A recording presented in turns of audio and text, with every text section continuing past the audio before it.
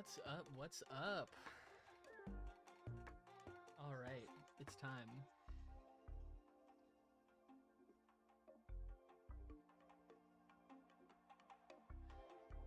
All right, time to start streaming some Librarian rerolls. So I need to get a bunch of lecterns, get a couple things together, and then we will start rolling some enchants, which should be a blast. Okay.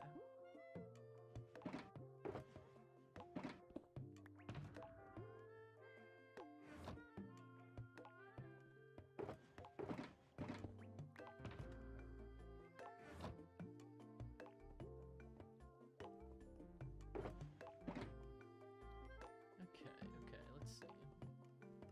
I think I'm just gonna start filling up these pillars one at a time with villagers until we have, the goal is today to get one of every enchant if we can. So we'll see if we're actually able to complete that, but that's the goal. Okay, I need my axe, and we need a bunch of rails. A lot of rails and a lot of lecterns, so should be fine on the lecterns. I think we're fine on the rails. Want a bunch of temporary blocks, like a lot of dirt probably, which I should have a good amount of dirt. And we'll start moving villagers down into their permanent homes, in theory.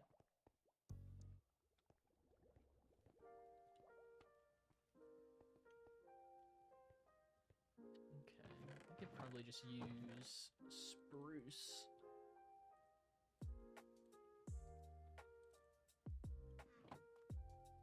Just use spruce for the lecterns. I think it would be really cool if in vanilla Minecraft they added different textures, different colors for the different workspaces for villagers depending on what type of wood type you use.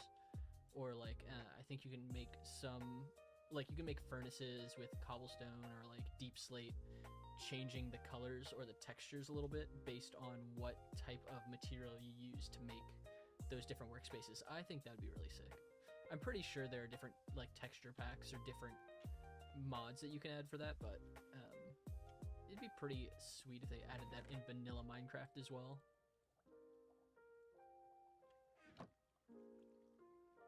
That might be too many.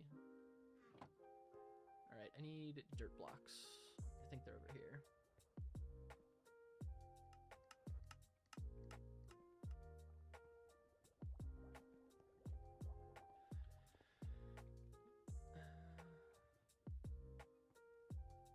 Eventually, I do need to actually finish this storage space and the second layer of the UFO, but I've been working on nothing but the UFO for too many days in a row. My brain's a bit shot, so I want to switch to something a little bit different, something a little less mentally consuming. So, rolling villager trades it is.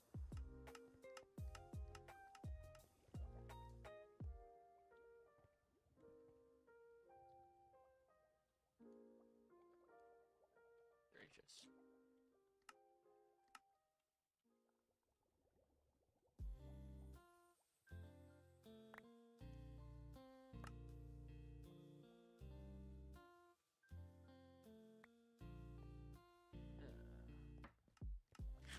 I'm assuming I already have slabs in the storage space. I don't actually know. I'm gonna go find out before I just throw them in.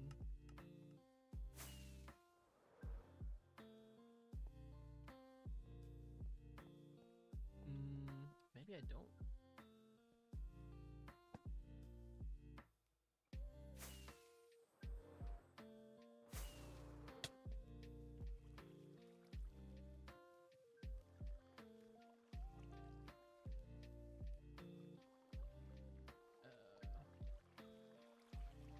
Did I?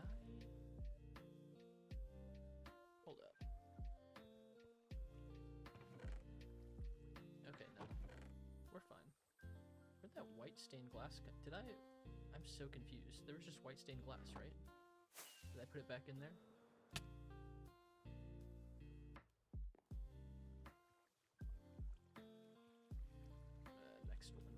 Next one over. And sure.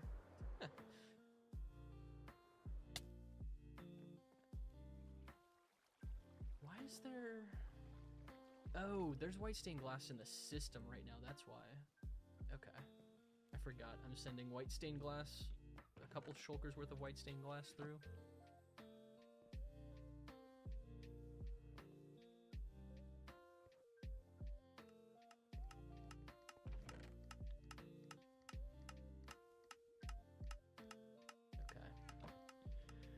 Alright. Let's start getting... I want to make a little railway for the villagers down here. What else do we need to do? I'm definitely forgetting something that is going to be crucial in this process. Probably emeralds. That could be important.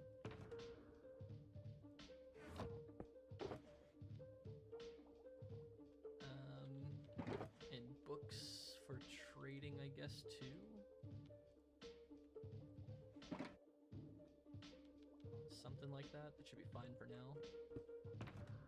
If I need more emeralds, I can just go to the raid farm, because we've got so many stored up there. Okay. Everyone do be sleeping. It's super dark up here because I have no lighting, but that won't matter once I get everyone into place. Literally everyone is full. That's great. I don't know if we'll need more villagers than this. We can probably get every enchant with the villagers that we have here. So I'm not too concerned about breeding more. But I guess they can if they want to. No, I'll move the beds. I can let more of them breed when I'm finishing up the rest of the UFO if I really need them. Okay.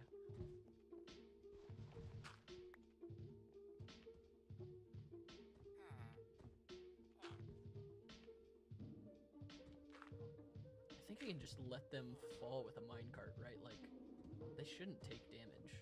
Not, at least any significant damage.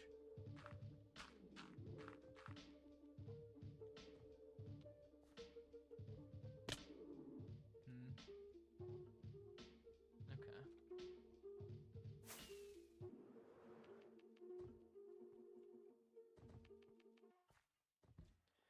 This should be fine. Maybe I'll actually branch it out a little bit further. Although I think that just kind of mirrors.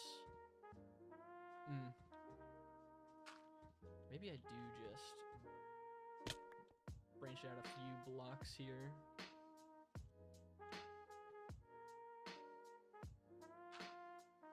But I need to send them down there anyways.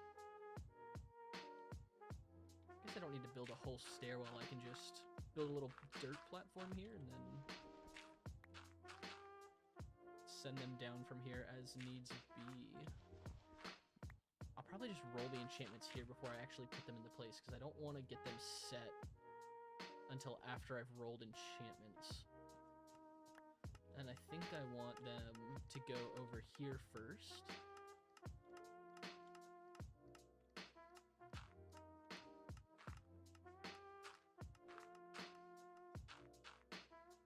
So we'll just build a little platform here.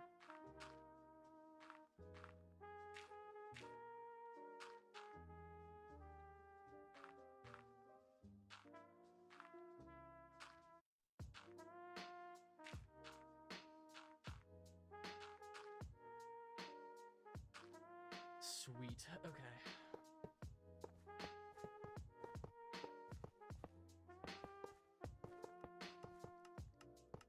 And then, rails can't go upstairs, can they? That's mildly annoying.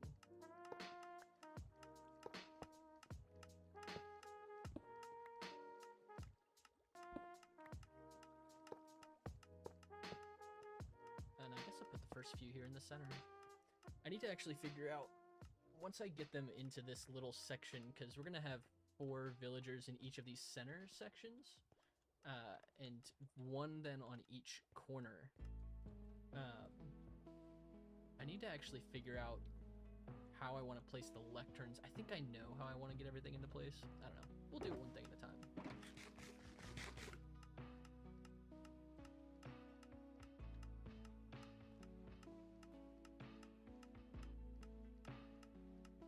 Okay.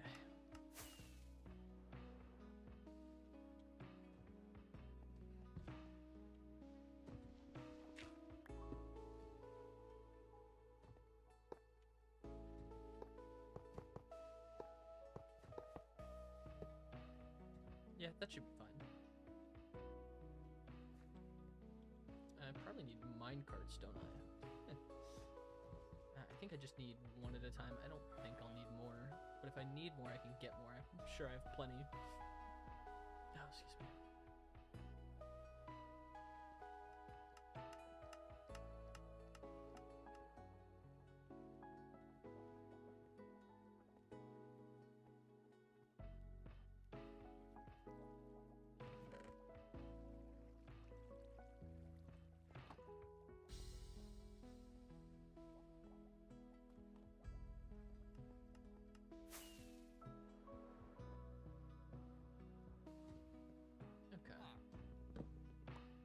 Alright, you're first up.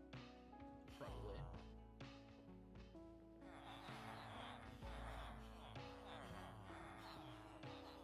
I guess maybe whoever moves into it first.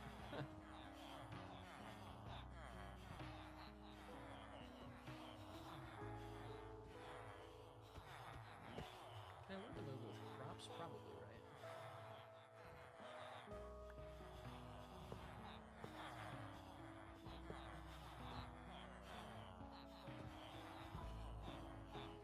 Sure, that's fine.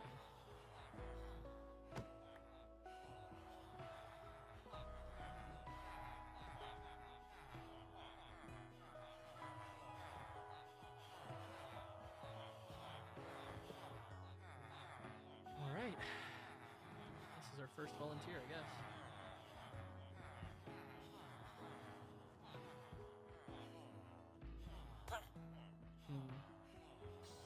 Okay, so they don't survive the fall. Fair enough. I thought they might not. Okay. There we go.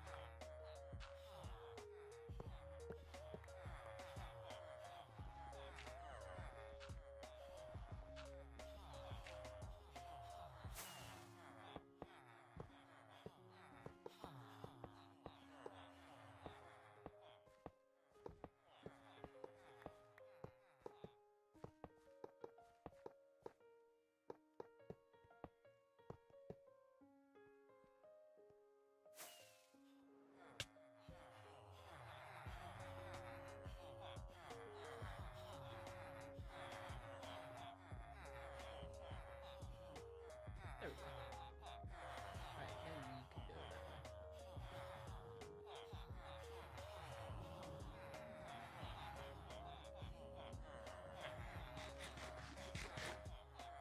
I do need to get rid of another bed. Okay. I'll just store them. I should probably actually throw them into the system. I can do that after I roll their enchantments, though. I'm definitely...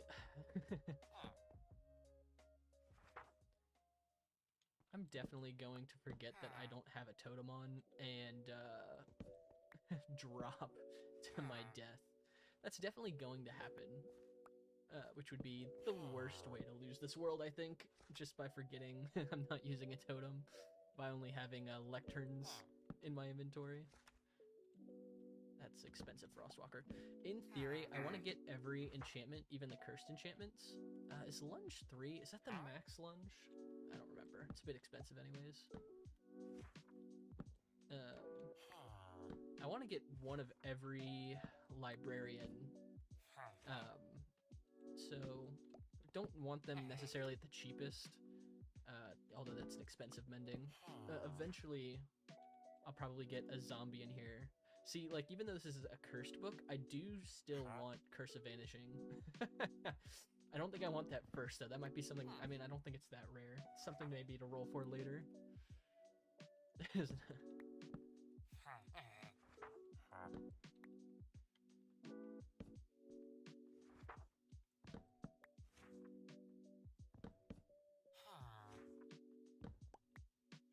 I'm actually gonna look it up.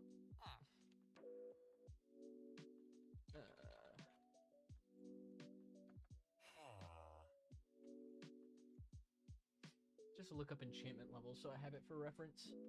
That way while I'm rolling, if I get a max, because I know what the max level for most enchantments are, but there are a few here and there that I just frequently forget. Okay, let's see. Okay.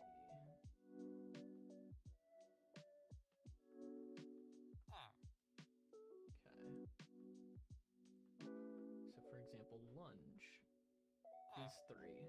So maybe I should have taken that lunge. That's probably fine.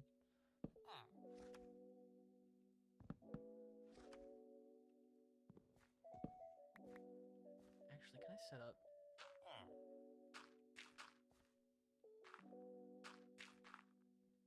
Just a little annoying when they go so far away.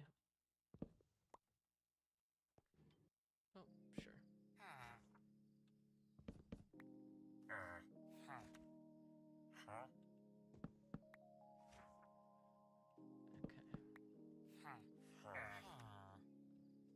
That's a really cheap flame, actually. I think we just take that. But flame is like such an easy enchantment to get. I don't know, man. Also, Hannah, if you need to close the door, feel free to. Thank you. I think it's just... Flame is kind of a lame first enchantment, right? Like, I guess it doesn't matter if it's the first or not, because eventually I'm going to have all of them. Flame for 8 emerald... I don't know. I think I'm going to keep rolling. I know I said I don't care about how expensive they are, but the cheaper, the better. Fortune 3. That's a great Fortune 3. We take that. We definitely take that.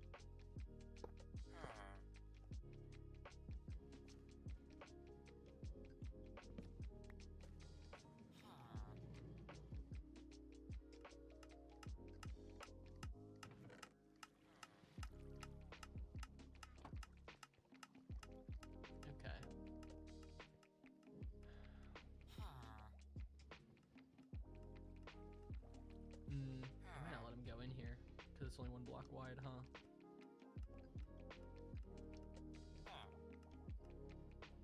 I don't know if I thought that through. Okay, there we go. We'll just put you in here for now. I think we'll just put them all in a different direction. I don't know, that seems like the way to go. We'll do something like that.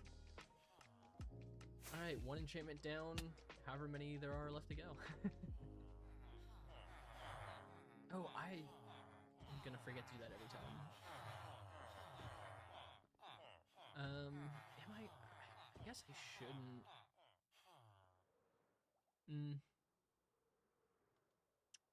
Maybe I should just keep 4 minecarts on me. That's probably the way to go. Make it a little bit simpler.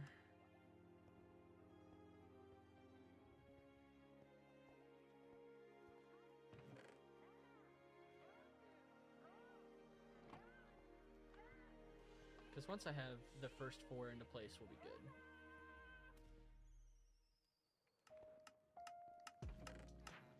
Okay.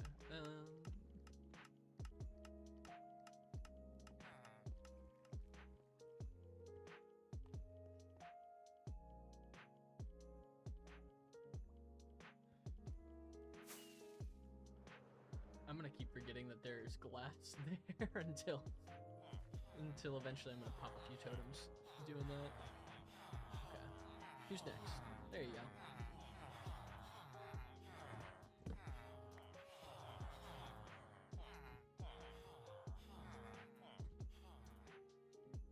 Alright, buddy. Let's roll a couple enchantments.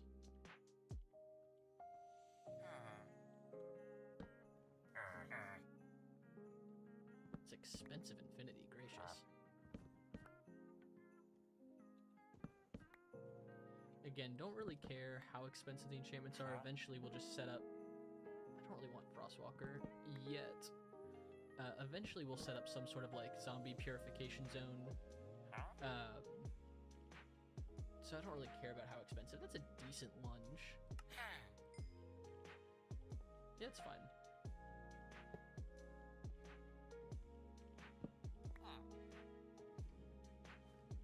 That's fine for now. Really just want to get them each set into place and fill up this whole place with as many enchantments as I can get. I'm hoping, I think if I only put one workplace in here, they each should adapt to the workplace that I set in for them. Yeah, okay. Because I want to, since they're all going to be stuck in one block spots once I put a little glass roof over them, I don't want them just sitting there and not refreshing trades. Although, realistically, I probably won't trade with them enough for it to matter, but I want them to be able to trade at least.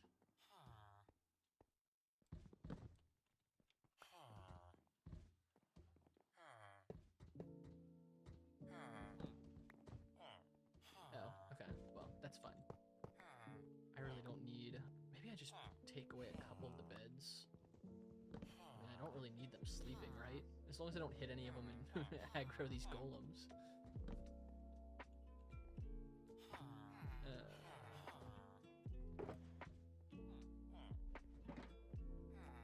Actually, I should buy bookshelves too. I need to set them into the storage system.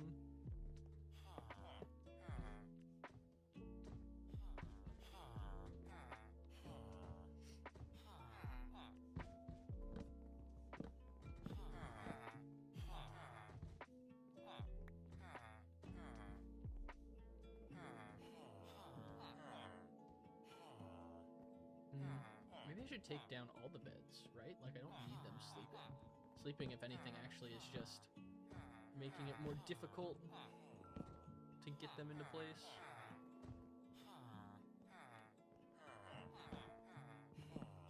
Just keep them awake. It's not like they're gonna have beds in their little individual places anyways.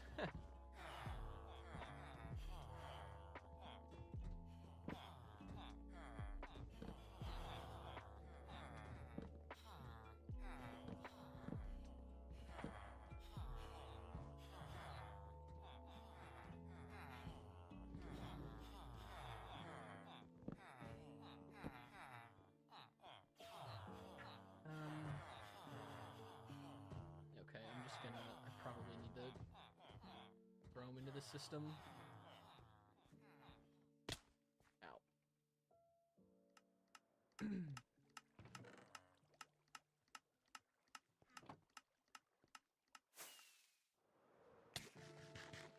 Hello? Oh. Also, there are a lot of golems here. I need to get rid of those eventually, and I will. Also, cats, low-key, I'm not a cat lover. Sorry to any cat lovers. But the cats that have been running through this UFO as I've been building it have been pretty annoying. Poor little things.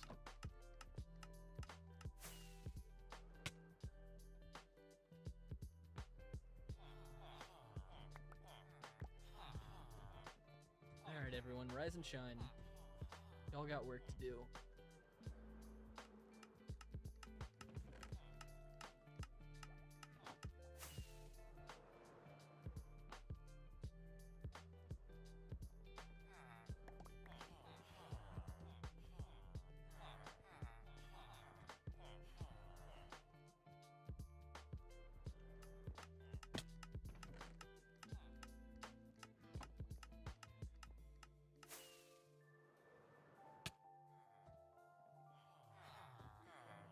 It's actually pretty cool to see how far this project's come so far.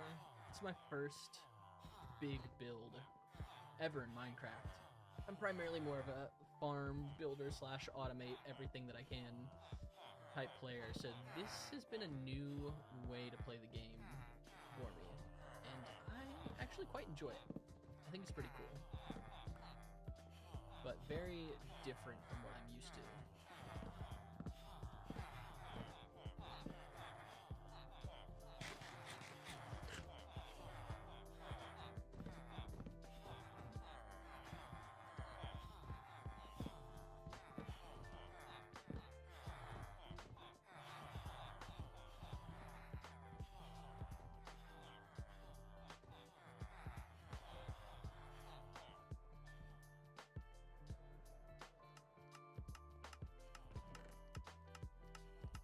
I'm also definitely gonna aggro these golems at least once. I can feel it. I can feel it coming. Is that... hello?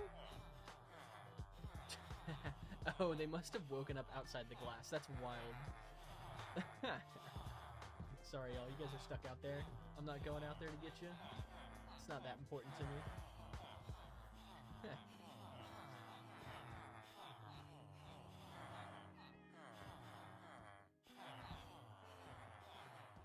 So OBS is struggling a little bit. I apologize for that. I'm gonna have to update my settings here in a minute.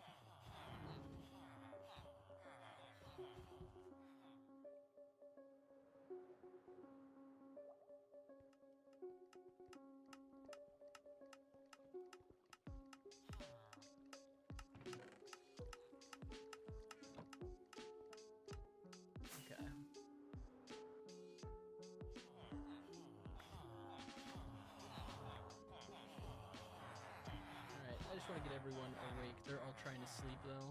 Maybe I'll sleep, just to get them all out of the bed. That way I can clean these up a little bit easier. I try not to sleep in my hardcore world just because I do have so many days in it that I really don't want to sleep in it if I don't have to. Especially since I AFK so many farms. But it's like, I really just don't want to sleep unnecessarily, but sometimes you just have to.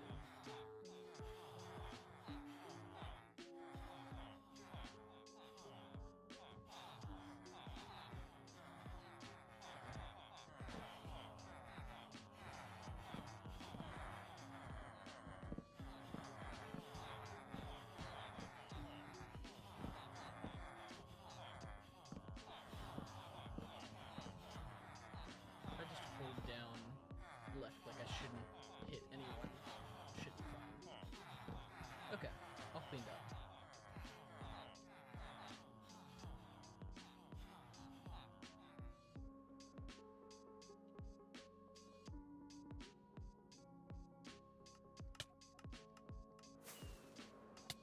Ow, it's fine.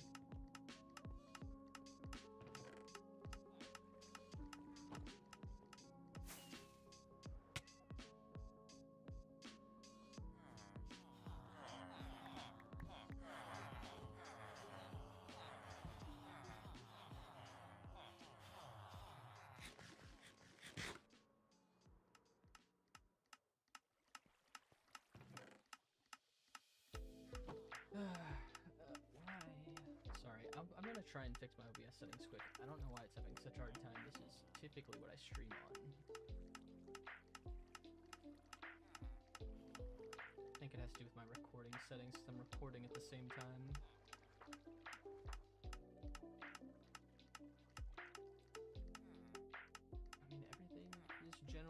yet, so I'm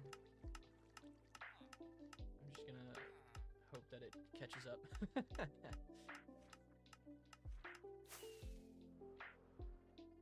Alright. Now that we got everyone awake, I just want to clean up these beds quick, and then we should be good to start rolling trades again.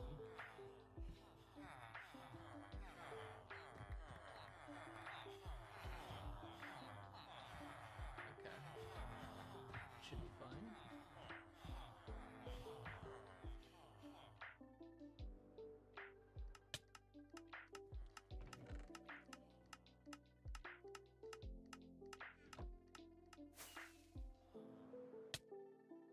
A couple of them got outside the class dome. Don't really know how that happened. It's kind of funny.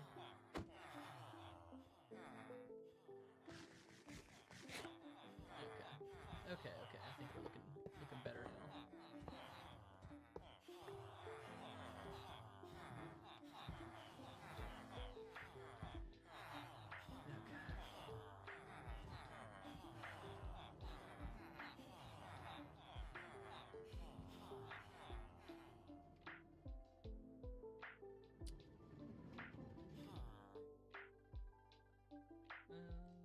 Don't need that for now.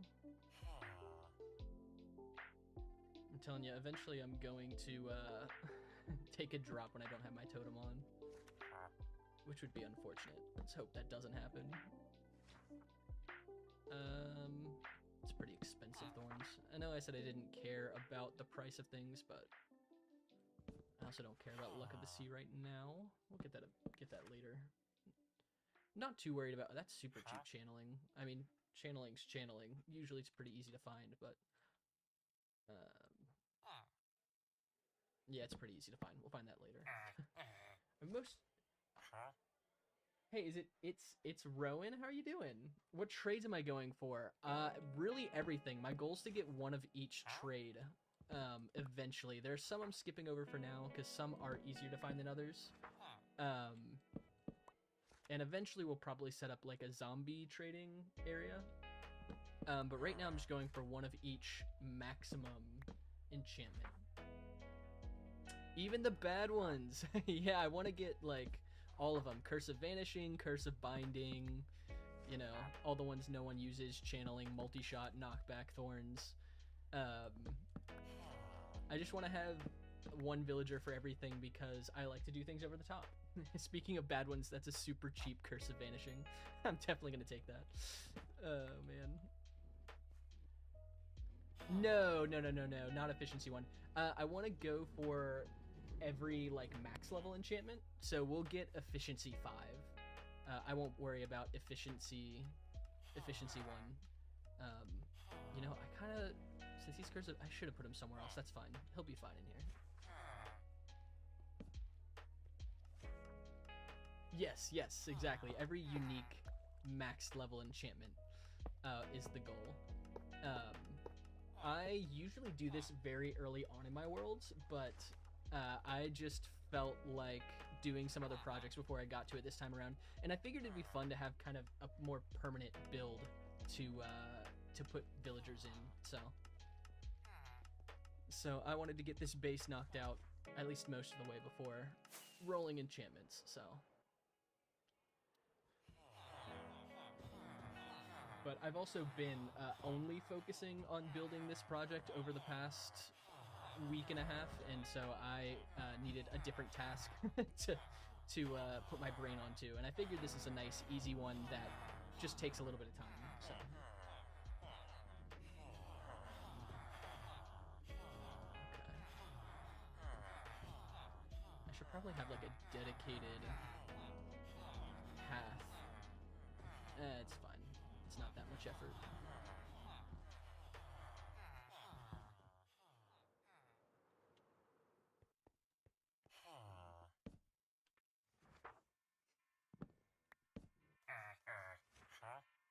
Looting 3. It's a pretty cheap looting. I think I'll probably take that.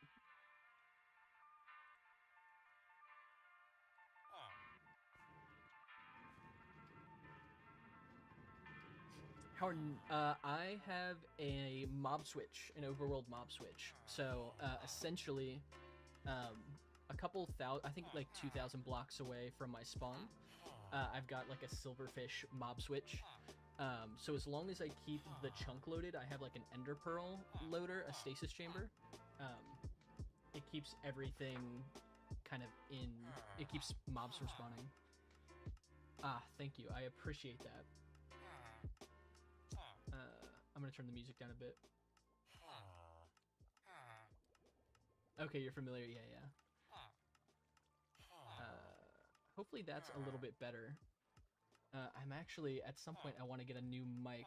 Unfortunately, I have to keep my mic a little ways away from my face. If I move it too close, it casts a shadow on my face. And I've been messing with the decibels a little bit. I'm gonna actually turn it up just a bit. Hopefully that's a little bit better. But I'll still play around with it as needs be. Okay. Not sure if this guy's gonna get into place. If I'll be able to get a lectern in here until I move him out of his spot.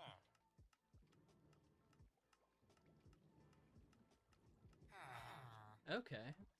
What kind of filters do you use? I have no idea what this mic is actually. My wife's a musician. She does a lot of voice recording. So I use her mic when she's not using it. So it's nice in quality. It just doesn't. I don't know how to set it up right. I think to pick up my voice at the volume I need.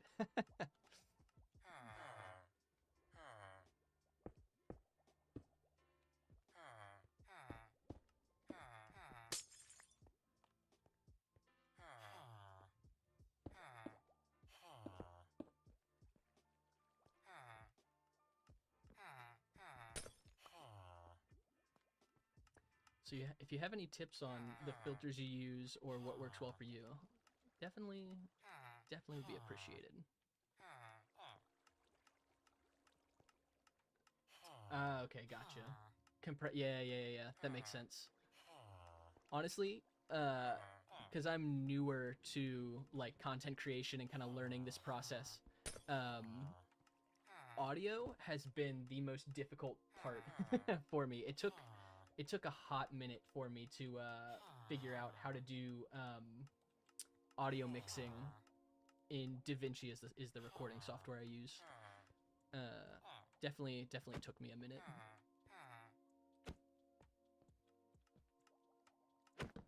Okay, there we go. Got him. To be honest, I have so much iron. Yeah, audio takes a minute. And it makes it really does make a pretty significant difference.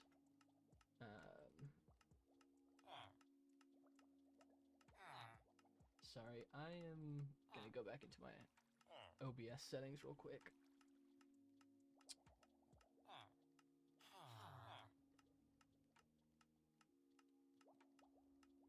I might just not record all of this, which I don't think I need to. Maybe it will help with some of the frames being overloaded here through OBS.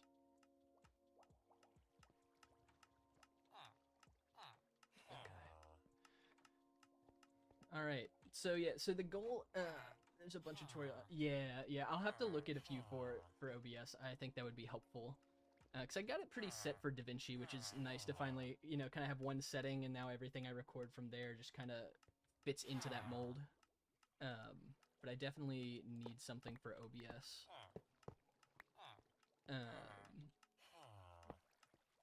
Alright, I want to get some villagers into these little corner spots.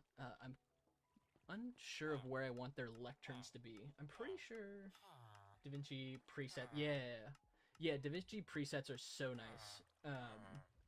It took me, because I spent a couple of hours learning how to get it set up the first time, and it's been so nice just to be able to plug and place. You seem like you have a bit of knowledge when it comes to to OBS DaVinci. Do you make content, record things yourself?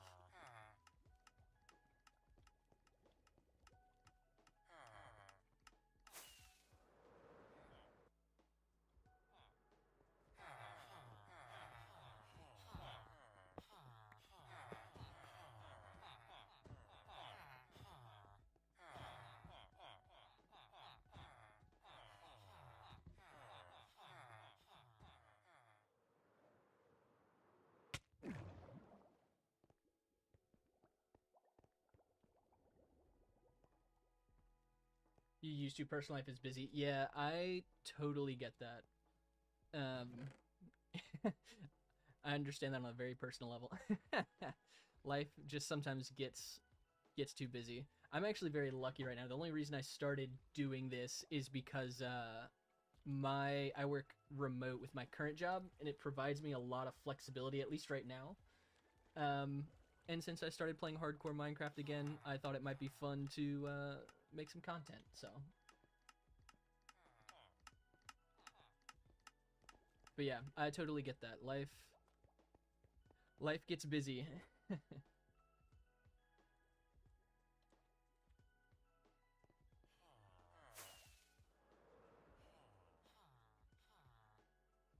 What kind of content did you used to make? Did you used to do, was it Minecraft related or just gaming related in general?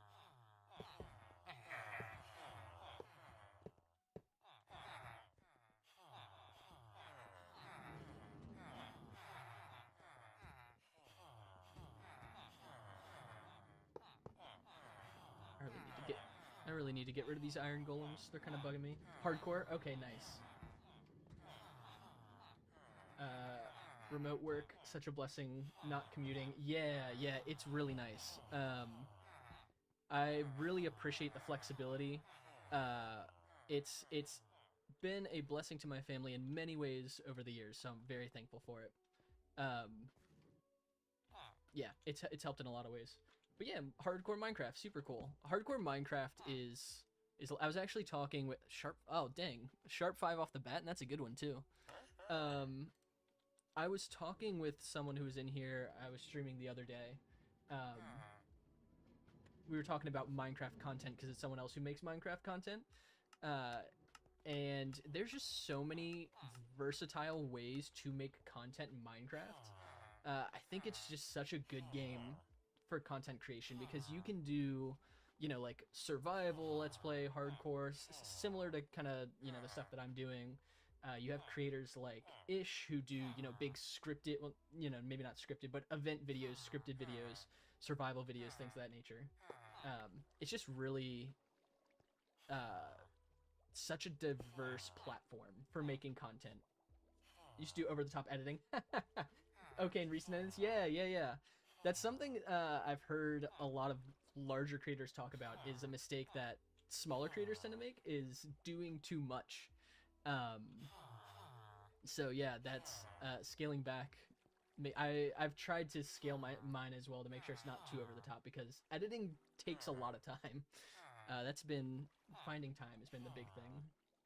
The latest upload. Oh, okay, cool. I'll have to check out your latest upload then.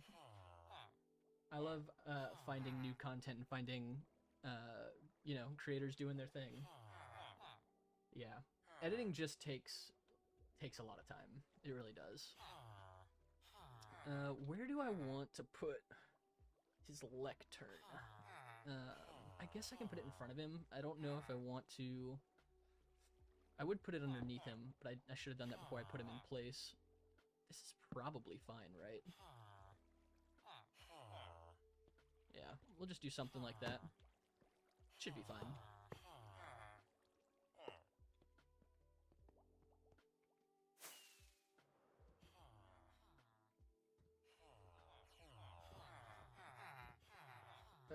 A version with face cam took down, bit too stressful. Yeah, that's fair.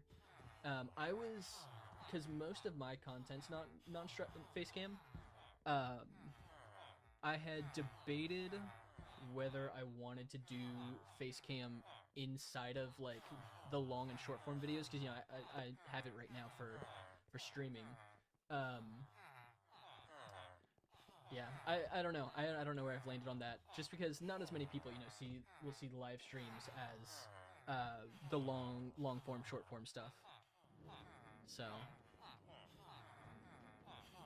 did the face cam, if you get back into it, might do streams with face cam and not have them on the VOD? Yeah. That makes sense. That makes sense. I do have it set up right now where my face cams are in my VODs. I might change that.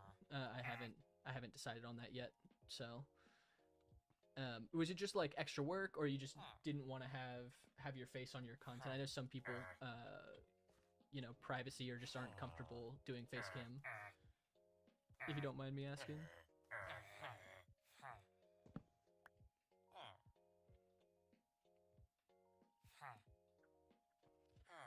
Bro just doesn't want to work. Is it because it's night? Shouldn't be, right? You should still take the job. Is he looking to something else? I don't have anything else for him to lock on to, I don't think. Oh, no. Too much work to remove it. Yeah, honestly. So I know that, like, at least for sound, because I have the Spotify playing for the stream, but I don't have it in my. I also record alongside the streaming. I don't have it in the recording, just so I don't have to worry about editing out any music in the long and short form videos that I do. I think you can do that with camera outputs if I'm not mistaken. That way you could do face cam for the streams, but when you record, the VODs or whatnot, you can have a separate visual output. I might be wrong though. Yeah. It's super useful because I hadn't figured that out before the first stream I did, so I lost a few hours of, not lost, but I probably won't use that content in my next long form video. Sweet gaming chair, thank you. I appreciate it. It was a gift from a friend. I'm a fan of the pink chair. Also, bro is just not locking on to the lectern. He must see something else, but I don't know what else. I don't think I have any other job blocks nearby. Unless, yeah, I don't know. Just bring a different villager down here, I guess. Maybe he'll lock on later. Really, you had a similar one a while back? Yeah, it's really nice actually. It's great for my back. My back will get too stiff, especially since I work remote. It gets too stiff if I'm sitting for too long, so it's great on my back. OBS can't record different views. Another software, Streamlabs. Yeah, I know Streamlabs is really versatile. I've seen a lot of people talk about liking Streamlabs over OBS. I've just liked OBS because it's what I'm familiar with, but I was considering possibly changing over to Streamlabs. Depending on, because eventually I actually, next week I'll start streaming on TikTok alongside YouTube and Twitch. I have to get there's another software I'm considering using but I'm pretty sure I can link TikTok into OBS, so. Also, there are just too many villagers. I should have made this a little more compact. Too many people in the way. He keeps getting kicked around. Y'all chill. They're very similar. Okay. Yeah, I've seen a couple Streamlabs setups. It looks very sleek, I feel like, compared to OBS. I feel like OBS has your traditional like visual audio software kind of look to it, feel to it. Streamlabs looks a lot sleeker, kind of more of I feel like a modern look to recording software.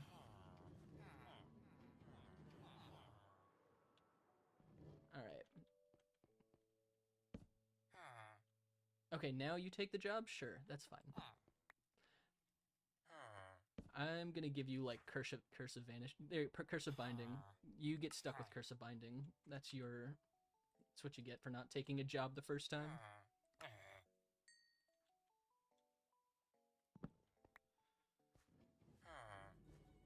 Relegated to be stuck with a trait I'll never get from you. How often do I stream? So I stream right now. I do this type of stream with a mic and a face cam every Tuesday and Thursday, usually around 3 o'clock Eastern time up until 8 to 10 o'clock, just depending on the day. And then I also stream outside of that whenever I can. When I'm working on a project like this, so I'm trying to finish up this UFO base, a lot of times I'll stream late at night just with some lo-fi music in the background, without a mic, without a face cam. And then when I'm in more of a season where I'm editing a video, so in the next week or two, I'll be more on the edit grind. I'll stream on Tuesdays and Thursdays, and then less so throughout the rest of the week. So twice a week minimum, more when I can, depending on what specifically I'm working on. So I think I want to do a little pattern, a little reverse spiral. Okay, something like that. But yeah, I do want to make streaming. Can we get an exterior? Yes, you can. I actually need to clear it off. It's currently covered in snow because it's built in a snowy mountain. So with the snow, this is what it looks like. I'll clean it off so it's a little less snow, a little less snowy. This is my first ever self-designed build. There is also a schematic, because I built it in Lightmatica. So there's a schematic of the shell in a Discord server that I have that's linked in the YouTube description. So if you have Lightmatica and you like the schematic, you can download it and build it. I need to get a water bucket. When I finish this build completely, I will make a second schematic with all of like the interior. Yes, the Eternal Curse of Snow. Yeah. Also, can we get makes sense? Super cool base. I appreciate it. Thank you. Yeah, I think this has been a fun journey developing, because typically in the past I'd just be like, oh, I like that build, I'm gonna take it for myself. This is my first time really putting together my own build, and I'm really proud of the way it's come out so far. Yeah. With plenty more to come. I've got a lot of really cool projects lined up over the next few months. They just, take time to put together. So, yeah, I might lay string across the entirety of this so that snow layers don't stick, but I haven't. And it's currently snowing, so it'll undo all of this. But I'll try and give it a quick clean off.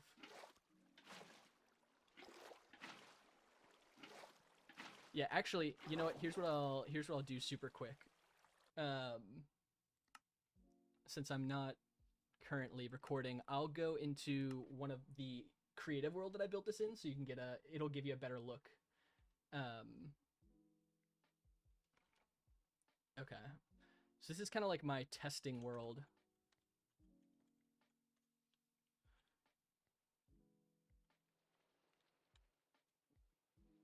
I know, I was questioning whether I should build it in a snow biome, but I was like, there's this mountain crater and it just fits the perfect size for the build. So this is the size and scale of the UFO outside of the mountain and out of the snow.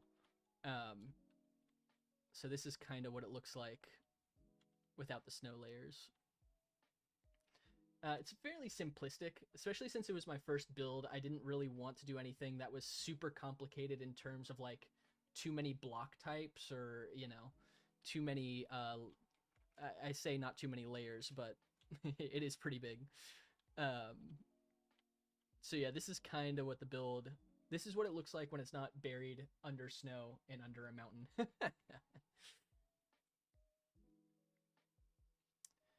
But yeah, super happy with the way that it turned out. Yeah, eventually I need to do something about the snow. I'm hoping in a future update they'll add like some type block type that might prevent snow from laying. I don't know, maybe I'll get a mod or something for it. But that's a problem for future me. As long as I can get a couple shots of it. Yeah, thank you. I appreciate it. Yeah. It took a couple of weeks of work over the past month or so. Yeah, it is. It's deceptive. The size is deceptive. Like, until you see it from a distance compared to something, it doesn't look all that big, but quite literally, I cleared out, I built this around a mountain, and there was a large chunk of mountain inside the UFO when I built the shell, so I had to clear out a mountain, like a whole mountain from inside the build. Fulbright, yes, I use Fulbright. I know a lot of people are torn on Fulbright when they play hardcore. It's just really helpful to have when recording, so I'm a big fan of Fulbright. If I didn't record my content, I might not use Fulbright. Actually, I'm not sure what it looks like. I'm gonna try something real quick because I haven't tried this yet. It's probably I know my frame's already struggling a little bit in OBS, but there's a texture pack it looks really cool with. What's up, Evie? How are you doing? I don't mind it when in caves, but it throws off the vibe for shadowing and depth. That I agree with you. I agree. It is hard to do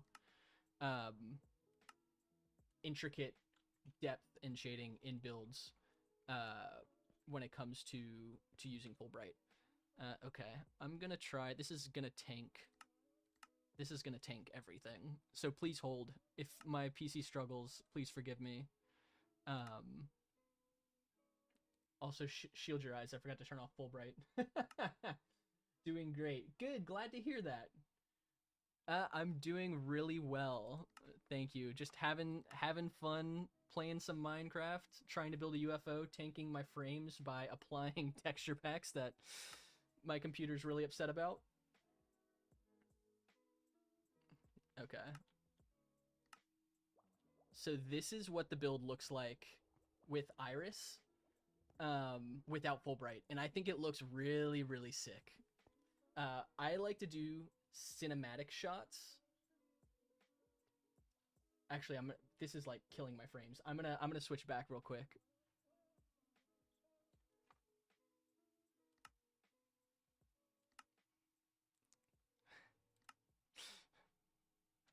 Okay.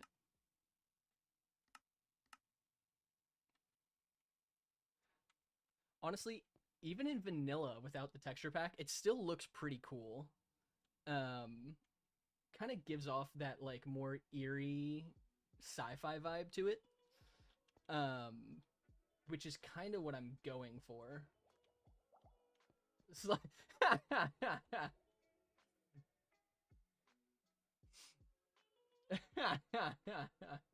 you weren't kidding. Your computer hates that. Yeah, don't cook it. Oh yeah, man.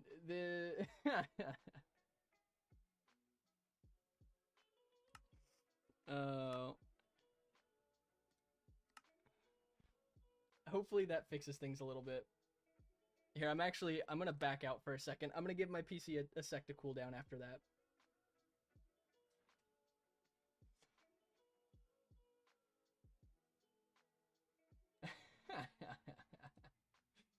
Oh man, what's your favorite game to play on stream? Right now, Minecraft. Minecraft so far is the only game I play on stream. That very well might change in the future, but as of right now, because all the content I'm doing is hardcore Minecraft based, Minecraft is the game I stream right now. Have to go in a little bit, but hope to catch you later. Sounds good. It was good seeing you in here. I'll be on for a couple of hours tonight, so you might be able to catch me later. Yeah, I love the way that looks with the texture pack, and even without Fulbright. But I will have to do that when I'm not streaming.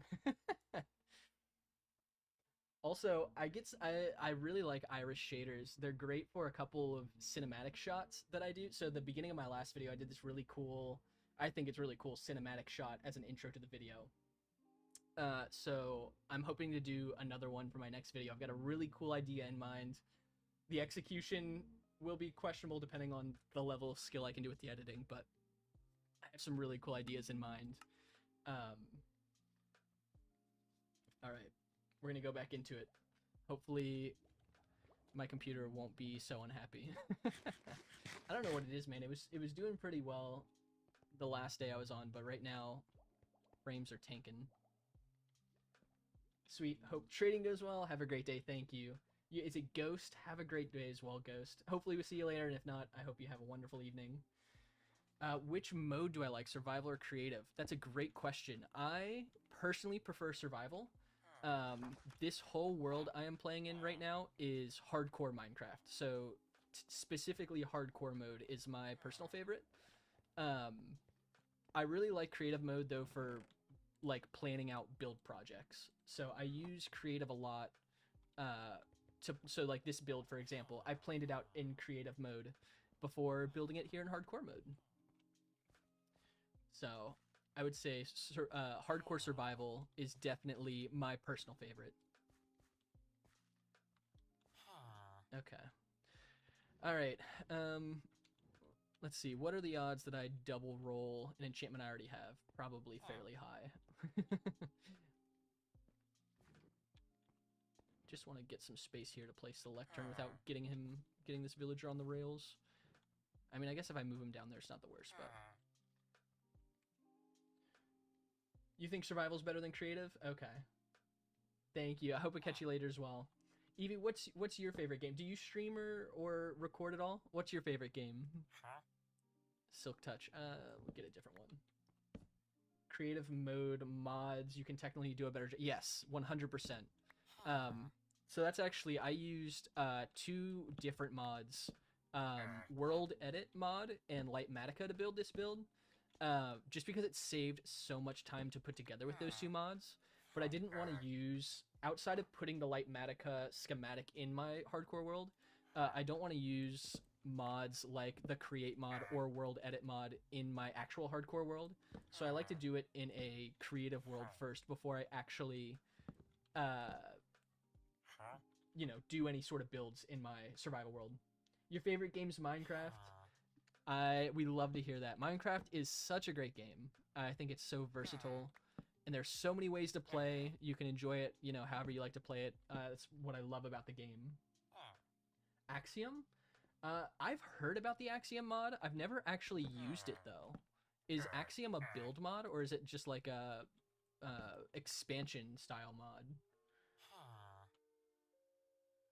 Even with Axiom, it shows you how to make a gradient with exist. Oh, fascinating. I've never actually used Axiom before. I'll have to look into that for my next build, because my next build, it's going to be smaller, but I think more complicated.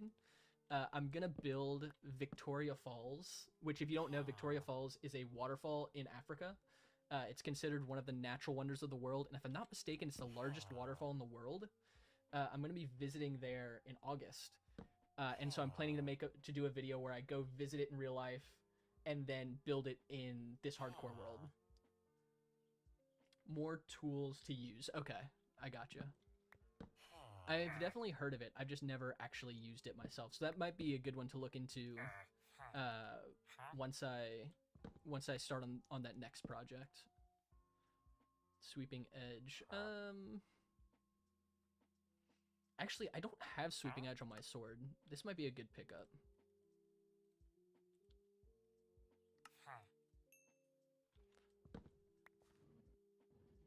You can throw in bamboo block planks, show the blocks that are... Oh, yeah. Okay, that makes sense. That makes sense. See, that's really helpful because I'm actually really new to building. Like I said, this is my first big build project, so something like that would actually be extremely helpful for me. Axiom is probably the way to go then.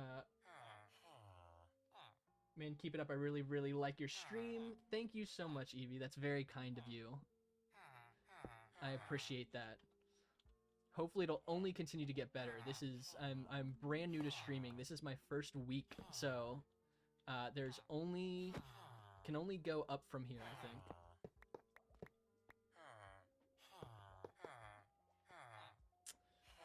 Yeah, I'll have to look into Axiom. That actually sounds super helpful. Do you have the color world? I don't have the color world. I'm assuming that's another mod or an application that helps with block color, block gradients. Okay, what do I need? I'm actually going to find a place to put... Maybe I do already have these somewhere. I'm going to double check. My pleasure. Of course. Thank you, Evie. Evie, do you make content or stream? You enjoy playing Minecraft? Is that something you do as well? Or are you just a Minecraft watcher enjoyer?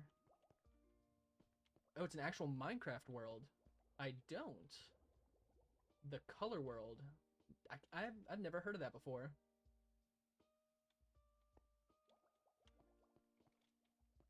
Fascinating. I'll have to look into that. What is it? Was it like made by a well-known creator, or maybe I should put lecterns in here as well. Do I not? I thought I might already have bookshelves in here, but maybe I don't. It doesn't look like it.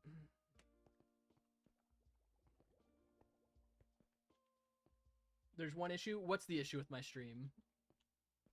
What you got? I'm here for all feedback.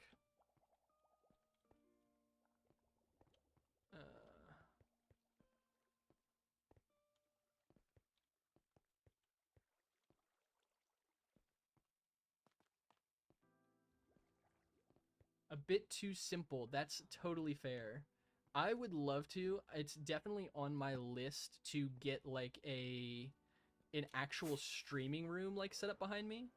Um, I have two personal favorite types of creators. They're the ones who just have their gameplay in the background, kind of like what I have, and then others that have a cool like stream room setup.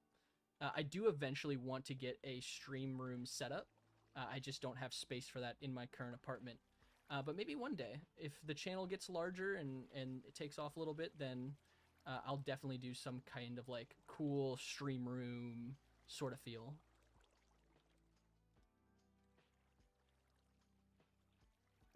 Like 250k subs, the world is a good resource for builders. Fascinating. I'll have to look into it. I appreciate that. I'm a sucker for a good simple stream. Even when I do get like a stream, if and when I get a stream room set up, it'll still be fairly simple. I don't want anything too complicated, but that is something to look for down the line. Stream is good. Don't have any overlays. Yes. Yeah, I don't have any overlays. That's true. Yeah, that's kind of how I like it, just to have the gameplay in the background. I might add, again, something I might add in the future. A lot of overlays cost money. I could make my own, but right now my time is kind of spread really thin. So I just haven't dedicated time to it. I very well might in the future. So if you have any suggestions for overlays you'd like to see, I would be open to suggestions. Yeah, and right now the logo is just my character, this little dude, and the banner, I think the banner is, I don't know what the banner is. I think the banner is the thumbnail for my last project, but it might not be. Definitely things that I need to improve, though, for sure. Okay. I've been meaning to add sweeping edge to this for a hot minute, so.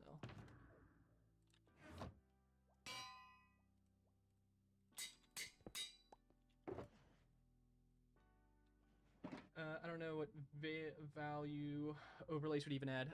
It depends, I think. Some creators like to have more interaction, and I think overlays can provide a little bit of that. I'm super new to this, so my knowledge is is pretty sparse, I would say, in this area. But I think it just depends on what your purpose would be. Some of it's just to like add more visually to, you know, your stream. I think it really just depends on what you're looking for in your stream overlay. Quality content is first and foremost. Everything else is frosting on the cake. I agree with you. I agree with you. Quality is what I strive for the most. I was talking with a few friends, actually, because I have a couple buddies that are kind of helping give me like ideas, and I usually send especially my long form content to them before I post anything. And a lot of them are like, man, why don't you do daily shorts? Because I post shorts on Mondays and Fridays. They're like, why don't you do daily shorts? And I'm like, I feel like daily shorts would require doing slop content. And that's not really something I want to do. I want to do shorts that at least I like, you know, or I think are good. Which I think is actually working. My last short is my most viewed short, the one that I posted one on Monday. And it's got, as of today, like 13,000 views, which is, you know, my highest viewed piece of content. So I'm very happy about that. So I agree with you. I think quality is definitely number one. Everything else, you know, if you're making good quality stuff, kind of the other stuff you add is up to personal touch. Yeah. So like, I have a friend of mine who so I've got a Smite 5. That's interesting. Yeah, a friend of a friend. Yeah, it's your full-time job. Yeah. I like if by some miracle making content took off to the point where I did it as a full-time job, I would probably do daily shorts, but they would be more surrounding streams. So I'd like, you know, pull daily stream clips, and then still do my bi-weekly, more educational or thought through shorts. I don't want to do slop content though, so that would be, you know, I think I have Fortune 3. Yeah, just not something I'm super interested in doing right now, nor do I have the time, because I do have a full-time job outside of this, so even my current rate of content is drawing myself relatively thin. So do as much as I can within reason. Smite 5. This really wants to give me Smite 5. I might just take it for the sake of having it. One more trade out of the way. But yeah, daily shorts is just sounds like a lot.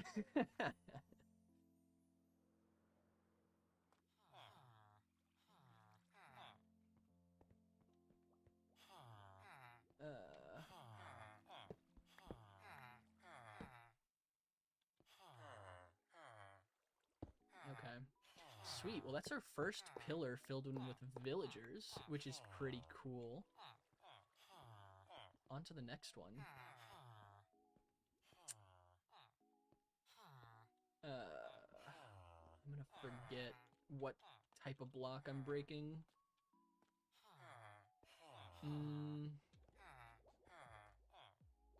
Great for survival. Sharp is Smite is really good. Yeah. Yes. Yes. I agree. Sharp is overrated. I'm a basic Minecraft player, so I like Sharp. Smite is definitely better for survival, though. You're right, because I mean you're only using Sharp against players and certain mobs. Most mobs, obviously, Smite is better for. I'm stubborn though, old-fashioned, and set in my ways, so I will stick with Sharp.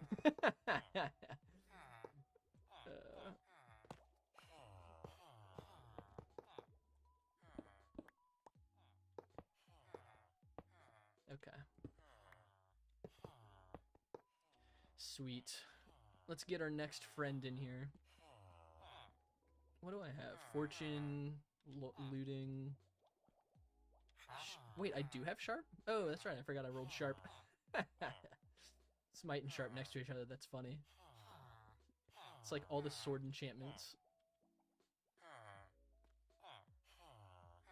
I didn't get mending, did I? So it's funny. This will pop up in the long form video that I make. I'm making on this project.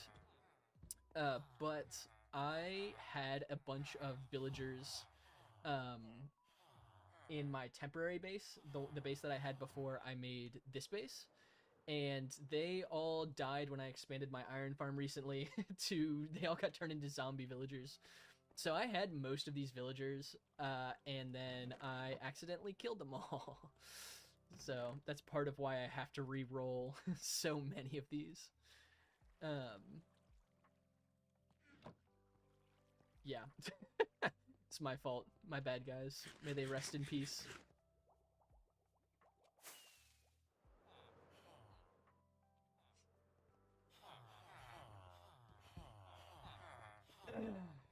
You're an animator. You create custom commission-based work. That's really cool. What kind of animated stuff? You said you do commissions. Do you do like YouTube kind of stuff, or do you do specific animations? Yeah, interested to show you some of my samples. I would be more than happy to see some. I am not near the place yet to be paying for artwork for this channel. Eventually I will though. So I'll have to keep you in mind for when that time comes, because it'll just be later in the future. I didn't make those, but yeah, that's definitely something I'm interested in the future. I'm not near that spot yet. But I would be interested to see your work. I think that stuff's very cool.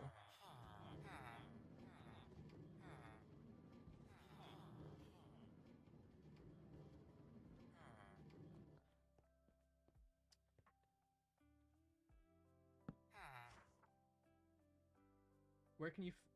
Yeah. Where can we find your profile? Do you have like a social media link or somewhere that do you have a channel you show your work on?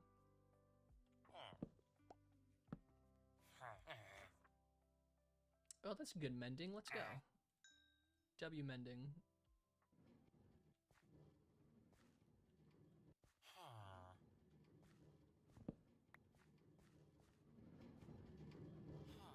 Discord? Yeah. Actually, if you want, Evie, I've got it should be linked in the YouTube. There should be a link to a Discord server. If you want to join there, it's a very small server.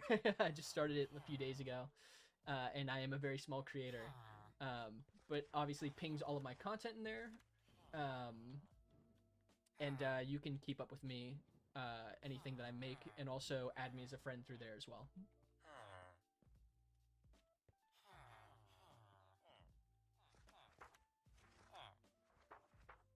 It's too many steps. Discord is Discord too many steps. Okay.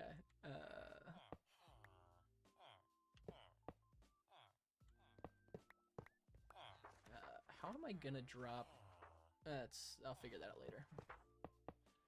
I like to save a lot of problems for my future self. Why do something now when you can procrastinate it, right? Hello? What? Oh, I put blocks there so you can spawn. That makes sense.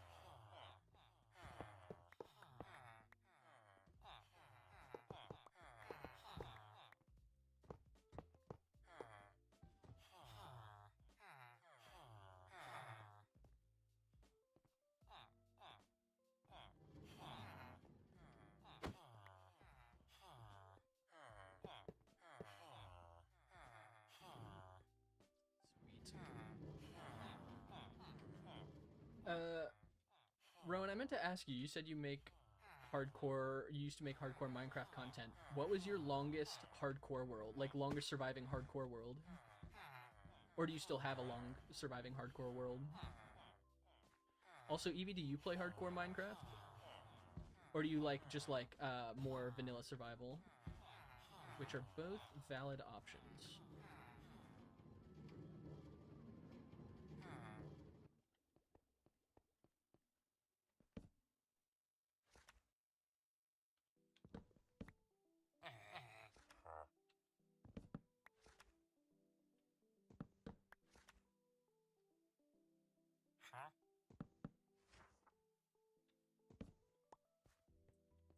Two or 300 days? Yeah. Honestly, most of the time, that's where I would get bored of a world and stop playing. Died because of End Crystal. Oh, you died because of an End Crystal?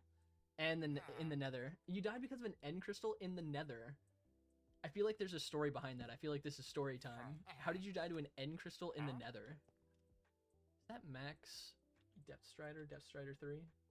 I think that is, right? Depth Strider 3. Yeah. Okay. Depth Strider 3 is cool.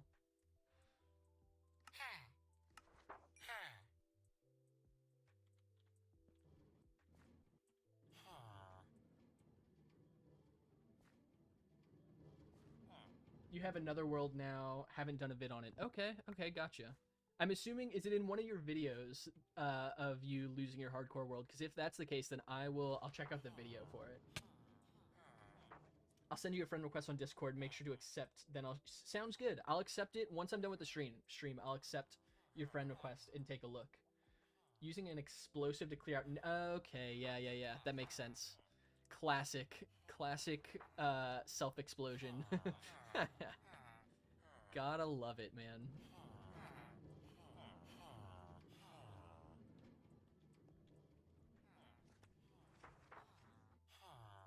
All right.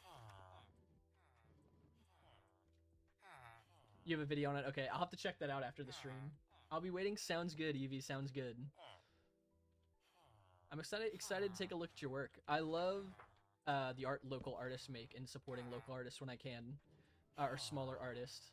My wife is an artist in a different way. She makes music, and so I'm all about helping and supporting smaller local artists when I can.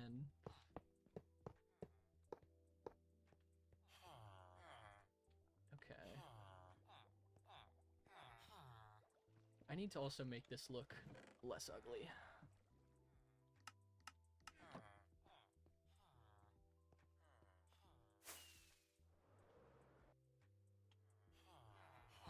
Also, I totally haven't checked. Are the chats showing up stream overlay?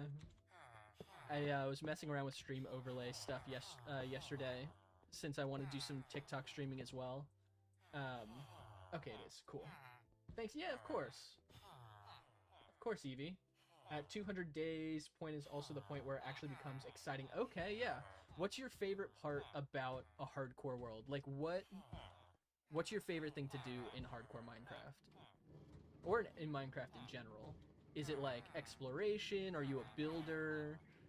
Do you like building farms? Building farms is one of my favorite things. I like to automate everything.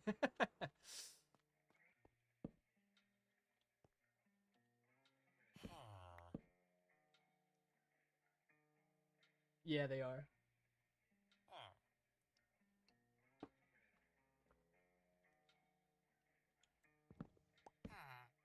Do I already have Vanishing and Binding? Riptide. Okay, they are. Great. Yep, I just wanted to double check.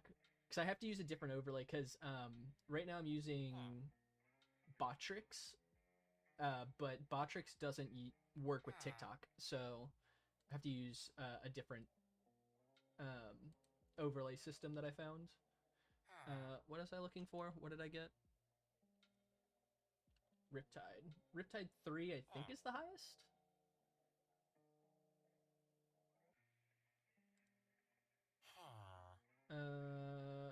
Yeah, Riptide 3. Sweet, we'll take it. It's another one off the list.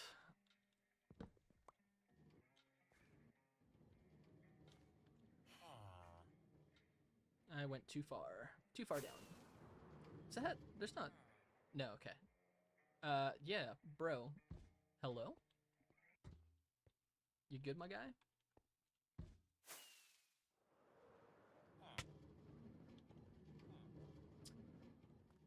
The creative process of making a base, seeing everything come together. When I nerd out, it's usually over redstone stuff. Yeah. Would like to do more building, but didn't get super far in order to really... Yeah, I totally get that. I love redstone stuff too. I'm a super nerd. I was editing today. I'll finish it this later after the stream. A short about how observers work and how I hate observers specifically because of the sound they make with dispensers and droppers. Love redstone stuff though. I feel like most people don't get redstone. It's a lot of fun. But yeah, no, I totally get the creative process with building. I think it's so, like, it's just so satisfying to see a build that you've like thought through, planned out, and actually putting it together, especially in hardcore. It just feels like, you know, extra satisfying. It's just like so much fun. It just feels so good to see everything come together. Okay. Where am I going?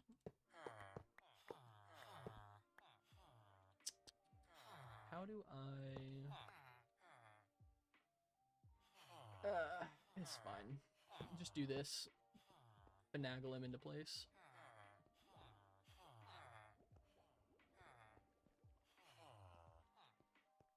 What's your favorite build that you've built in hardcore Minecraft, or in Minecraft in general?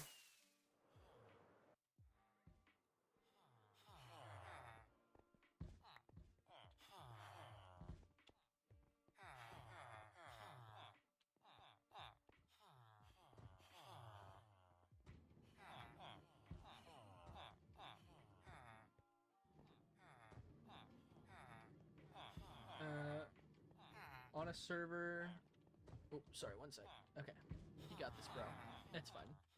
On a server, made a popular warp that was functional and redstone based. Basically, a player would stand in the chamber, activate 72 spawners. That's wild, and then bring it to the player. There was a toggle to swap it to multiplayer shit. That's fascinating. That sounds extremely complicated. It sounds really cool though. Didn't look up a tutorial, designed it yourself. That's good for you. That's awesome. I definitely look up the majority of the redstone that I make. I've been trying to experiment more with my own myself, and probably will do more of that in the future. Just because of the limited time for the projects I've wanted to do.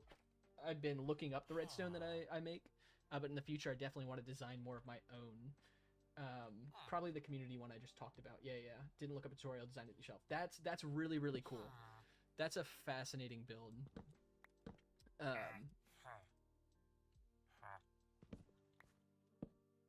I think that's super impressive, like being able to build something that complicated on your own and figure it, like taking the time to actually understand how it works. Because it's one thing to, you know, just copy a tutorial and be like, yeah, this works, and leave it at that. But it's another thing entirely, and it feels better, I feel like, to be able to say, no, I designed this myself. I completely built it myself. It's all original. Like, it feels different. It's the mob cage spawners, so mechanics are pretty simple. Only complex part was getting it server friendly. I'm assuming the enchanting tables just cause like, or have the potential to cause like a lot of server lag. Don't enchanting tables do that, or am I thinking of something else?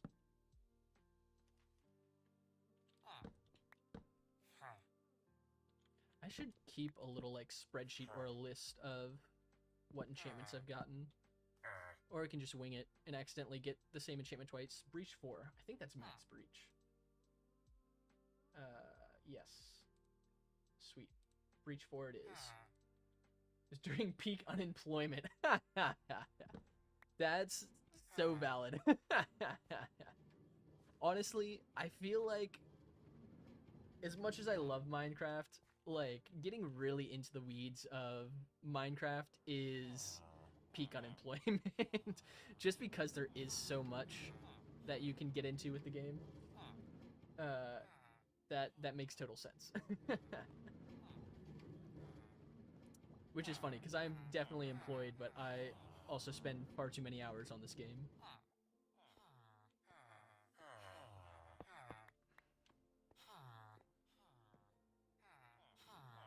Oh, you know what? Before I get him into place, I actually... Oh, did I not save his trade?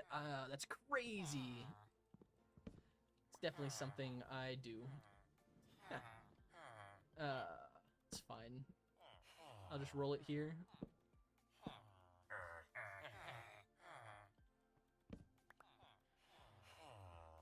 No, there's no commands trying to figure out server perms. Okay, gotcha. Oh, yeah. I haven't played on too many servers. I forgot that land claims were a thing. Was it on a server with, like, friends, or was it, a public server? Because doing that on a public server is wild. Okay.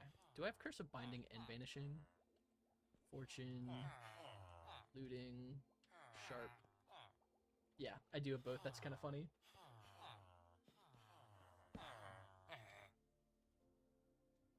Lure. It's interesting. That's maximum lure too, right? Lure 3? Yeah. Yes, it is. We'll take it. That's something. Public one. That's wild. Yeah, building something like that on a public server, I feel like is special. Like special in a...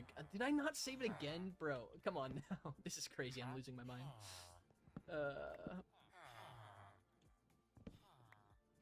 Became ball top number 1 and got bored, so you made a nerdy massive farm. That's too funny. Honestly, that's the most valid reason to build a nerdy massive farm. What nerdy massive farm did you build? Was it it was the mob cage one, the spawners farm? That's just too funny. It's great. It's like, yeah, I'm bored. I'm just gonna build a massive farm. You know, casual stuff. Yeah, I've got a mending. I do have one mending guy right here for 14 emeralds. So, wasn't too worried about re-rolling that one. Yeah, thankfully everything does have mending for the most part. All my primary tools have mending on them. Blast prot. That's interesting. It's max level. We'll take it. It's something. There's also got to be a better way to get this last lectern into place without...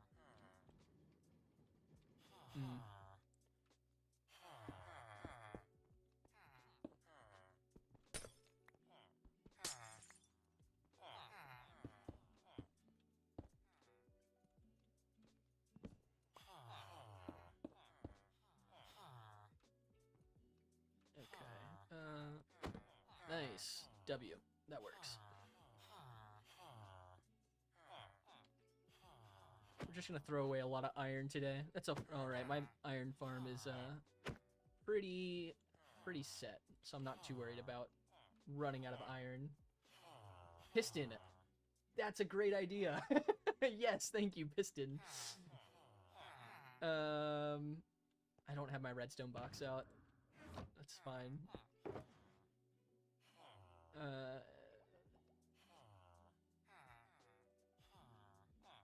Just keep a lever and a piston on me.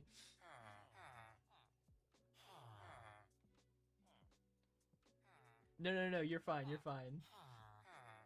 Yes, piston's a great idea, because I'm going to be doing this plenty more times. Sweet. Okay, that's the first 2 done, which is super exciting. First 2 pillars. I probably won't fill up all of these pillars with just librarian villagers. So if we have more space, I think I want some farmers for golden carrots and a couple of Fletchers for tripwire hooks and sticks. Bamboo farm and tripwire hook duper stuff. Actually, I really don't need that. I don't need emerald trading. I have a raid farm.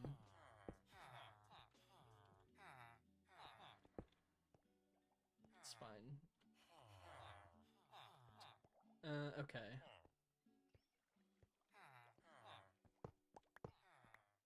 I guess we go this way.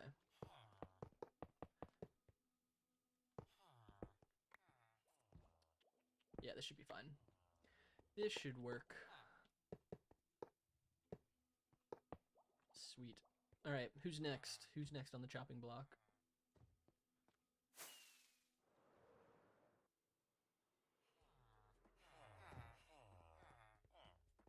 I need more iron.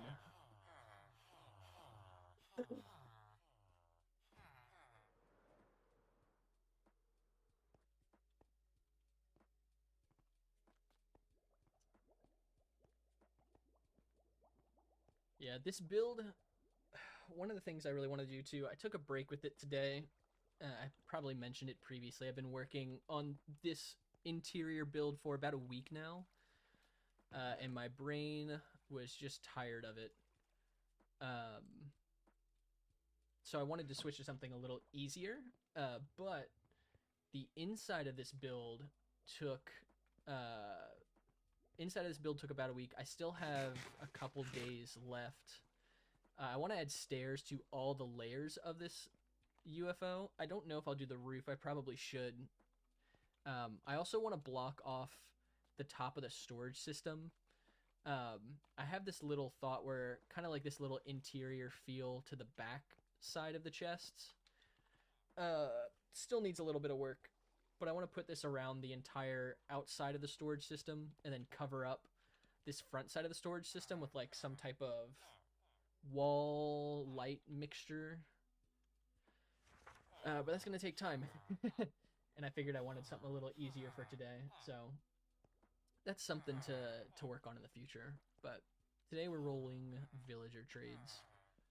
We'll get back to building probably tomorrow night. I'll probably do a faceless, mic-less, lo-fi style stream late tomorrow evening to keep building is my thought.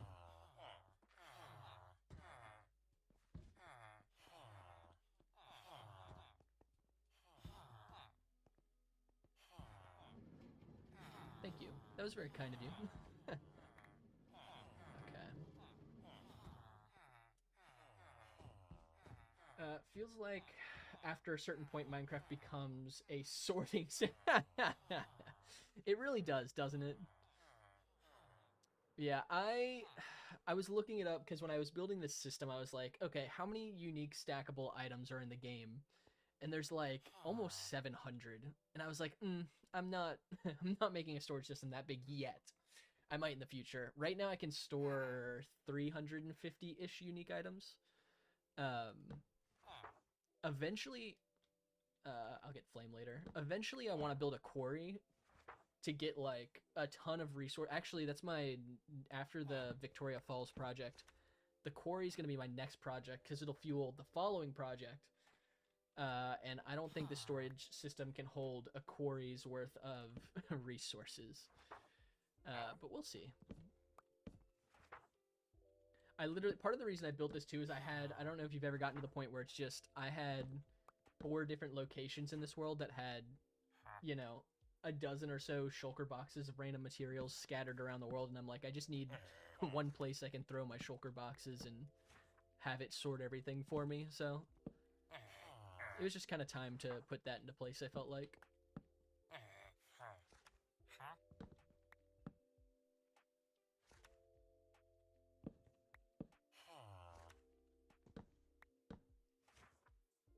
Riptide. I think I already have Riptide, right? I'm gonna assume that I have Riptide.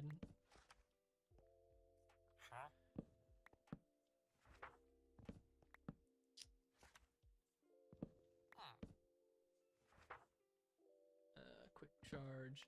It is nice though just to be able to do something a bit more mindless like this. After so much building, I do enjoy building. It does take a lot of mental energy though. This is a little bit simpler, a little bit easier. Flame's so easy to get. You know, I say that really technically, I'm pretty sure all the enchantments have the same chance of appearing. Knockback. That's... I'll take knockback, right? I don't think I have it yet.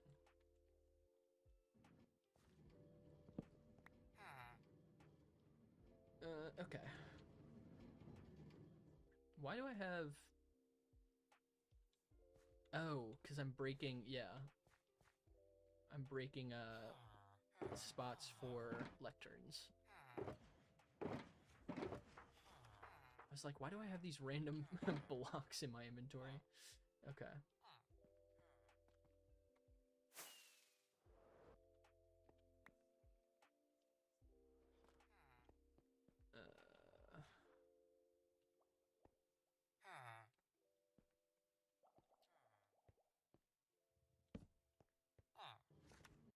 There you go, bud. Your permanent little home. Honestly, it's kind of messed up how I just take villagers and shove them in a 1-block hole for the rest of their lives. It's a bit cruel. Should probably do something not so cruel. Although it fits the story of this world. In my headcanon, these villagers were abducted by the aliens that built this UFO and they've just kind of been stuck here. So the cruelty maybe fits the headcanon a little bit. Maybe that's just my justification for putting them in 1-block spaces. Makes me feel better about it.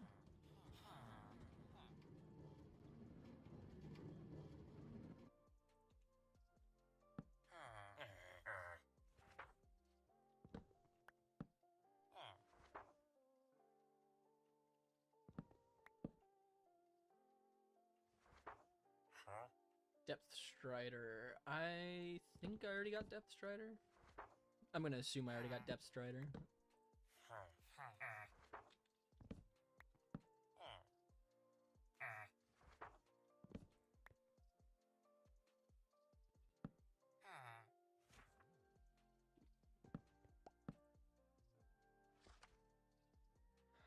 So the first handful of enchantments are always easy to get. It's gonna get to the point where punch 2, that's max punch, right? It's gonna get to the point where I have like 90% of the enchantments and the last 3 or 4 are gonna be the hard ones to get. Because I'm looking for one specific enchantment. Punch 2, sweet. That is a maximum enchantment. We'll take it.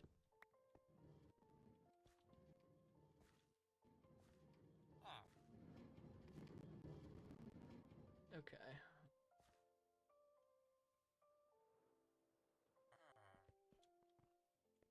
Did I just not? Yeah, it's fine.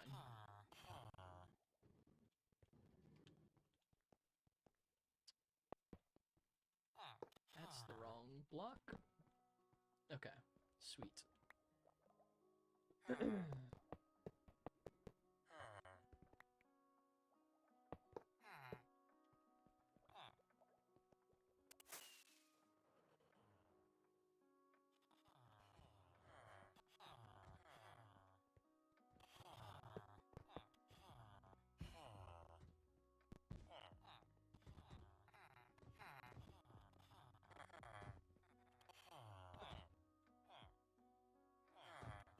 I honestly think that moving villagers is probably one of my least favorite parts of Minecraft.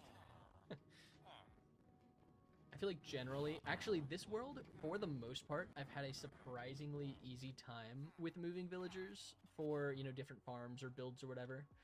But generally I feel like moving villagers is like the hardest part of 90% of world builds and farms.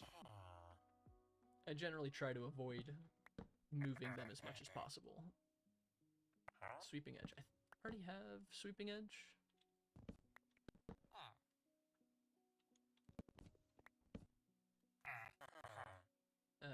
Impaling.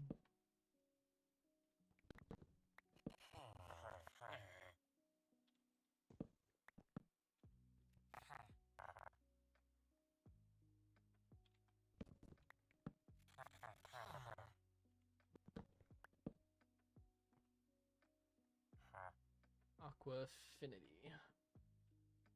I definitely already have that on my armor.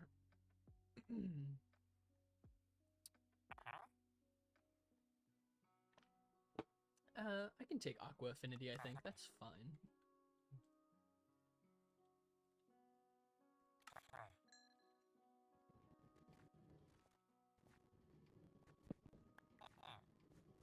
Just something to have it knocked out of the way. I should probably take the enchantments that I have not previously been taking just to get them knocked out.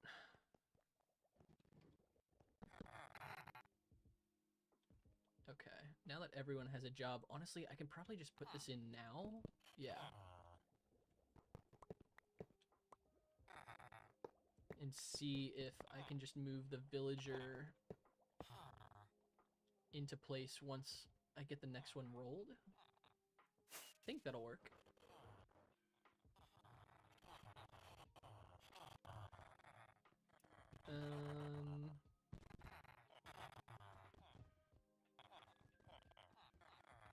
I need to free up some inventory space.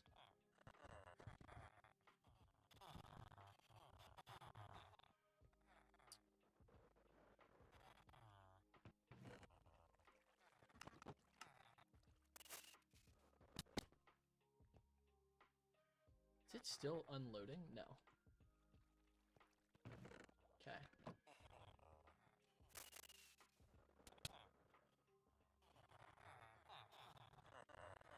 Dude, I swear, I need to keep my totem on when I'm not trading. I will lose this world if I'm not careful. I'm just moving around as if I permanently have a totem equipped. Dude, these golems are super annoying.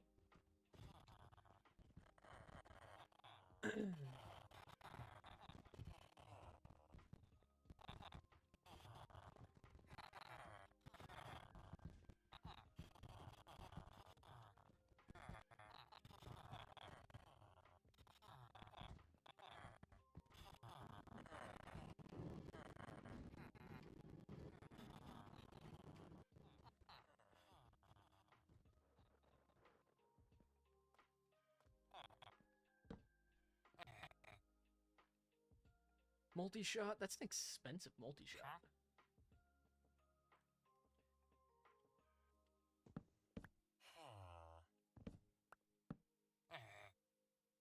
funny. I'll always say, yeah, I don't care about the price of whatever trades I'm going for, and then find a trade I think's too expensive and re-roll it. It's never true. I always care about the price of what I'm rolling.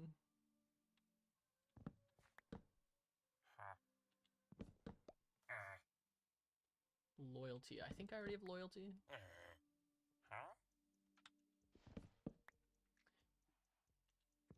Did I already get thorns? I don't think I got thorns. I don't have prop protection, I don't think. If we didn't before, we do now.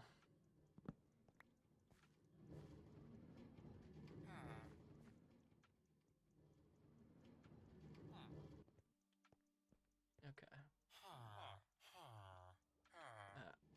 Oh, sweet. He does fit. Great. Sweet. That saves me some time. I guess I don't need this piston on me, if that method works. Although piston was a great suggestion. That's definitely what I should have gone with first.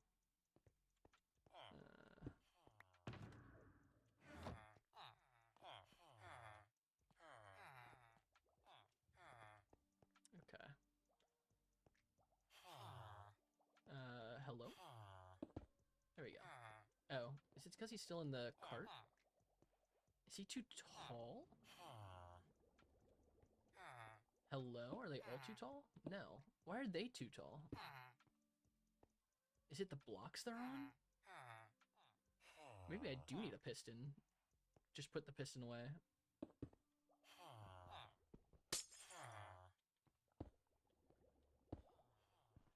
Alright. Well, time to put the piston back in my inventory.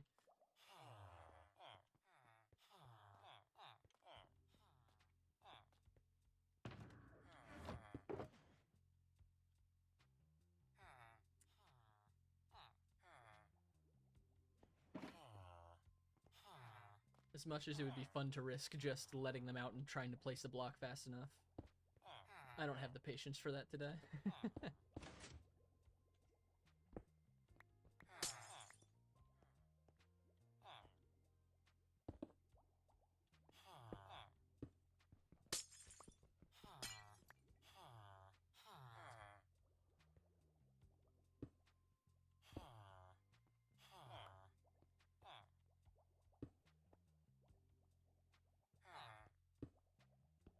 Hello?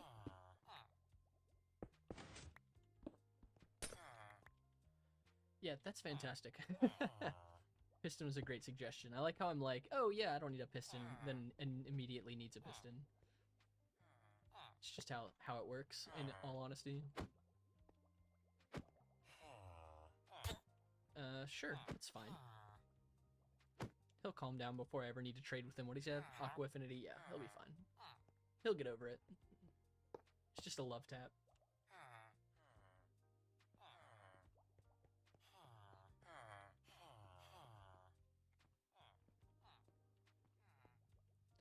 Okay, next. I need more iron.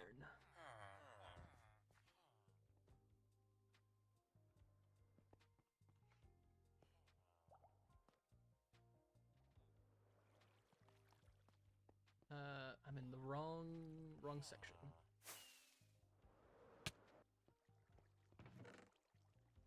I also still don't have a totem on. Crazy.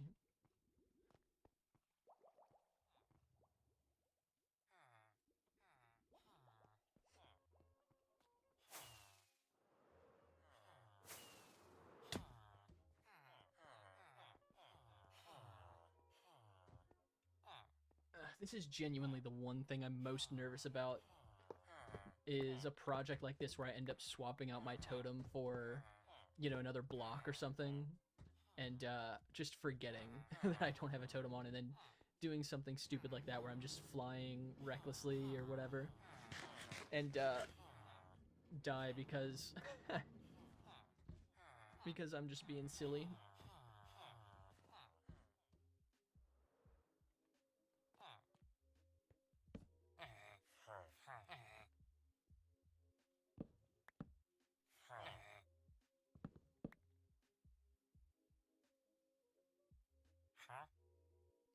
piercing. Piercing 4, I think is the highest piercing level, right?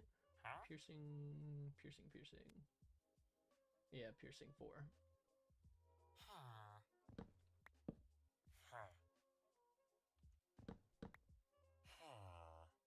Quick charge. That's max quick charge, I think. Quick charge 3. Yes, sweet. Take it. I didn't even save it. That's fine.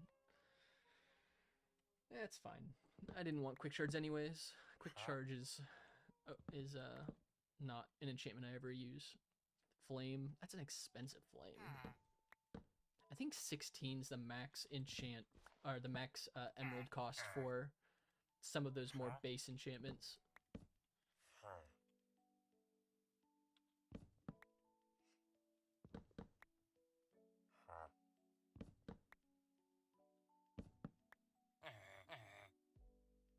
Loyalty. We already have loyalty. Breach. Breach 4, I think, is max. We haven't gotten efficiency 5 yet, I think, either. Which is unfortunate. Density. Is density go up to 5? Density. Yeah, density 5.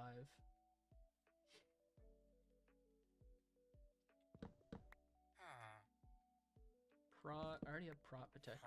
I think we still need all the others. Fire, blast, and regular. We need feather falling.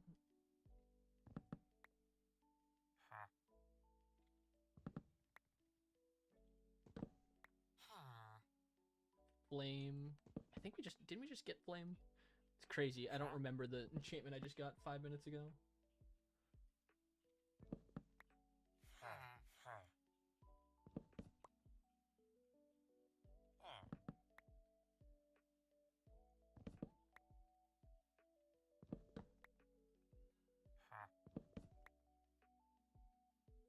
Fire aspect. I don't think I have fire aspect. If we didn't before, we have it now.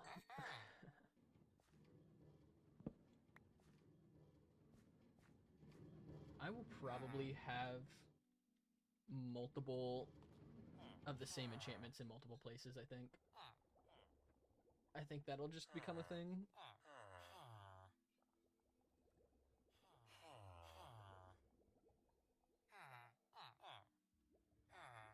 I actually need to look at something.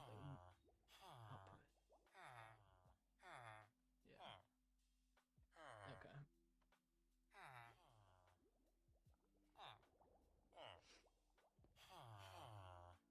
Fire aspect, sweet. In place.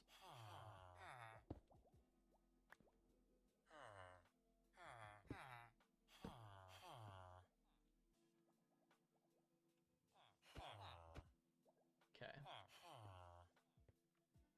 Okay. Next.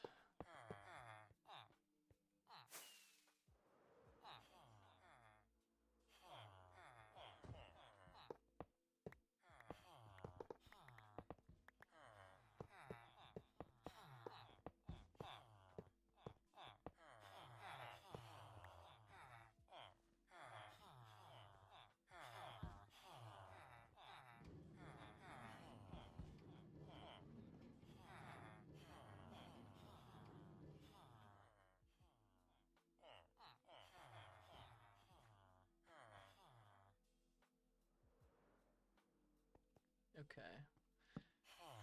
What we got next? I would love piercing. I think I already have piercing. I would love prot 4, efficiency 5.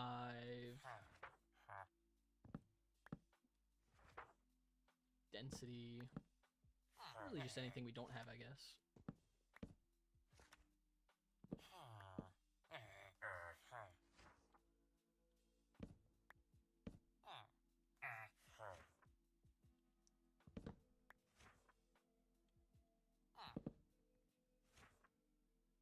Respiration.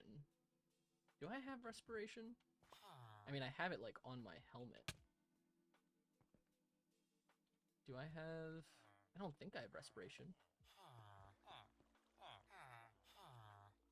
I don't think these are all mostly sword enchantments.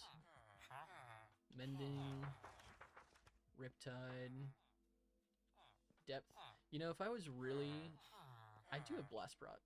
If I was really intentional about this, I could have totally put each villager like in their own section based on what type of like enchantment they have, like what type of equipment the enchantment goes on. I don't think that far ahead though. Fortune, sweeping, lunge, smite. Yeah, I don't think we have respiration.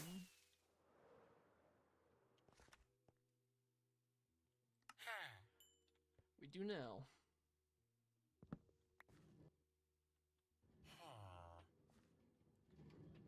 One more down. Another dozen or so to go.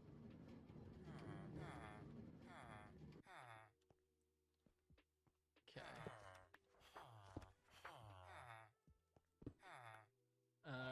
Hello?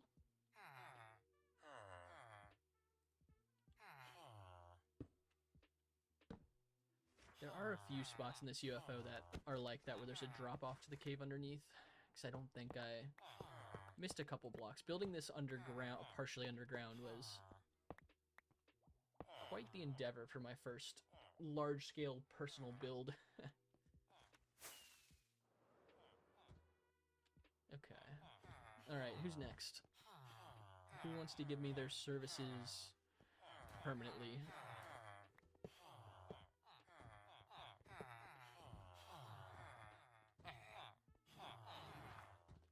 Guess it's you.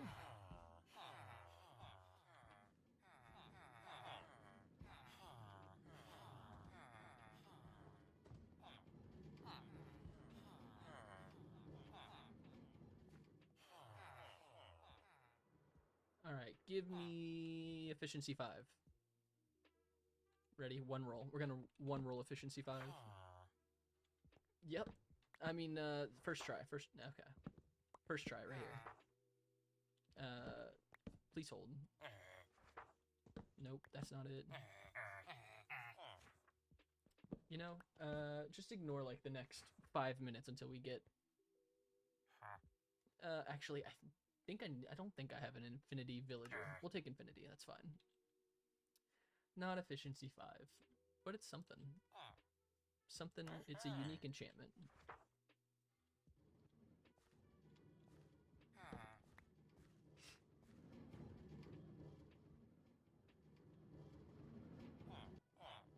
Oh, my fault.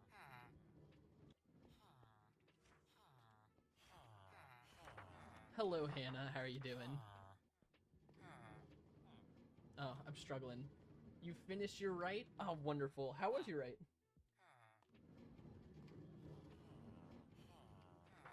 I can't remember. Was this something someone knew, or was it for sync or country?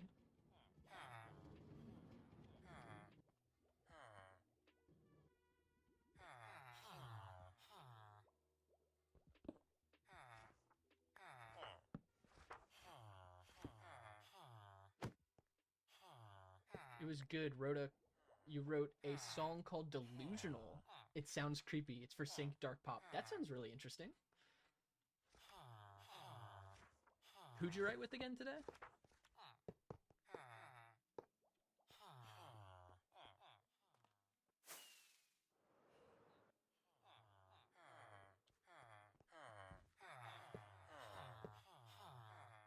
Oh, yeah. Oh, I love that song. That's one of my favorites. Which you totally nailed the vocals on, by the way. Eric and Noel. Nice, nice. Is this your first time writing with the both of them, like in a group? I can't remember.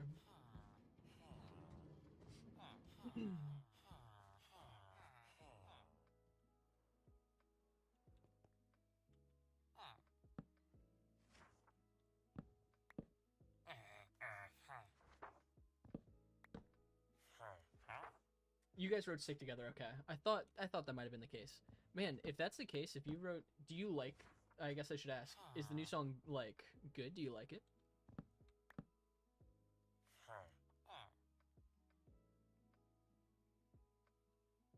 Fire Prot. It's expensive, but it's unique, and I will never buy it again.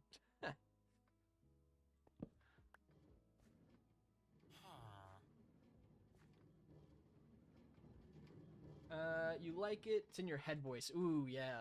Head voice is definitely a killer part of your range.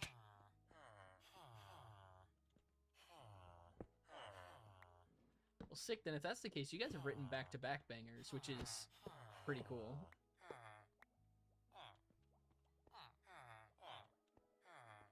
Creepy floaty vibes.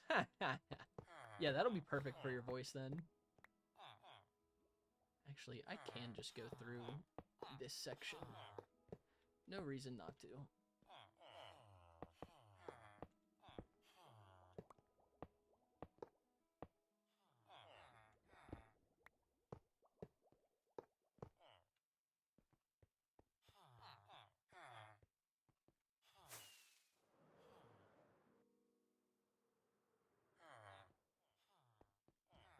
I really want to get rid of these iron golems. I think since I got rid of the beds, if I take out the iron golems, they shouldn't respawn, right? I think. Yeah, we've had a couple people chatting and hanging out, which has been fun.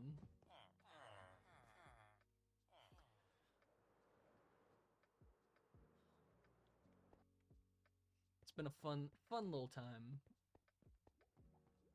You're stalking all the comments. Thank you. Everyone is being a vibe. Also, I think... Actually, I don't think you're a moderator. I'm going to make you a moderator just for the sake of having you as a moderator.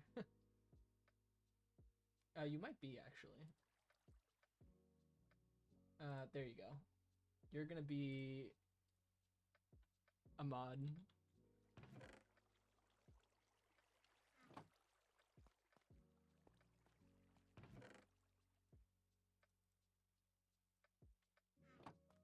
Yeah, everyone's been chilling though.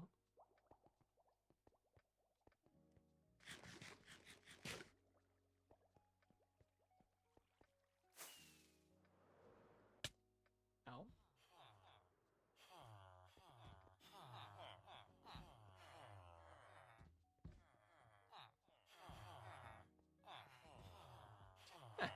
It's one villager just aura farming on everyone else on top of the crafting table. Sure, that works too. You got the You got the cool new badge. Also, what emoji did you just use? Because I have the desktop pulled up, obviously. And it doesn't show emojis. It just shows like a weird little symbol when someone uses emojis. Is it a laughing emoji? Might just be emojis in general. Yeah, that's villagers for you. It's kind of their thing. Oh, you didn't use one? Interesting. I don't know what it is then.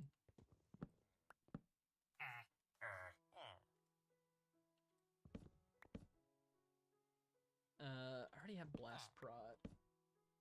Yeah, you do. You do, because you have all the power now.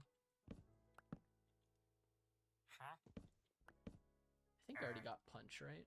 I don't remember. I might have gotten rid of my punch villager. Maybe I should have kept that. Yeah. The shield is the moderator symbol.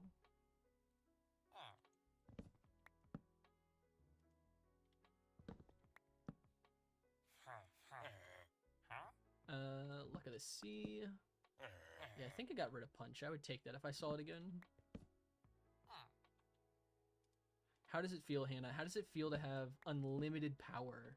You could do quite literally anything except only really the stuff you were able to do before, plus kick and ban people. So really nothing but a couple of things.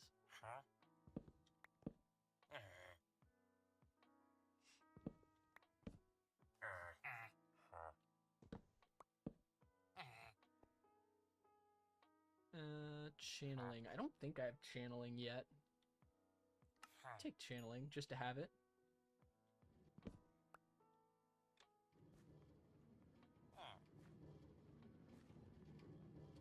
add another one to the collection. I'm gonna double check to see if I have punch or not. I think I had it and I didn't save the trade. I think that's what I'm remembering. It would have been one of these guys. Yeah, no punch. No punch. You feel so powerful. It might be dangerous then. I don't like the way you said that.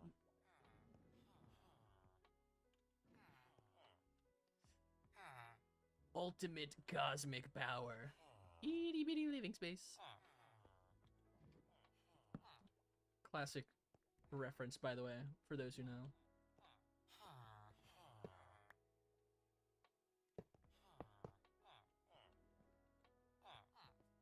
Why do I have... Oh, for trades. Sure, that makes sense. I also grabbed way too much of this stuff. I'm gonna put some andesite back.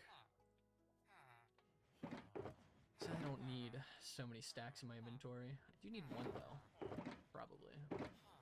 Just in case. Never know. Never know when you're gonna have to throw andesite at a random villager. Because that's definitely what I use it for. And not for building. Not for its intended purpose. Alright, we gotta take it. Oh, there's two of them. Having an aura off. Aura farming face off.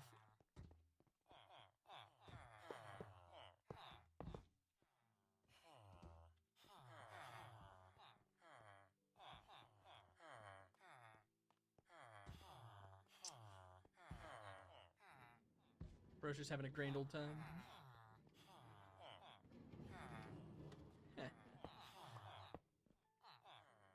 I knew it. I knew I was going to do that sooner or later. Yes, W Genie reference. Thank you. I knew I was going to piss off an iron golem eventually. Alright. It's fine. Come on, buddy. We're going to bring you over here.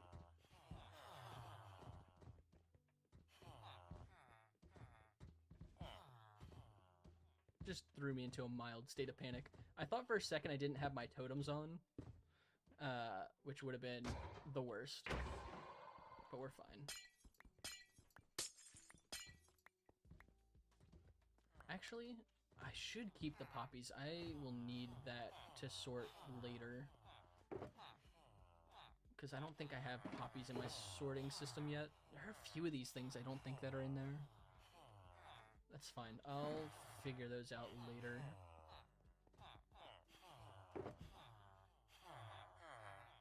That's a problem for future me. If you haven't noticed by now, that is a phrase I will use all the time. Future Caleb has a lot of problems coming his way because we like to give him everything to worry about so that we don't have to worry about it this second.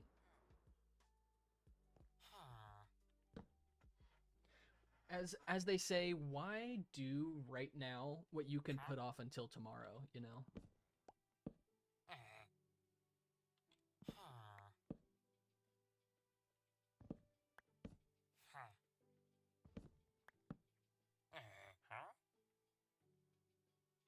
Lunch, okay. We're getting to the point where I don't remember every enchantment that I've gotten. And so I'll probably double up on one or two eventually on accident. And I'll probably forget a few as well, but that's really not the end of the world. I don't need... Getting these villager trades is not a necessity. It's more so... I think it'd be fun to have them. So definitely not mandatory. I need unbreaking, don't I? I don't have unbreaking yet.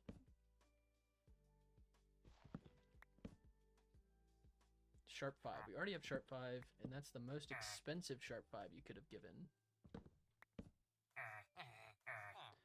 I also need, like, regular prot. I need Efficiency 5. Smite 5. We already have Smite. I don't think we ban arthropods, though. Is there a villager down here? Oh, probably under me in the pillars.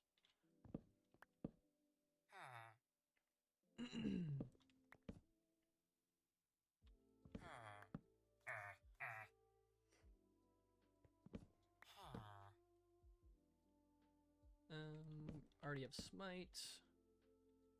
Also only going to take max level enchantments. Anything else is just an insult and a waste of our time.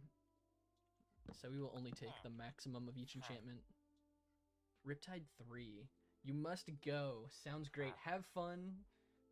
Have fun resting. Take some time to rest. And enjoy the concert. Tell me how it is. I'm excited to hear about it. Riptide. I think we have Riptide, don't we? I think I probably also asked about Riptide at least once. I think I have Riptide already. Yeah, we have Riptide.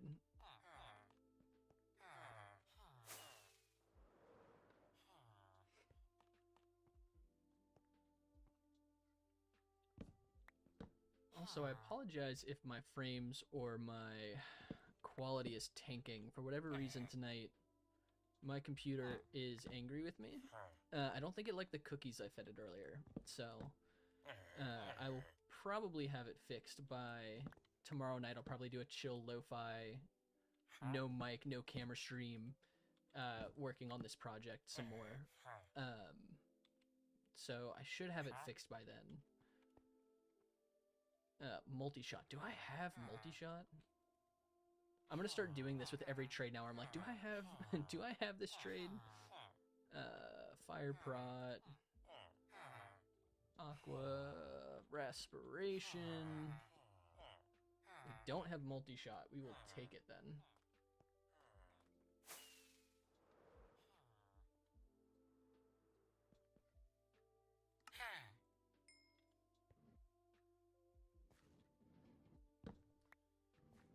One more down, plenty more to go. An unspecified number of trades to go.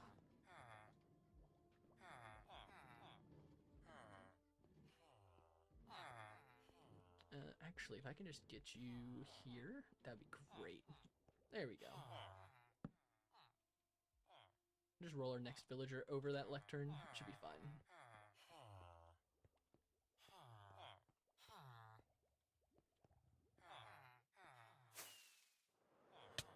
Ow. Ow. I'm still not wearing a totem. Why am I not? It's like I'm actively trying to lose my world.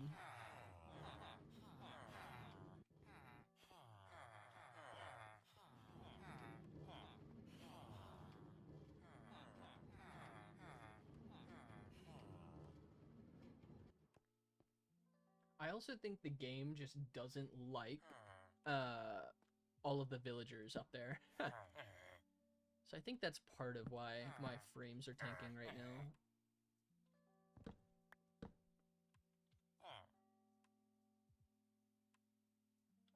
Actually, let's check something out real quick.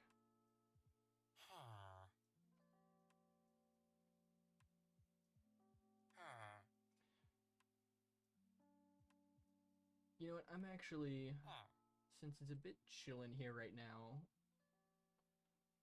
I'm gonna reset. I'm gonna reset Minecraft real quick.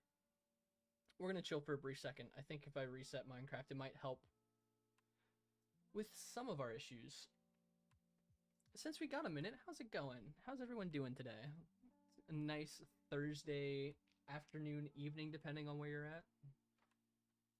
Tomorrow's Friday, looking towards the weekend. Anyone got any fun weekend plans, or just enjoying their Thursday afternoon, evening?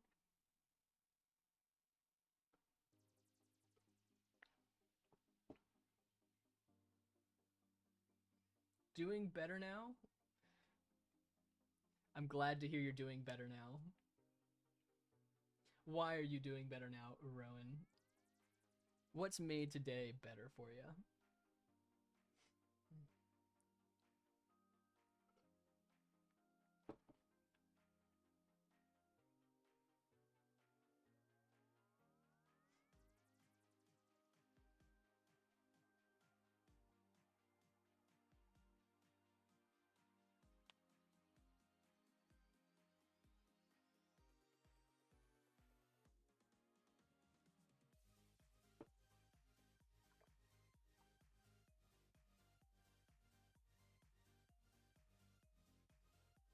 Reading your Bible the other night, had a good sleep. I love that. Ate some good food. That's awesome. All W reasons to have a good night. What are you reading in your Bible? I'm a fan of the scripture myself.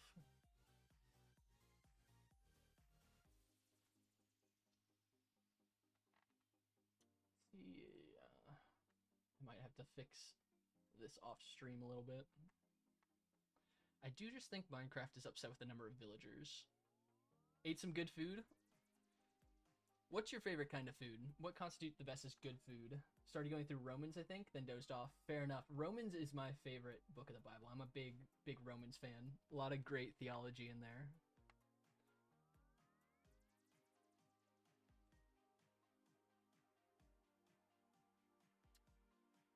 Bitrate.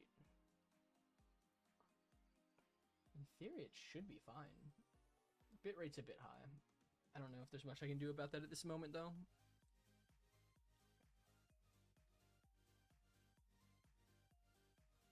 Pasta and Costco beef pepper. I don't know if I've had a Costco beef pepper. Sounds good, though. Also, pasta is a win with anything. We love pasta. I'm a big fettuccine Alfredo fan myself. Definitely my favorite kind of pasta.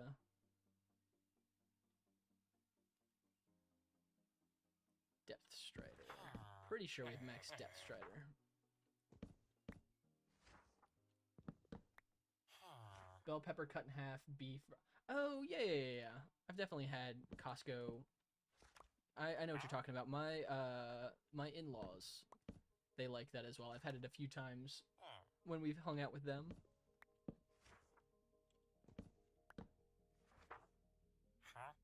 Power 5. We need power 5. All right. Unbreaking 3. Unbreaking 3. That's, we have lunge 3. Unbreaking 3. Nope. Other stuff, but it's good. Can never eat it all by yourself. That's fair. That's fair. Yeah, those are pretty big if I remember correctly, because they're like pretty large bell peppers. Bane of Arthropods. I think 5 is the max. Craft dinner's also good with a pepper. I'd believe that, actually. I would believe that. That sounds good.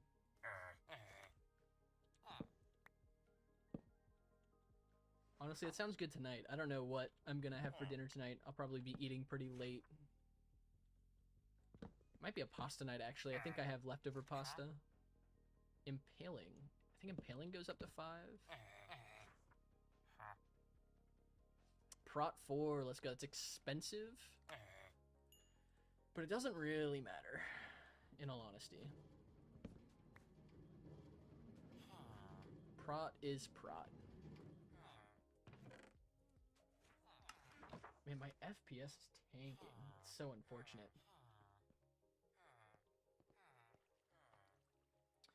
Beef pepper has no carbs. Yeah. More beef than rice.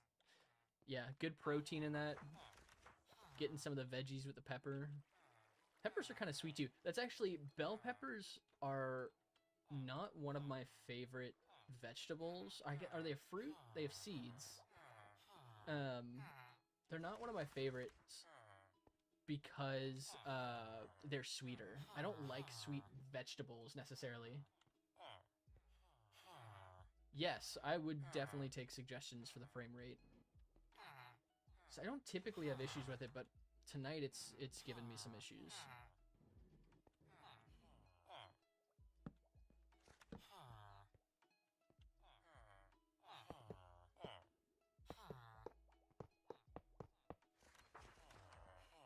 Lower render distance, you're not doing. Yeah, that's actually a great point. I probably should do that. Let's go down to like 6. Same for simulation. We really don't need more than that, I don't think. Actually, just in case I'm sorting stuff through the system, I do want to keep the whole system rendered. Maybe we just go a little bit higher. Maybe go to like 8.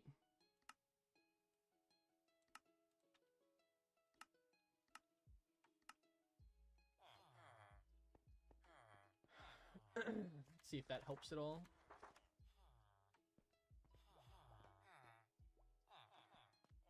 Yeah, I mean, in reality, 8 chunks should be fine. I'm not really running the system right now anyways. I've got pretty much all the shulkers empty. So we're not like actively using it. It's just kind of the random things we put in there here and there. I am still not... I swear. I'm gonna do it one of these times. Seems like you're using optimized Master. Yeah, I do. One thing about the PC I'm using is it is a bit old, so there's just a little bit of natural, like, older PC trying to run game streaming software and, you know, everything in between. I do think, though, all the villagers are not helping.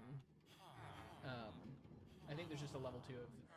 You remember you ran on 750 Ti, ran Modern Minecraft decently well. Just took the world a while to load. Yeah, that makes sense. That makes sense.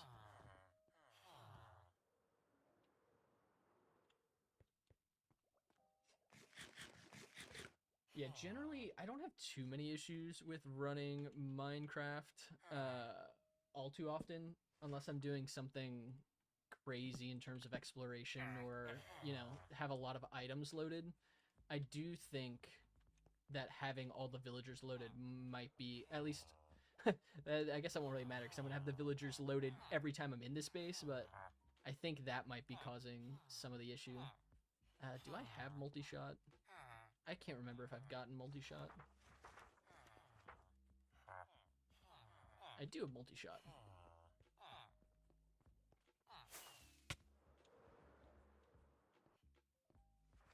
Okay.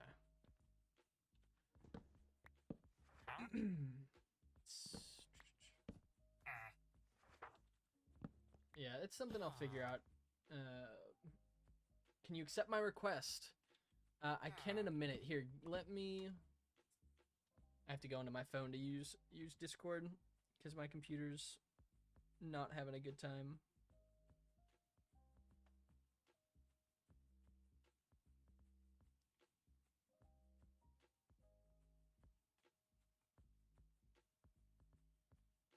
Okay.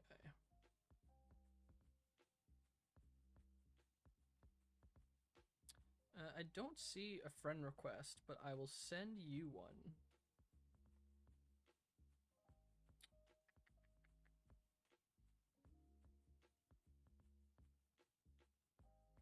There you go. I added you as a friend, so I think you just have to accept my friend request. Ooh, cheap feather falling. We love good cheap feather falling.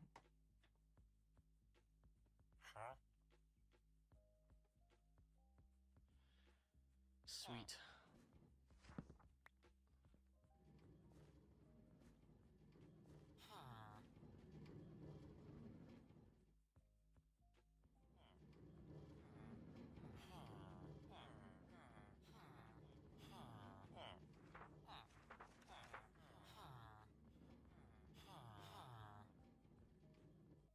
Alright, that's four villager pillars filled, which is wild. That's actually happened a little quicker than I expected. I expected villager trading to take rolling trades to actually take a minute, a hot minute. It still might. I have a feeling that the last few that I need to get or want to get are gonna take the longest.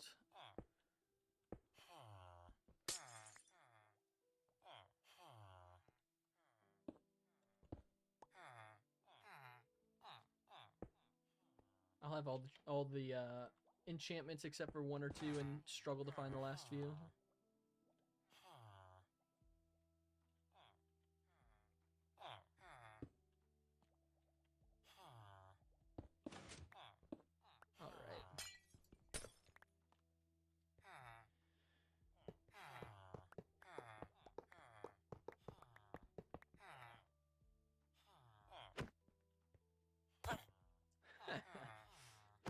He'll be fine. He'll get over it.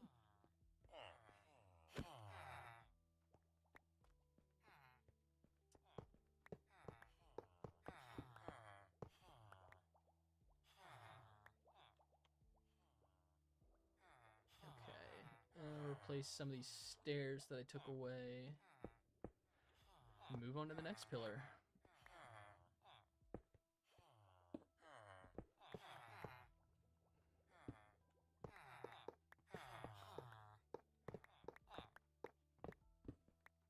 Oh, that's fine. Accidentally sent the request to someone else. Oh, oh, you know what it is? That's probably my alt account. You probably sent a friend request to my my personal alt account. That's probably what it was. I have a role in that Discord specifically listed as Cal Brown for both of my Cal Brown accounts. So a little backstory. The reason that my username is Cal Brown is because the first username I ever had in a video game was Cal Brown. And so when I created this channel a month and a half ago-ish, I decided it would only be fitting to use the first ever username that I had in anything. And it's also the username I use in anything. So if, you know, I ever play a new game or anything, I always make my username Cal Brown. Very rarely has it actually been stolen or taken from me. Yo, I've returned from the great beyond. Welcome back, Ghost. It's good to see ya.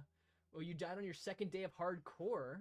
Decided survival is good for my skill level. That's fair. Honestly, survival, just like vanilla survival is a great way to build your like survival skills in Minecraft and figure out what's your favorite way to play. It's a great way to get you kind of used to the game before going into hardcore. So that's a very valid way to do that. Welcome in, by the way, Goo Goo Gaga. Ghost, the trading has been going well. We've got, if I can do quick math, 24 villagers that are set, so 24 unique enchantments. I think that's over halfway. I'm not sure exactly how many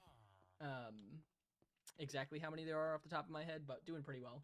Yeah, thank you, Evie. It's a fun little story. It's just I figured it would be the best way to keep the name as the first one I ever got. Goo Goo Gaga, yes, thank you. Feel free to give me a follow on Twitch. I would love to grow my followers on Twitch. As eventually I'd love to get monetized on YouTube. Getting monetized on YouTube takes a hot minute. It's a little easier to get monetized on Twitch. The requirements are a little easier. Not that I'm particularly looking to make a living out of this. If that ever happens, to be cool. But more so just want to make a little bit based on the time, like ad revenue, stuff like that. Make a little bit for the time that I put into this would be the goal. So.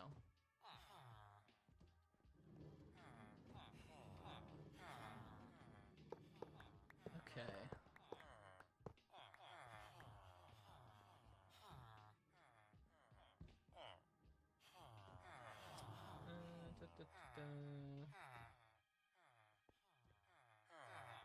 Okay, sweet. Yeah, also, if you, because Goo Goo Gaga, you said you want to find me on Twitch. If you want to find me on Twitch, I believe my Twitch link is linked in the description of the YouTube live stream. So I think if you look there, you should also be able to find the link to my Twitch account. Smite.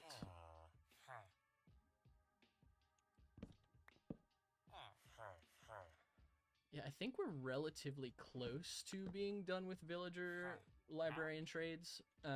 Once we get all those done, I'll probably move on to getting some master farmers so we can have a consistent supply of golden carrots. As eventually I want to switch to that being my permanent food source. Usually I would do that earlier on in a world. I just haven't taken the time yet to do it because I figured eventually I'd make a permanent structure like this to put 17 for Unbreaking 3. I feel like I just got prot. Did I get Unbreaking? I'm gonna buy it because that's a good Unbreaking. Google got on Twitch. Heck yeah. It says Fart Apple 13. Thank you for joining in on the Twitch, Goo Goo Gaga. Feel free to leave a follow over there. I do also have a Discord server, so Thank you for following Goo Goo Gaga /FartApple13. Yeah, I do have a Discord server that automatically pings and notifies when I go live. Like I said, I always go live on Tuesdays and Thursdays is the goal for having somewhat of a consistent schedule. But I will also go live randomly when I'm able to. And so the Discord is going to be a good way to keep up with that because the Discord will automatically ping every time I go live on Twitch. So if you want to keep up for the random times I go live, the Discord will be a good place to have those notifications. This villager is not... He's not taking this lectern. I don't know why. Hello? You okay there, bud?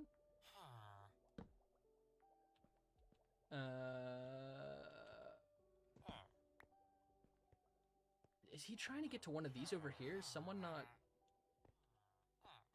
have a lectern over here? I actually haven't been paying attention to see if all these villagers have a lectern, so that could cause me a couple of issues. Hopefully it doesn't. Hopefully everyone has their own lectern. Hello? You wanna do some lectern things with this? No? Probably should have been paying closer attention to that. I did for like the first dozen villagers, and then I stopped paying attention to see if they were taking lectern jobs. They just want to talk, I think.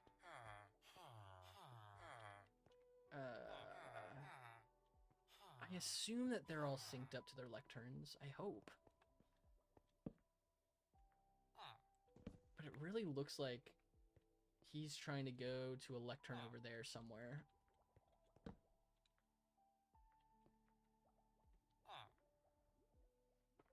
I'll be so sad if for some reason he's not synced up properly. It's Unbreaking 3. That's one of the few villager trades I will continue to use in the future. As I, need other sets of tools and whatnot.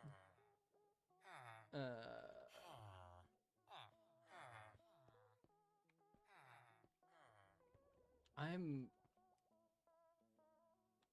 curious to just kind of let him go over there, but I don't really want to. Can I block him in? If I block him in, he should just take this job, right?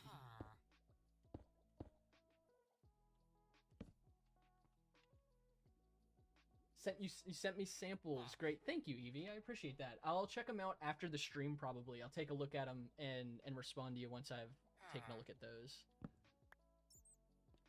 I'm excited to see your samples. Like I said, I love seeing the work of smaller creators and artists. I think that's really cool that that's something you do. Hello, buddy. I'm just gonna hope that he locks onto this lectern. It's probably a better way. I'm gonna try something else quick.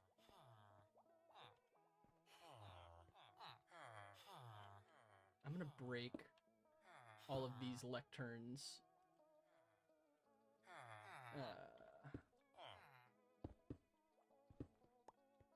I'm gonna like I don't want to do that. I should probably do them one at a time, I think. I'm actually gonna put one next to this villager and break all of these one at a time. So whichever one he's trying to get to should unlink from him, and he should link into that one.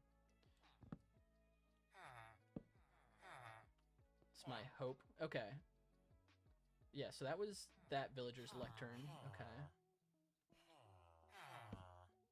Okay, that was that villager's lectern. He'll be fine, probably. That was a full-on sharpness 5 axe hit, but he should be okay. Alright, that was that villager's lectern. And that was that villager's lectern. Okay, so they're all synced up into their lecterns. So... does he just want to go talk to them? It very well could just be that this villager wants to go chat with the others. But I want to make sure he takes his lectern job. I'm gonna assume that since they're all synced up, he'll sync up to his lectern. I'm just gonna leave it here and go get another villager. It'll be a headache if he doesn't sync up to it, but as one of my favorite phrases goes, that's a problem for future me. And we're just gonna assume that everything works right the first time. You know what they say about assuming? That you should do it always, and with everything you do, because nothing ever goes wrong.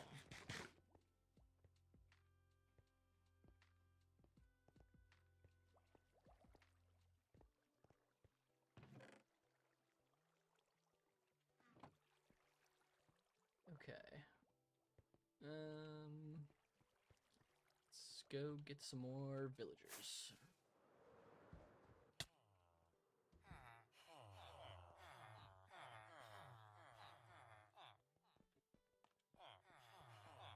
Okay.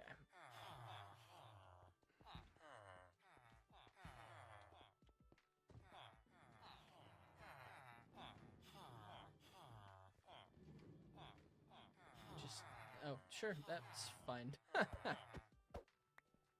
Someone had to get in one of these, I guess. Are they...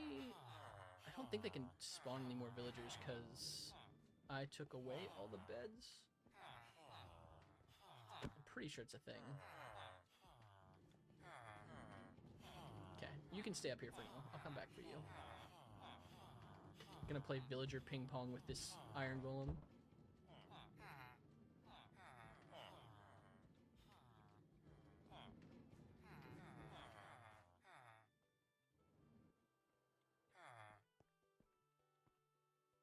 Oh, he might have been... You know what? I didn't break this lectern. That librarian's probably trying to get back to this lectern. That's probably what it is.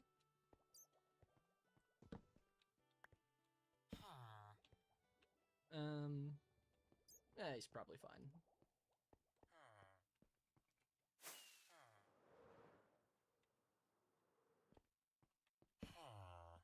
Villager pathing is in like job taking is super weird.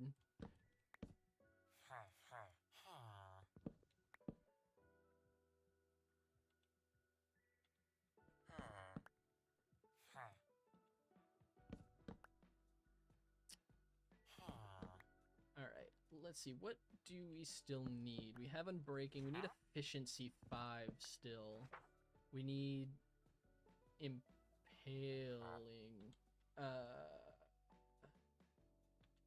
Do we need impaling? I feel like I got impaling early. No, I don't think I did. Maybe?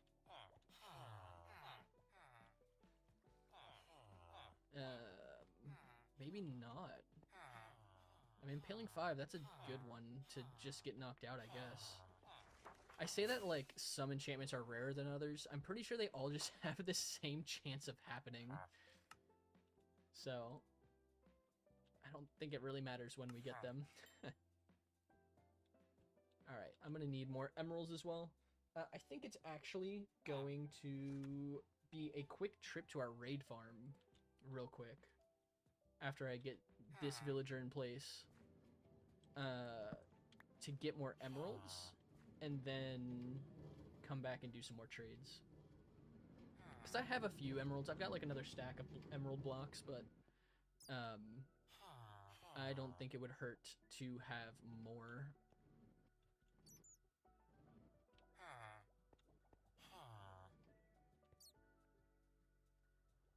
Something like a metaphor for... Okay, so he locked onto that lectern. What? Okay, that's fine. As long as I get them all locked onto a lectern. I guess it doesn't really matter which lectern.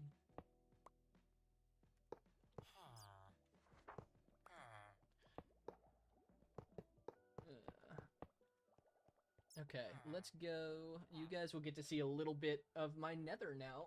Since, do you like playing on other servers? Mods like Bed Wars. I don't play Bed Wars. I have played on servers in the past. I haven't recently just because my primary focus has been this hardcore world.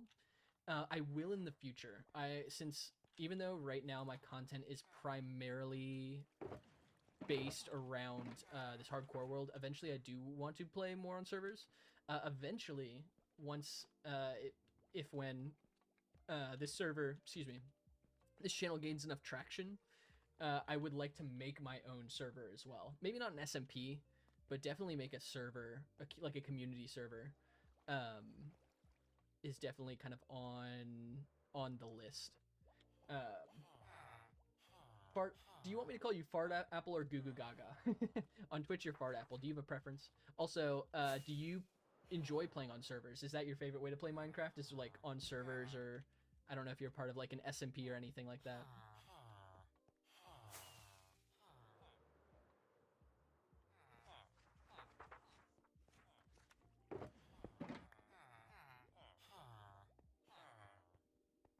Ghost, I think it would be an amazing idea. Huge fan of that. Yeah.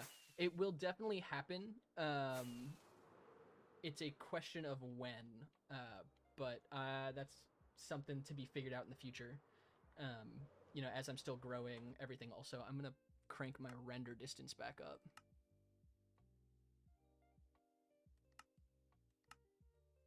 Just do 12 and 12. All right, you're gonna get to see a little bit more of the world outside the UFO as I travel to my raid farm. Was a hardcore when I was younger, but now chilling, love watching more than playing. Honestly, totally valid. Minecraft is so fun to watch because there's so much you can do with Minecraft. I think there's so many fun, creative ideas that people have. And unless you have a specific goal in mind while playing Minecraft, I feel like it's more fun to watch than play. Call me Fart or 13. Okay, works to be honest. Fair enough. We'll do that then. Okay, raid farm is this way. Also, I'm gonna crank down the game volume. This raid farm has active raids in it. I'm going to crank down Minecraft volume real quick. Minecraft audio. Just in case. That should be good. It'll be significantly quieter, but I think it will help when I hop in here.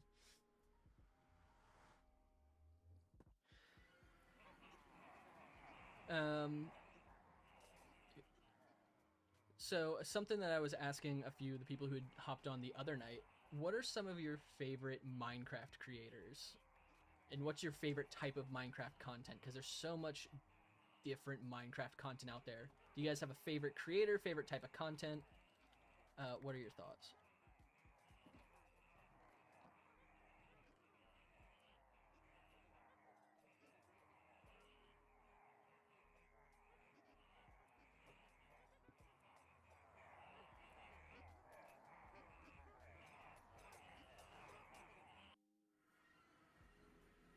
All right, we'll turn our audio back up now that we're out of the raid farm.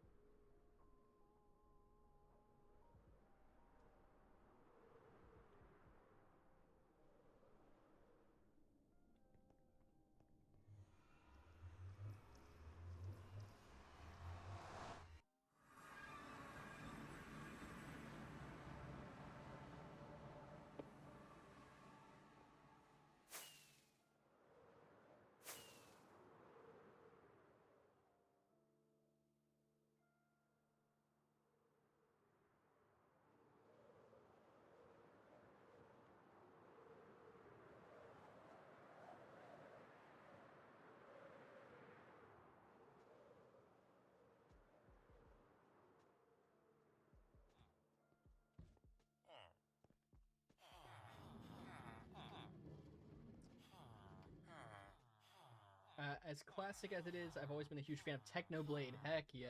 Been watching a bunch of his older stuff lately. That's really cool. I was a big Technoblade fan back in the day as well. He was just like one of the classic Minecraft YouTubers back in the day, you know? But see, classic answer. Definitely a strong one. That's expensive. You know, it might be expensive Frostwalker, but I'm also never gonna buy Frostwalker. So, I think that's fine to get.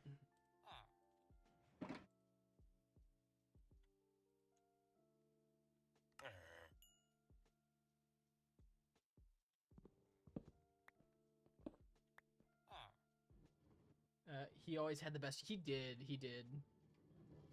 See, I'm a big fan of creators who use a lot of like dry humor or sarcasm. It's very much my style, and he had a good bit of that. I was always a fan. I always thought he was pretty funny. Okay.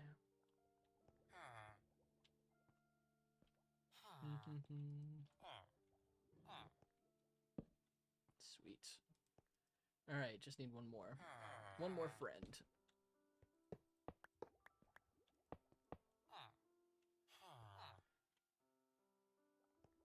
All right, I have so many emerald blocks now. I really just want to throw them into the system, but I need a place. I think I need a place to put them. I don't think I have any active emerald block chests. Probably just place it back here somewhere, right? Kind of want that to be for terracotta when I get more terracotta. Maybe I just put emerald blocks over here. I already have one over here. Waffles. I feel like it's fun to watch too, to be honest. I feel like I've seen Waffles. Why is the name ringing a bell? I can't think of who that is off the top of my head.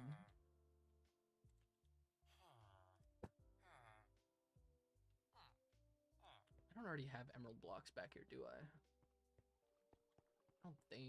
Don't think I already do.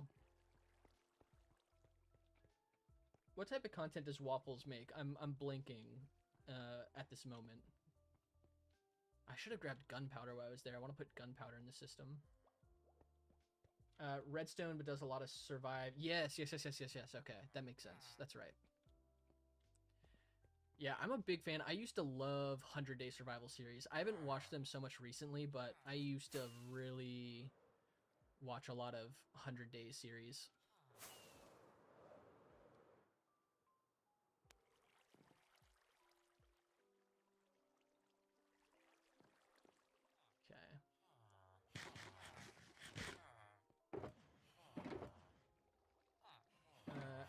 And Weefy, yeah.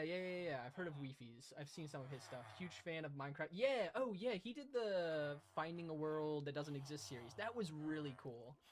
That's actually, I'm a big fan of ARG storytelling, so I thought that was really cool. How about, is it Do Weaver? Hi Dopamine. I haven't heard of Dewire. I'll have to look that channel up. Now, most of what I've watched recently, besides Weefy's Ish, I'm a big fan of his last Civ video. That was an incredible piece of cinema. My favorite creator, though, one of my favorites is Wumba. He does a lot of he does what I do, basically. I was inspired to start recording content because of him. Just hardcore survival. He's got an insane, like, you know, what, 10,000, 15,000 day hardcore world. He built like a mathematically accurate sun and a Death Star and like a, no, did he do a Death Star? I don't. He did the sun, and I think he did a Death Star. He's done a lot of really cool stuff, so he's my personal favorite right now.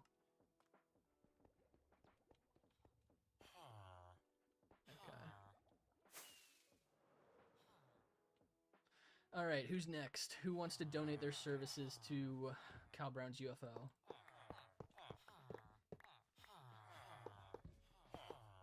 Also, Evbo. I like his parkour and PvP civ videos he's done. I know he did a speedrunning one. I hadn't seen that one yet. Hello? Wumba made, yeah, the black hole. That's what I'm thinking of. Yeah, that was sick. It's crazy to me. It's like, I mean, I have learned how long build projects take just by working on this build project. I mean, this UFO compared to the size of the black hole or the sun that Wumba did is significantly smaller, and I've spent no less than 120 hours just on the building portion of this. That doesn't include the, the editing and the other stuff that's gone into it. So I can only imagine how much time a project like that goes into, how much time goes into a project like that. Also, Mog Swamp's super flat world I think is really cool. The idea of hardcore super flat for like as long as he's been in that world is fascinating. I don't think I have channeling. That's an expensive channeling.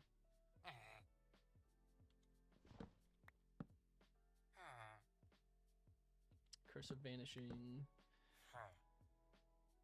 We have Lunge. Flame. That's an expensive flame.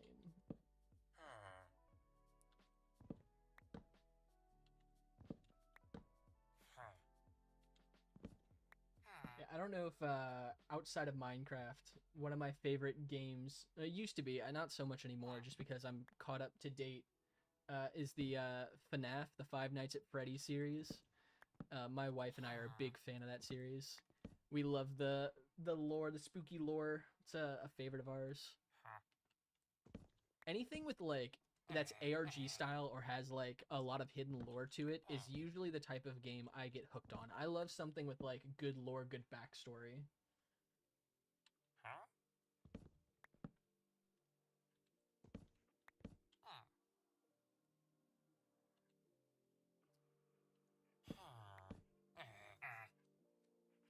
Flame. I think I still need flame. I don't think I have flame.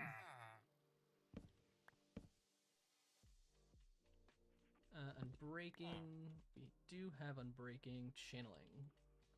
Did I take channeling? Have I ever played Hollow Knight? Pretty small game, not super mainstream. I have not played it. I've watched a lot of lore videos and a lot of gameplay of Hollow Knight. Hollow Knight is pretty popular with some of the other creators I watch.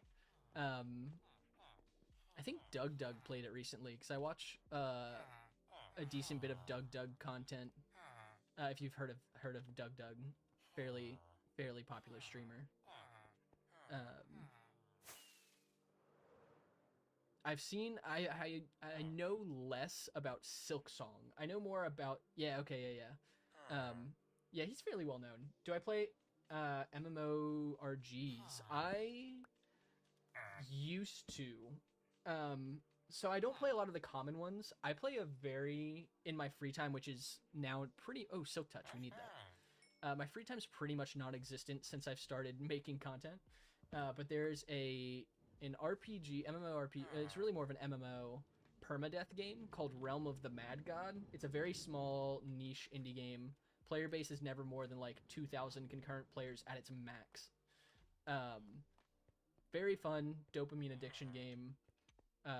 But outside of that, the last game I sunk like MMO, or like it was really an RPG. The game I sunk a lot of hours into was Baldur's Gate 3. I'm a bit of a D&D nerd, and Baldur's Gate was such a good game. I spent I'll say this out loud, although mildly ashamed of it. I spent like 400 hours in Baldur's Gate within a couple of months when it came out. I no-lifed that game. You love D&D? Heck yeah, we got some D&D fans in the house. That's what we like to hear. Yeah, I haven't played recently because my groups have been D&D. Let's go. I haven't played recently because both of my groups have just been busy. Everyone has lives. Okay. So this is funny. So I'll get into my favorite class. It's hard to pick a favorite class because I am a forever DM. I don't really play. And all the games I play are homebrew. I write all my own worlds. I don't like to play pre-written. Not that I don't like to. I just prefer to play something I've written. So I've been running. I have 2 campaigns going on right now. I have a campaign that's been going on for 2.5 years, and one that's been going on for 5.5 years. The 5.5 year one is like 2/3 of the way finished, and the 2.5 year one's about halfway through. So, um, in terms of favorite class, though, that's a tough one because I don't get to play a lot like as a player. Um, my favorite class, though, when I do play, I default to Bard. I like to be utility support when I play, and I think Bard has a lot of great utility support. So that's the long-winded answer to what my favorite class is. I'm a big Bard fan. What about you guys? What's your favorite classes to play? Did I not have? I just didn't have a. That's fine. I'm slowly losing my mind, slowly but surely. I need this to be here, there, and there.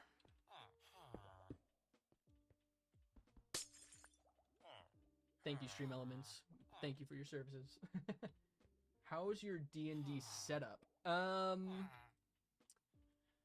It's fine. It's nothing super fancy. I use dry erase like maps, and all my groups are pretty much in person. So like dry erase maps. I used to make virtual maps for towns and like capital cities and stuff like that. Battle maps, pretty basic. I use little bubble tokens for characters. I don't have like minis. It's a little too expensive, too rich for my blood.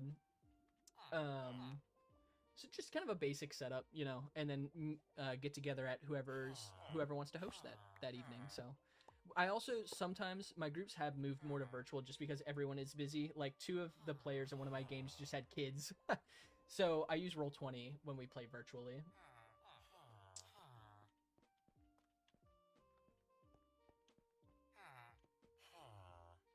I did D&D back with the boys while farming RuneScape. Heck yeah. That's the way to do it, man. That's so fun.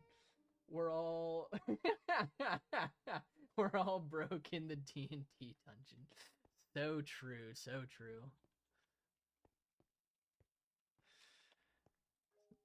I need iron. I'm out of minecarts once again. Bro's just chilling down there. There's just one stray golem who's just vibing down in the bottom part of the. I mean, I need to probably cover this up at some point or turn it into something. I just don't know what that is yet. Yeah, since we're talking about D&D, I have to share one of my favorite Dungeons and Dragons stories, which I've been DMing pretty regularly for the better part of a decade or so. So about 10 years of running games. Pretty much exclusively homebrew. The only non-homebrew game I've run was a campaign called Out of the Abyss. I ran that over the course of a year for a few friends, but everything else has been homebrew. So my craziest D&D story is I was running a homebrew game for about 10 people, which I was a little bit of a newer DM at the time. I'd only been DMing for maybe 2 or 3 years at that point. And so I'd never run a group more than like 6 people, which I will never again run a group for more than 6 people. But I ran 10 people in that group. The campaign went on for about a year. And we had the party was going up against a blue dragon, who had been stealing, from a local town, and there's the local army was trying to go up to face this dragon. And the dragon was able to command like a couple of other creatures that would help it in combat, whatnot. And so as they're going up, they're leading this army towards the dragon lair, and they're camped about a day's travel away from where they expect the lair to be. And the rogue is taking the first watch of the night and decides to sneak off. And I feel like this, in stereotypical troublemaking rogue fashion, decides to sneak its way to the blue dragon lair. And because he wants to scout it out. I'm like, sure, that's fair. Might have been an ancient dragon, actually, because the dragon had true sight. I don't remember. I might have just given the dragon true sight. I don't remember. But anyway, so the rogue makes his way over to the dragon lair, and makes his way. I rolled some dice. You kill the dragon on your own, if I remember right. It was a blue dragon. Yeah, see, there's just so many crazy things you can do in D&D. So this rogue sneaks his way to the dragon's lair, right? And It just so happened the dragon was out scouting where the party was at and didn't happen to see the rogue on the way to the lair. The rogue, it took you 2 turns. Were you playing a rogue? High single target damage class. So the rogue makes his way into the dragon's lair, sneaks his way in, and sees all of like the loot that's stored around, so starts looting the dragon's hoard. And as he's in the middle of looting the dragon's hoard, you know, as rogues do, you're running a warlock. Okay, I'll have to hear the story of that after. So yeah, he gets into the dragon's lair and looting the dragon's hoard, and the dragon comes back in the middle of it. And everyone in the party's like, yeah, the rogue's dead. Like, there's no way the rogue makes it out of this alive. And so the rogue tries to run from the dragon, and you know, dragon's flying speed at max sprint is like 120 feet per turn, maybe more.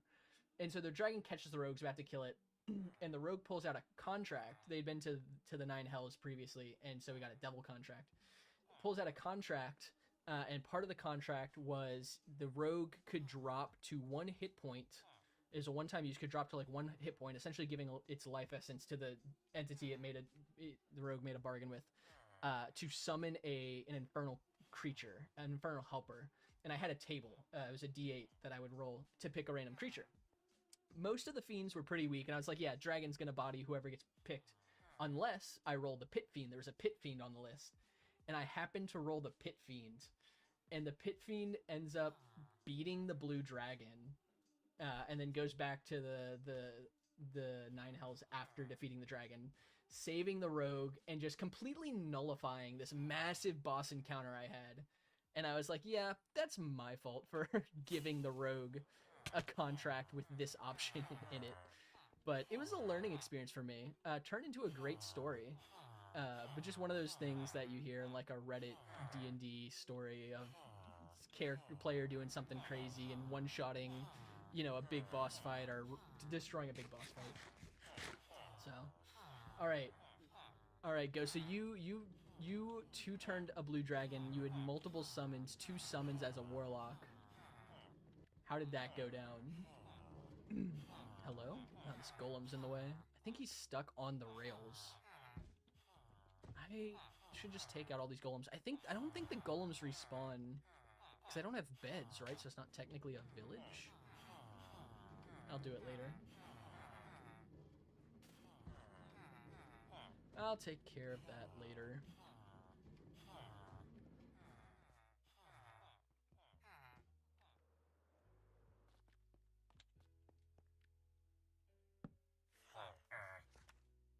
Unbreaking. I think we already have Unbreaking.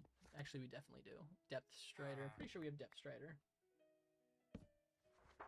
We need this brief D&D discussion on most streams. 100%, 100% 13. We will definitely have discussed D&D as long as you're around on any future streams. We can make that happen. Flame. Do I have Flame? I think I need Flame.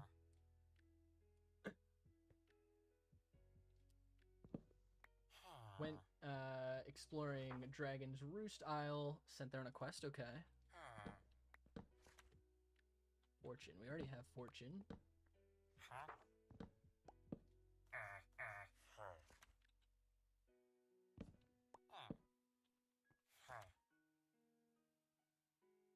Quick Charge. I think I have Quick Charge. I'm not going to worry about that, though. I don't use crossbows. Okay. Level 11 Dragonborn Warlock. Nice. I'm assuming you caught the dragon. Okay, yeah. That makes sense. An intelligence build on a Warlock is interesting, because they're typically charisma casters, right? If I'm not mistaken.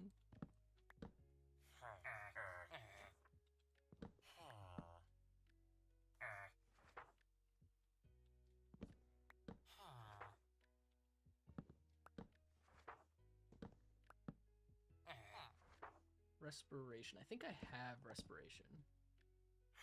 Frostwalker. I think we have that too. We have most enchantments now. I think we need like Luck of the Sea, Efficiency. We need very few. Some of the more basic ones. Solo quest. Okay, interesting. I'm assuming that's what the summons were for. More tank, more to damage soak and deal damage.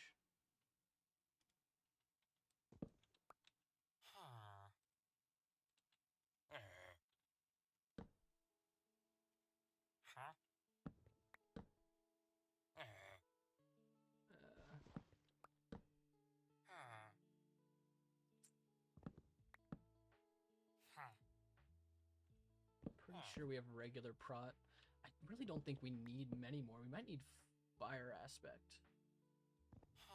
Really nice. Yeah, javelin. Okay, that's pretty cool. Javelin of lightning is super useful.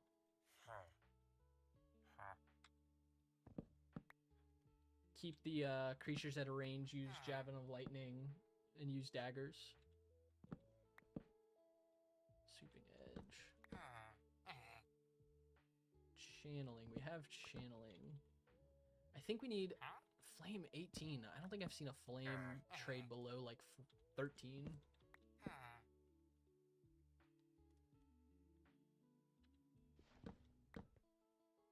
I think we need flame, luck of the sea, and efficiency.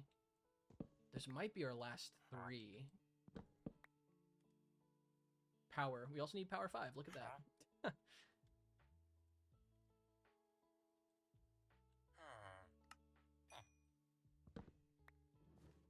Oh, we also need like breach and density. I need mace enchantments. I haven't gone into trial runes yet. I'm gonna do a project in a couple of months probably where I get every armor trim and armor type. And when we do that, we'll go into trial chambers and get a mace. So I need mace enchantments because I don't have them yet. I don't know why I just did that. Main spells, Eldritch Blast, Mage Hand, running a Dark One Patron. Okay. Dark One solid.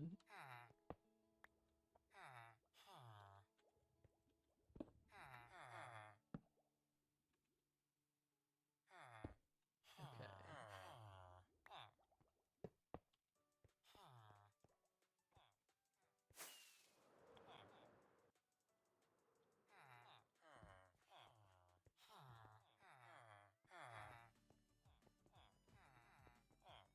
Just stand right there. Don't move. Don't you... Okay, that works. Also, Eldritch Blast, best spell in the game. I frequently, on caster NPCs, take Spell Sniper, and I'm pretty sure, I think it's Spell Sniper, gives you an extra cantrip. I always take Eldritch Blast. How it happened, you had been exploring a tower, trying to find a dragon that had been terrorizing a small village. Classic dragon finding start. Do I ever keep a boot with Frostwalker on it? Knockback on Eldritch Blast. Yeah, that's like so useful. I'm also going to change this tone. It's way too hype for the moment. I don't keep boots with Frostwalker on me. So generally I have in my end chest.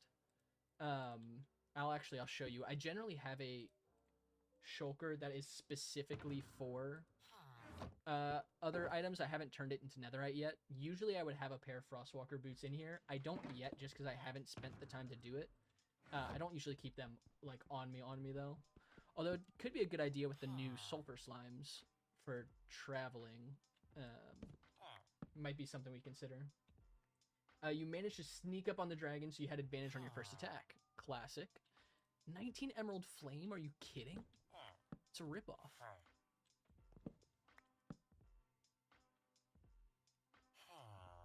Sharp 3. I think we already have Frostwalker.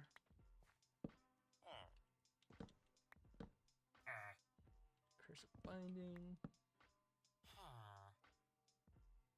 Have you played Baldur's Gate? I have. So when it first came out, I sunk 400 hours into it over the course of a couple of months. I played a lot of Baldur's Gate. I absolutely love that game. Managed to blast the dragon in the face. Critical level 4 blight spell. That's crazy. I mean, what? Blight's already 8d8 necrotic, so you're doing 16d8 necrotic. That's insane. I'll definitely take a look. That's wild. 13, did you ever play Baldur's Gate? Because you mentioned Baldur's Gate. Great game. One of my favorites of all time. 9d8 necrotic. Yeah, that's wild.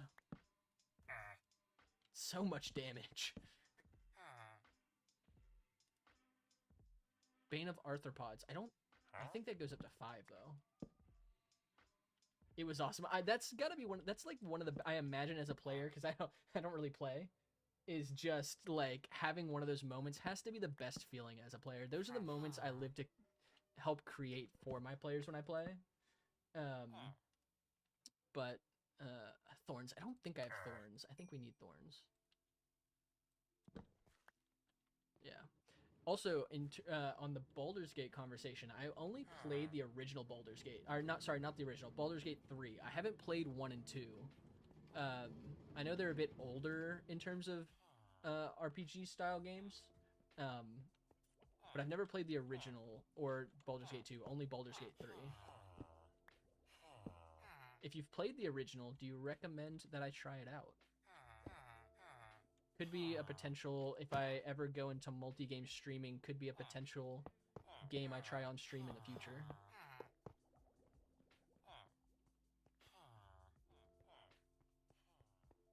I need more rockets.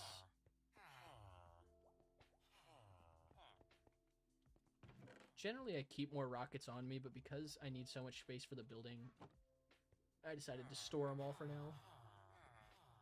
You have to pop off for about an hour. I will be on for at least another 3 or 4 hours, most likely. So, take care, Ghost, and hopefully we'll see you later. Hope you have a good day as well.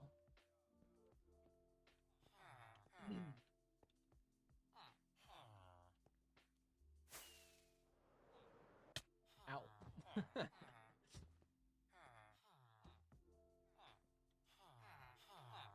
Peace. Have a good night, 13. Take care. Hopefully we'll talk to you later.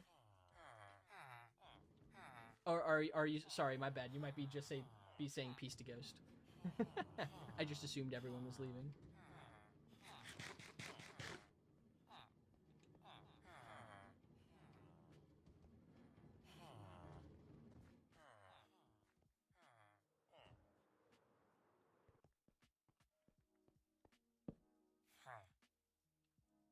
Loyalty. I think we might need loyalty. I don't think I have loyalty. I'm gonna double check.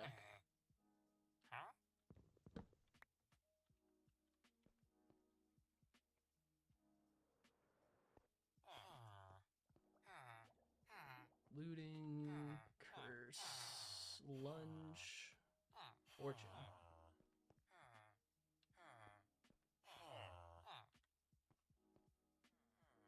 Depth Strider. Maybe I don't have loyalty. I think I'm missing more of these, and I think I should have made like a spreadsheet to keep track. I just did not do that. Also, I don't need to use rockets. I can just go water elevators. I literally put them in here for that purpose. 13, if you're still here, because it looks like you might still be here. I'm assuming you've played Baldur's Gate. Are you a Baldur's Gate fan? Or have you played? If you maybe you haven't played. Maybe I'm just assuming. And if you have played, who's your favorite character? Piercing. Do I have piercing? I think I've asked that before.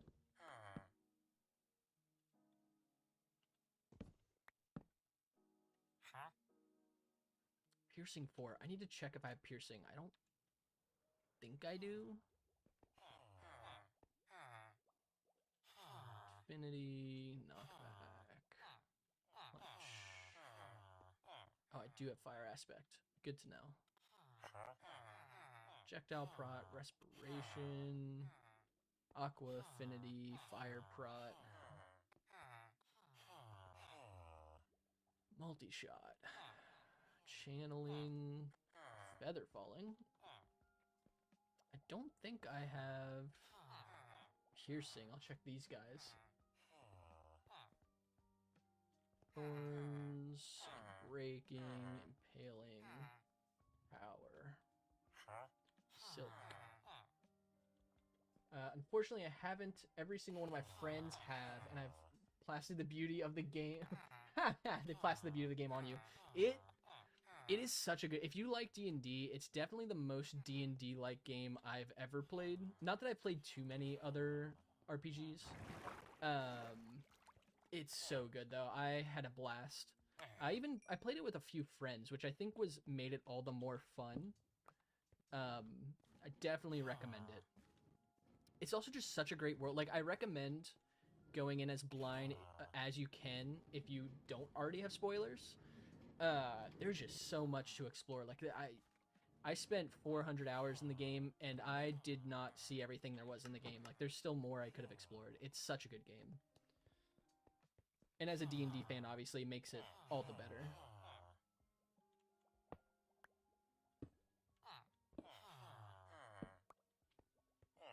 Okay.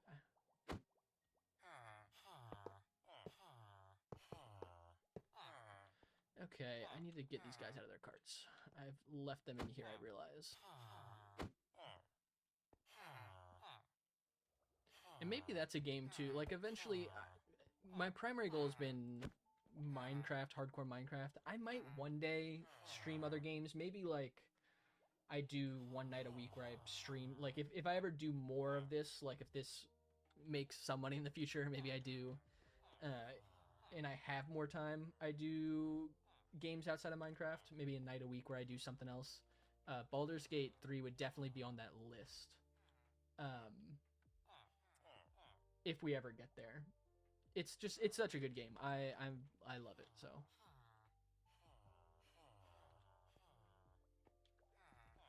Okay, we're out of iron ingots. I think I need to go to the iron blocks.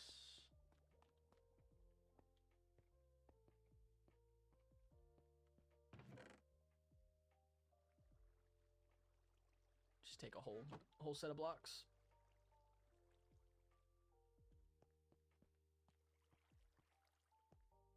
All right, I've hit the final. Fair enough. It is. I mean, if you like D&D, it's not the cheapest game. If I remember correctly, it's like 50 or 60 bucks. At least it was when I bought it. Cause I bought it a few weeks after it first came out. If you like D&D, it's just such an easy game to get lost in, and there's just so much to do and explore. And again, since I don't play D&D, I've always DM'd. It was a great way, I felt like, to experience D&D as a player a little bit, because it's obviously not the exact same, right? You know, video game is going to have some different experiences from the tabletop experience, but it mirrored it very well, in my opinion. Yeah, so I was a big fan. Oh, sure. I guess we got two friends.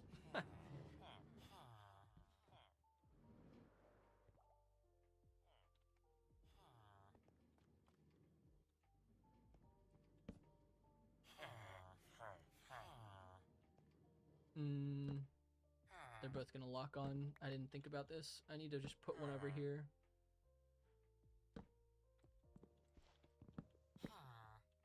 Give one of these guys like a permanent. Sure, that's fine. I think we have quick charge. I'm fairly confident. The value is fair. Oh, 13, 100%. I agree. That's the thing. When I saw the game, I was like, yeah, it's like, you know, however much money. I very rarely spend money on video games, so I was unsure, but I logged so many hours into it that it was 100% worth it. I was like, I mean, for the dollar amount per hour was more than worth it for the time I put into that game. Density. I need density, breach, efficiency, flame. I think that's it.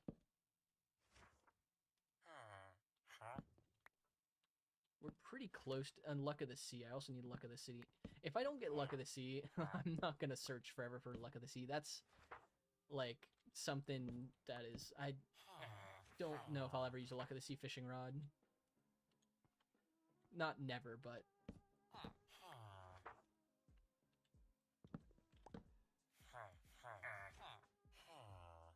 Unless they add something super rare that I can get from Luck of the Sea that I specifically need Luck of the Sea for, I'm not getting Luck of the Sea.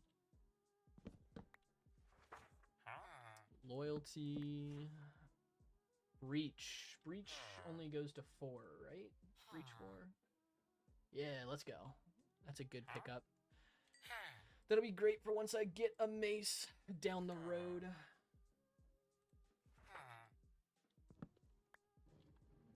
Alright, we'll come back to roll your enchantments. You hang tight. Not like you can do much else. I'm sorry. Ow, I don't have my totem on. Hello. Just trying to end my world in the most embarrassing way possible. I swear, if I lose this world because I don't have a totem equipped and I'm like doing something silly, it's probably how I'll lose this world, is doing something silly without a totem. No doubt that's how I lose this world.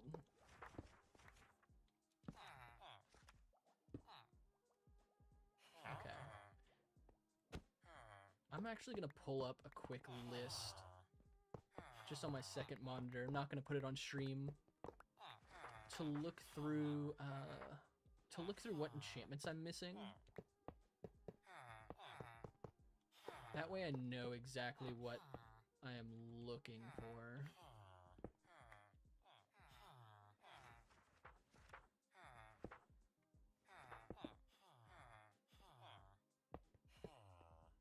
You know, I totally could have... that's fine. I designed it how I did.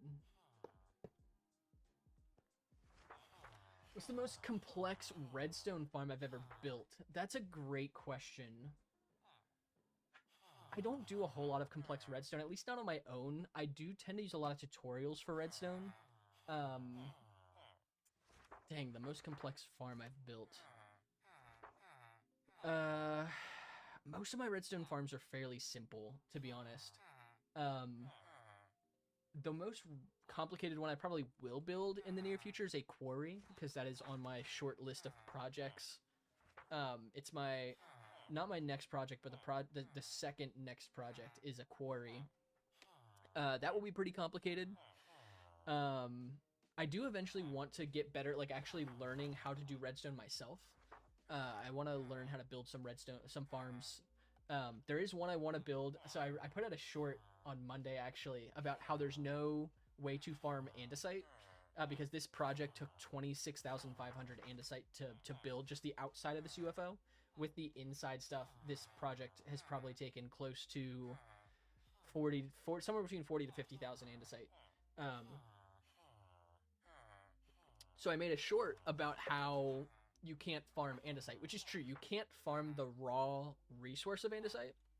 The day after I put out that short, I found a farm where you can make a piglin trading farm that only collects the quartz, that connects to a stone generator that will automatically make you andesite. So you can automate andesite. It's got a lot of fairly simple, but just a lot of redstone in it and a bunch of chunk loaders. I want to try and build my own version of that without using the tutorial I found. That will probably become one of my most complicated self-built redstone systems. Outside of that, though, I'm trying to think. I've built I've built a wither skeleton farm that uses a decent bit of redstone. A wither killing farm that uses a decent bit, but it's nothing like crazy. So it's a hard. I haven't built anything super complicated, I don't think. So I maybe don't have such a good answer for that question. What about you, 13? You got any redstone builds that you really like, or that any complicated builds you built? Trade. Andesite, what do you do with that? Andesite's just a building material. So like all of this UFO is primarily built out of... I didn't finish that pillar. I'm going to fix that in a second. This UFO is primarily built out of this block, which is it's polished andesite. So the way you get polished andesite is you just you get 4 regular andesite and you just combine it like that. And it makes polished andesite. So it's just a building material. I've just used a lot of it for this particular project. But you can make diorite and granite with quartz as well. So it makes a lot of useful building materials, not just andesite.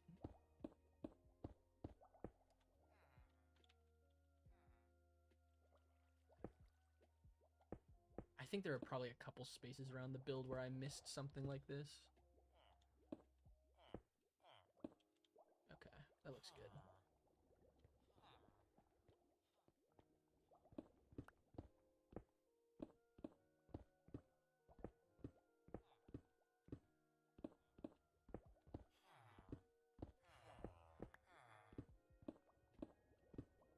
Yeah.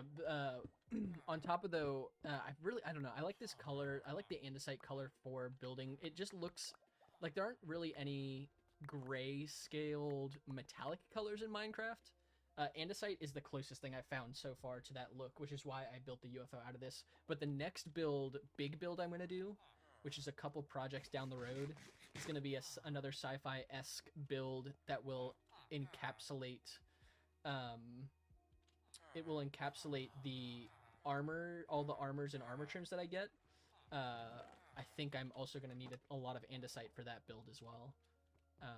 If I end up following through with the schematic I have in my mind, um, that'll also be require a lot of andesite. Let's see. I need more emeralds. I'm gonna pull up real quick. Let's see. What enchantments do we need still? Bane of Arthropods. Need Bane of Arthropods. Cleaving doesn't exist yet. Did we get Breach? We got Breach, so I need Density. Efficiency. Flame. Luck of the Sea. I think that's it. Can't get Soul Speed. I have Soul Speed. Have Swift Sneak. Wind Burst, but I can't get Wind Burst. You can only get in Trial Chambers. So I need 5 more enchantments, I think. Which is good to know. Okay.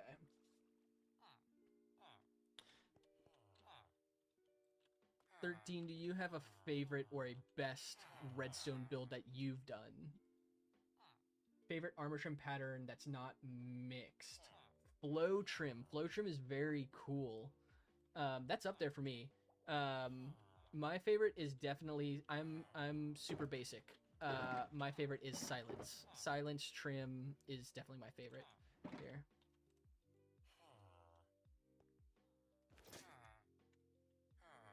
It's my favorite combination. Bit harder to see right now. Let's see if I can find some light. There we go. It's my favorite. I like the diamond on netherite, and I like just the silence look. Super basic answer, but definitely my favorite.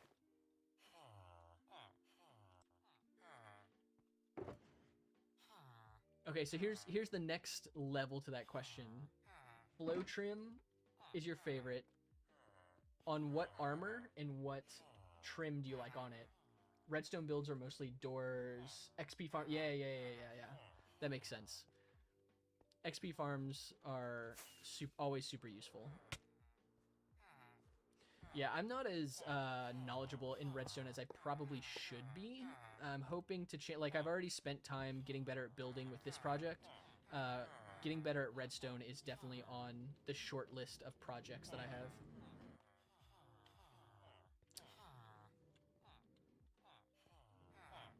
These golems keep getting stuck over here.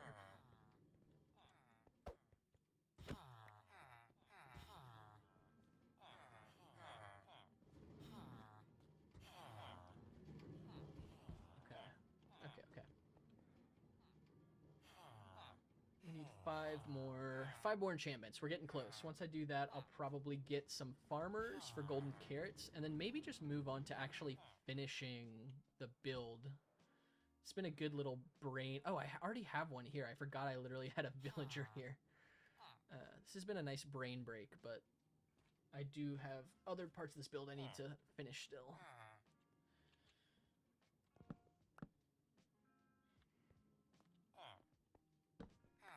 Alright. Here, you can just lock onto that one. Or that one. I don't care. Pick one. Pick your poison. Or that one. There you go. Hello? Oh, he must have gotten pushed down. I forgot I had another one in a minecart up there. Bro just popped up. Like, how you doing? That spooked me a little bit. That's too funny. Alright. Whoops. Alright, you two just need to chill out a bit.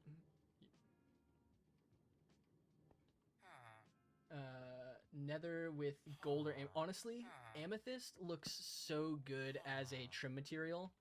I've been farming a lot of amethyst recently because this project required a lot of tinted glass, which is how you make amethyst. Or sorry, you make tinted glass with amethyst. And I'm really, really coming around to the look of amethyst. I think it's a really sick trim material. One of my favorites for sure now. If I didn't use diamond, I would either use amethyst or I also like quartz. I like the white on the netherite, just the color, the stark contrast. I think that's resin also is pretty cool. It's a new one. I haven't used resin or seen resin really much. I always forget resin exists. I think the orange is also cool. I don't know. I like them all. I like them all a little bit. Can't make up my mind if you couldn't tell.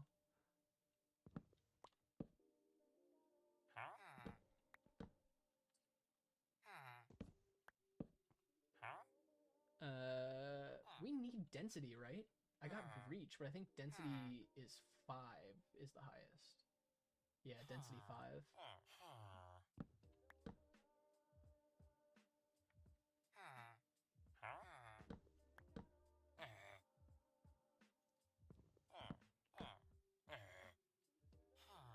Have fire aspect. We have looting.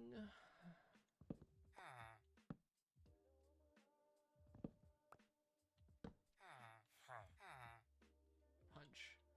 13, what, you have any other favorite games? I know we talked about some of mine. You have any other favorite games outside of Minecraft?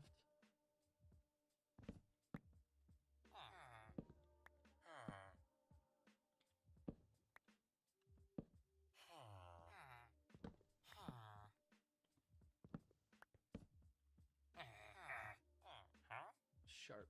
We already have sharp.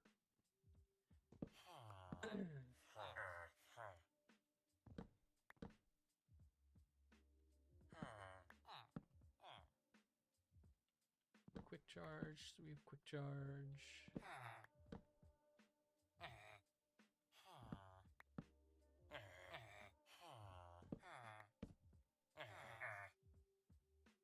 Flame. Why has every flame been like 19 emeralds? It's crazy.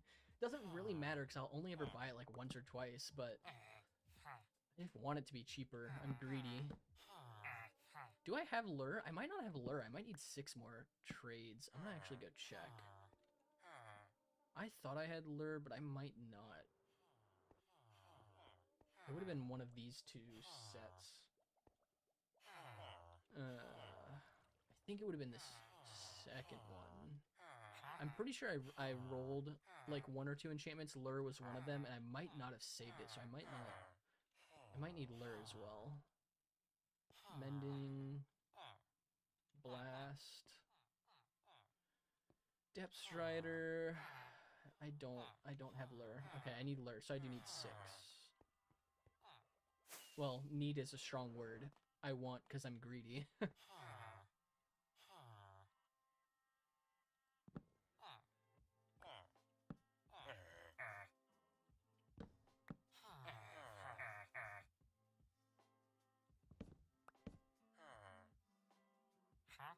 Feather falling. I'm pretty sure I have feather falling.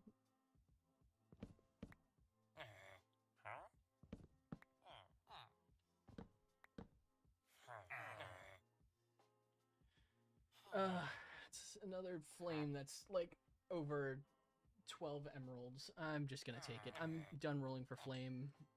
You win. You win, villager.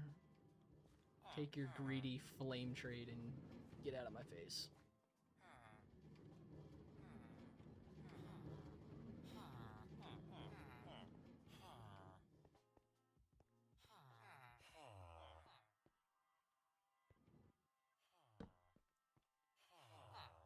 Okay.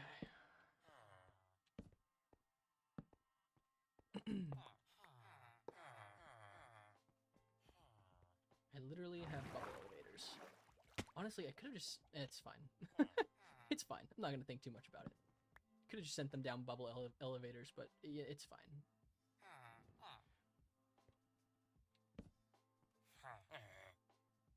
Frostwalker, we have that. I can't remember. I might have just asked, but 13, do you have a favorite game outside of Minecraft? Or like a regular go-to favorite of yours?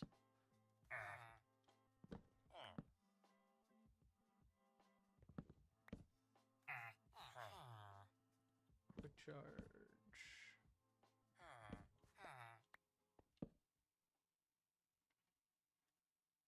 Fire prot. We've got fire prot. Got multi-shot.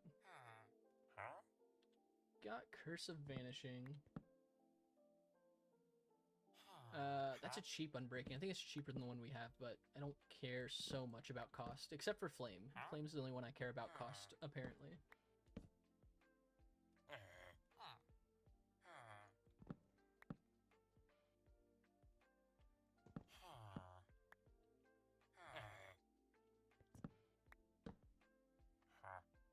Breach. Breach we have. We need density. Not really. Been trying fast-paced FPS games. Interesting. Okay. My brother actually really likes COD. I haven't gotten to FPS games. I wasn't really allowed to play him as a kid, and just didn't get into him so much as I got older. What's your favorite FPS game, though? Are you like a COD fan, Halo, more of a like Fortnite or like CS player? I know there's so many different types.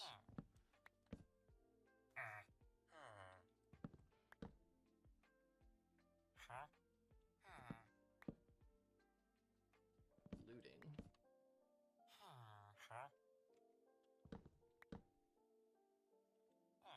We still need efficiency, don't we?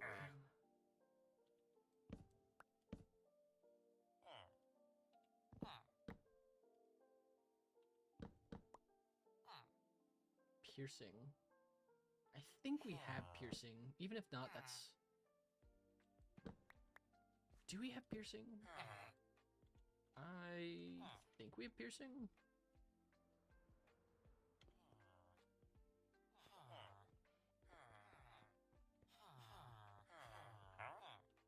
Infinity. Knockback.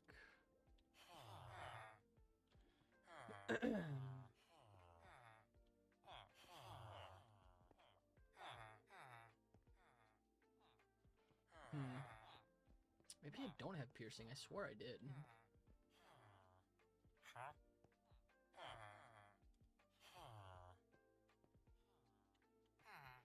Halo, CS is a go-to. Your mates play Apex. Okay, yeah. Games like Ark, more open world, that's fun. System is more use different. Okay, gotcha. That's fair. CS actually looks like a lot of fun. I just never got into it. Welcome back, Rowan. How you doing? CS looks really fun. I've just never gotten into it. I think I would probably spend way too many hours on it if I ever played it, which is why I've stayed away. I must not have piercing. Did I not just see it? I swear I've said I have piercing like 4 or 5 times, and I actually don't have it. Feeling lighter. Jumped off a bunch of tech stuff for recycling. Nice. I do have piercing. Okay. I swore I had piercing. Doing good. Still rolling enchantments. We've got 5 more enchantments to go, I'm pretty sure. And then after we're done with that, I'll do some farmers and go from there.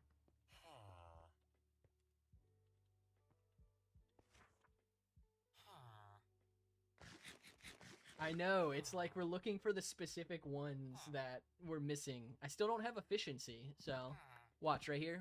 Now that you're back, we're gonna one-shot efficiency. Ready? I mean, we're gonna one-shot efficiency. No, we're gonna one-shot efficiency. One-shot efficiency. Breach 4 is actually pretty good. We actually just got breach. First try, yeah, first try. Yeah, we still need... need is a strong word. I keep saying need, but I'm just greedy. We need, density... What do we need? We need density, efficiency, luck of the sea, lure, and there's one more. I'm forgetting what it is. Yeah, exactly. Just keep saying it. Watch, this one's efficiency. Okay, no. This one. It's this one right here. I obviously meant it is this one right here. No, nope. Efficiency? First try? Yeah, nope. Please. Please, dude. You're making me look bad, man. Come on. Come on, please. That's not efficiency. Last message, first try. You gotta stare into their soul, man. Let them know that you see where they're at. You see the struggle that the villagers are going through by being stuck in a 1-block space for the rest of their life, and that it's not your fault for putting them there, right? Like, they have to know that it's maybe not, I don't know. Gaslight the villagers into thinking that they're willingly staying in their space, offering you efficiency for the rest of the existence of this world. Wait, I don't think I have loyalty. I think I needed loyalty. Wait, do I have I don't have loyalty. I think I needed loyalty. That's fine. It's fine. I'm not going crazy. I think you're going crazy.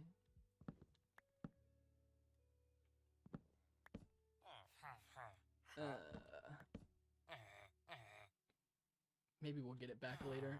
I think loyalty is actually the other one I was missing.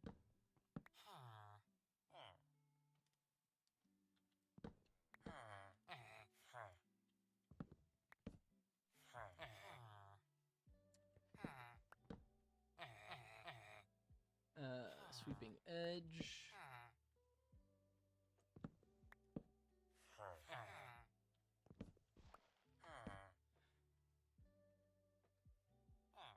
All right, so I haven't had this conversation with anyone who's been in this chat, and it's obviously a super important, necessary one.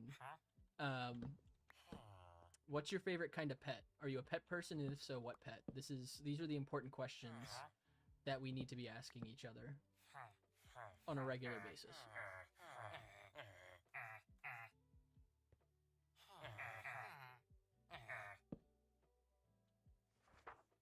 Frostwalker. Hello? What? Did anyone else see? Did you guys just see that he got sent all the way back up to the top? How? What just happened? What was that? Hello? I don't think that's how momentum works, even in Minecraft. What was that?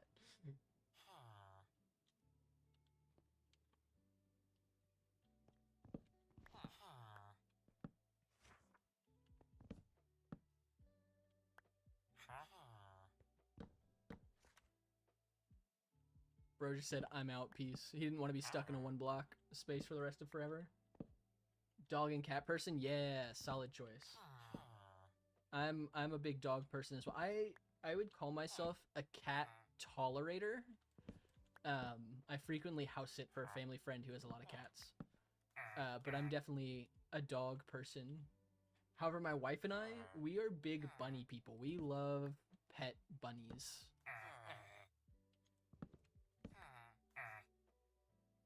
Look at the C2. So close. So close.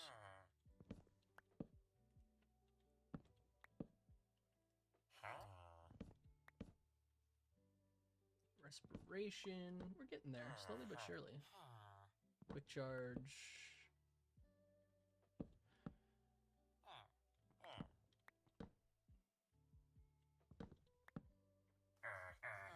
I will say, we've actually gotten super lucky with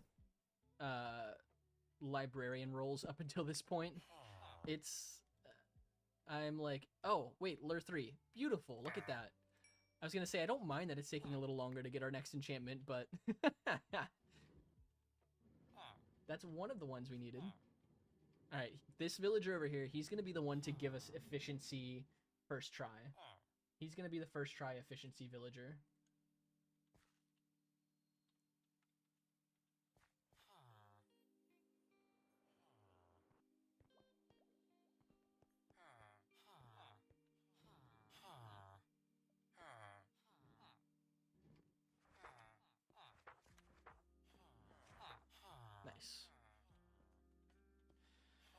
right, who's next?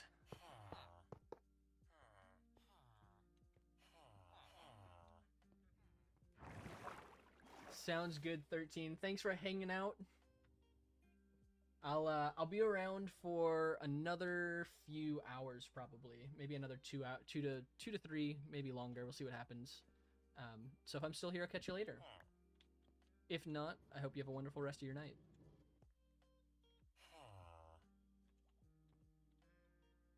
Watch this. First try efficiency. My Discord bell, sick. Sounds great. Take care, 13. We'll see you later.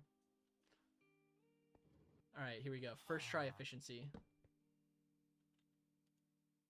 No. First try efficiency.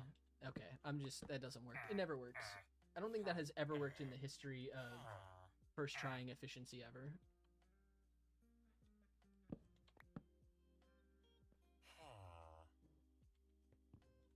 Actually, I just realized this is a poor idea. I really need to... I should really be placing these down one at a time to make sure they actually lock on to the lectern I put next to them.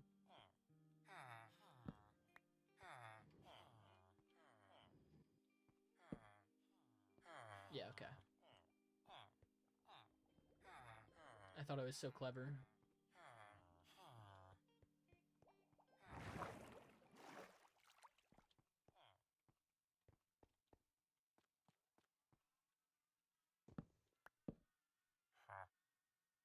Riptide. I'm pretty sure we have Riptide.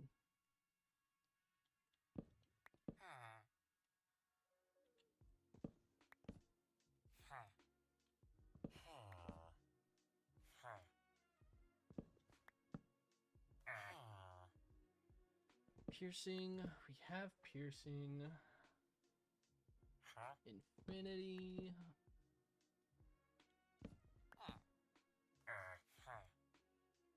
Flame. Of course, now we get a flame that's under 19 emeralds when we took one for like 16.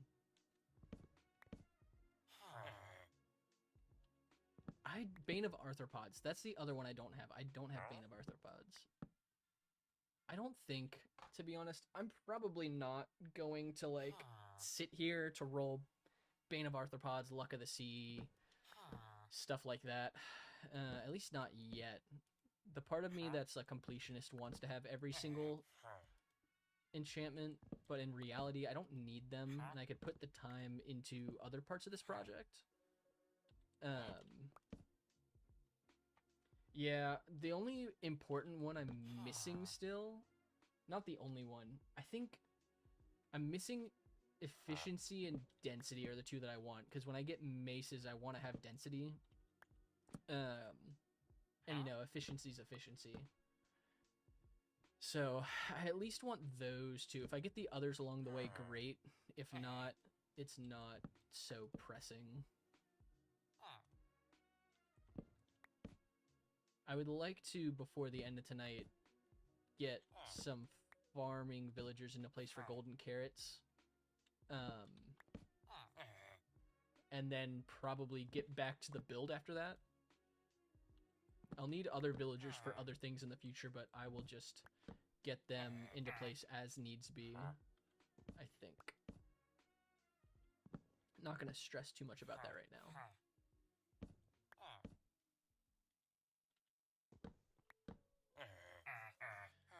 It's just the fun,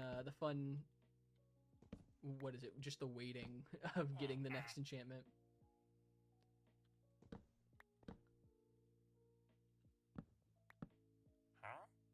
At this point, though, because there are so few left that we need, it is like a small dopamine rush every time we hit one of the remaining enchantments.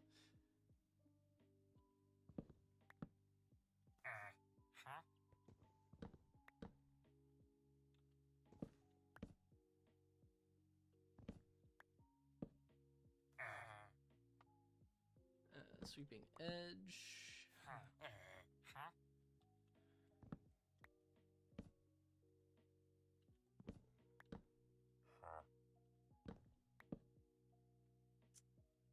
Infinity. Yes, because I need more infinity.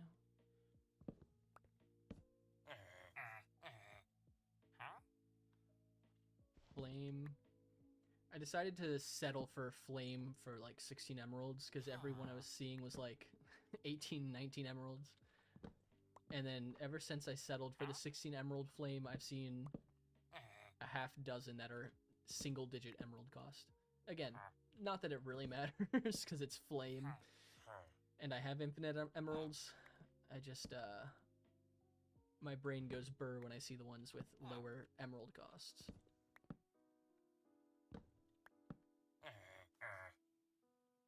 Piercing, we have that.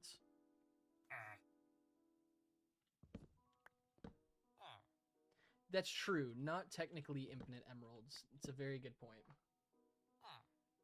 I actually need to run my raid farm again. I ran it AFK in between the last, after I made my last long form video before I started this project, just because this, you know, auto sorting farm took so many emeralds, or sorry, took so much redstone. And it gave me a good supply of gunpowder, but I will need more at some point in the near future. So I'll probably need to run that farm again. Just AFK it off stream or something.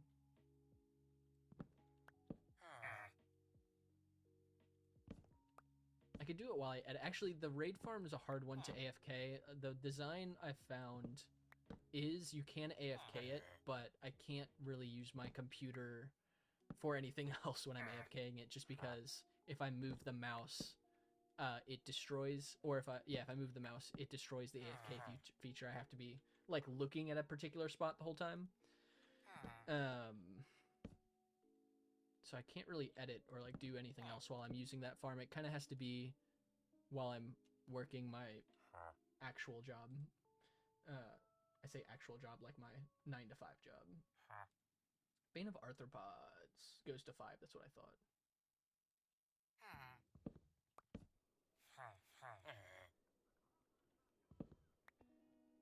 Alt-tab, disable, pause, lost on focus. Interesting. Okay. I'll have to do that then, because that would be it would be really helpful if I could just AFK that farm while I'm, you know, editing or doing something else. As long as I don't need to use Minecraft to get like one of the shots for my videos, I could definitely do that. That would probably save me a lot of time.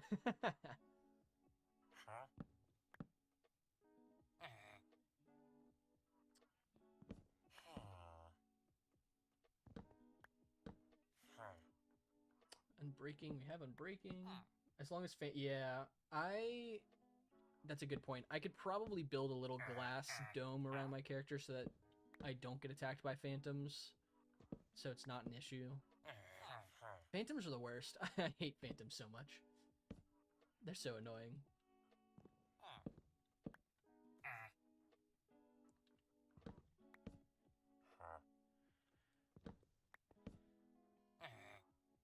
Silk touch. Alright, we're in the grind section of this now.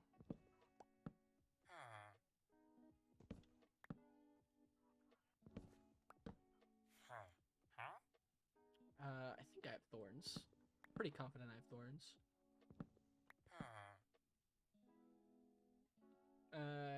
Didn't play Minecraft for a long while because got scared when the phantom head was poking through a corner of a house. That's wild.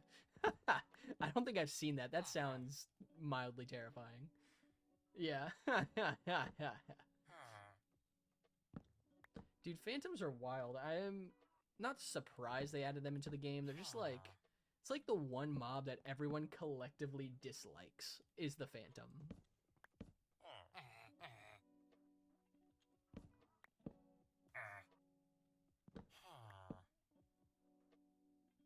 Impaling. I think I have impaling 5.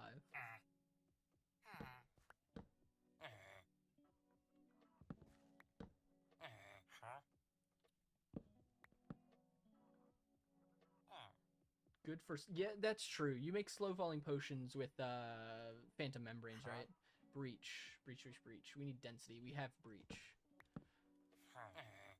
That's true. I just like... Because what? Before, it was like... You can use phantom membranes to repair elytra, but like if you're using an elytra, you probably are also using... Oh, efficiency 5. That's a cheap one too. Let's go. quick dopamine rush. We love that. W efficiency. It was the first try. That was the first try efficiency. We got it first try. See? I told you we would eventually get it first try. Phantom membrane, like, it's like, if you're using an elytra, you're probably using mending. Yeah, first try. You were here. Rowan, you can confidently say you were here when we first tried efficiency 5.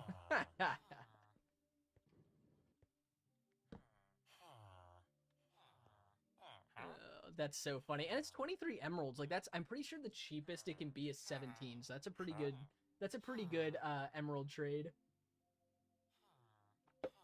Rowan, you get the distinct honor of being here when we found the legendary first try villager, efficiency 5 villager. Yeah, exactly. That's what it was.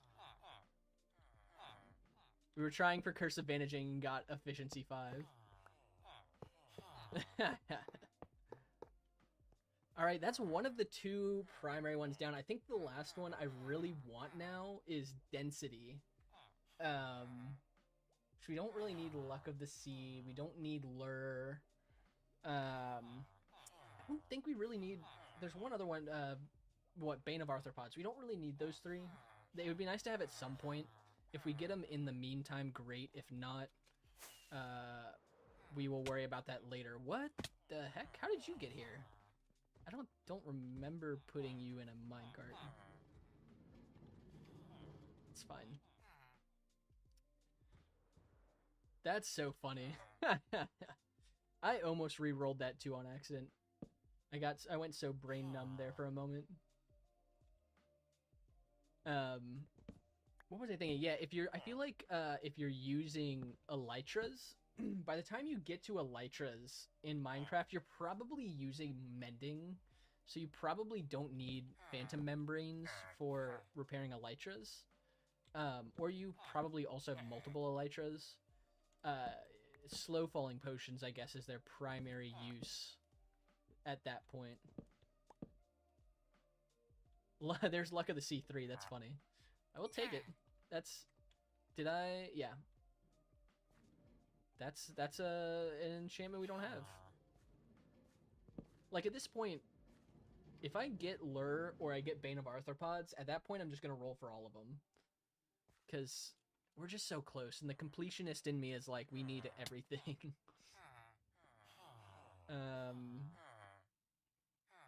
Okay, sweet. Did you lock on to your thing?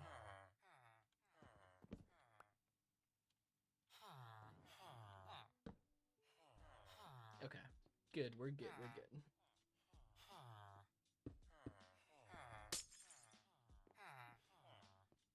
I don't want to waste any tinted glass. It takes so long to get that stuff.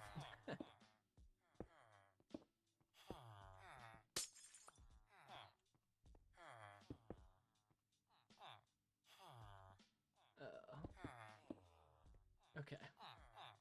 That was legendary. He'll be fine. He'll be okay. He'll get over it. Alright, so we only need 3 more librarian villagers. All my pillar housing spots hold a minimum of 4. I think I'm just gonna stick them over here in this one. I'm gonna clean up these rails quick and then we'll figure that out.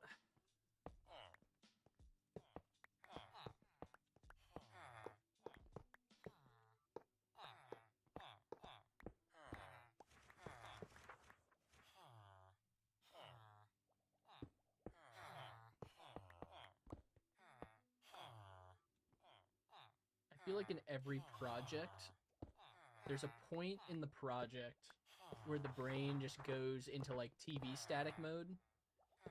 My brain is currently at that point. It's currently in TV static mode, as I like to say. Okay.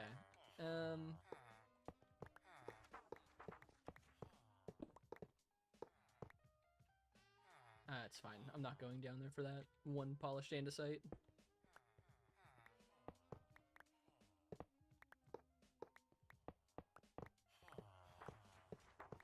Okay.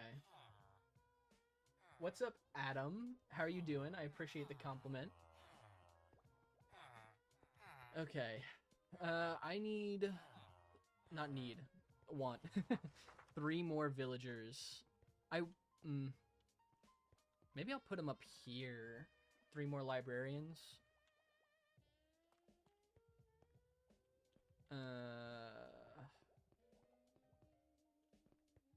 It's probably fine.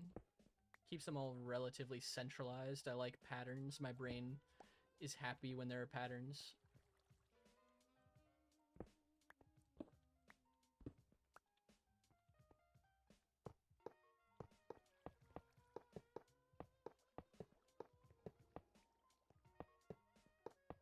Okay.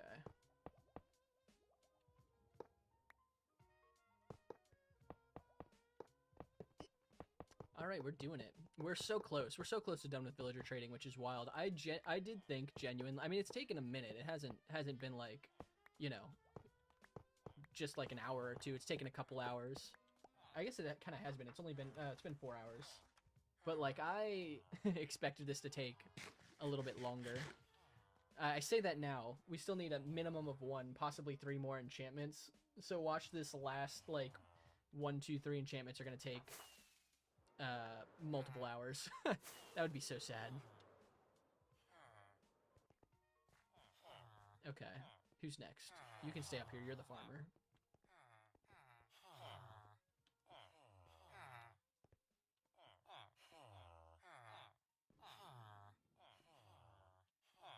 I don't really want to pick you up. I mean, I guess you can. I can just switch your job. Someone else can become the farmer, but I haven't traded with you, so this is a fresh villager if I really wanted.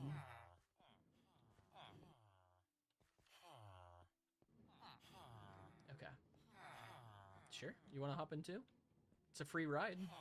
You get free room and board? No? Okay. That's fair, to be honest.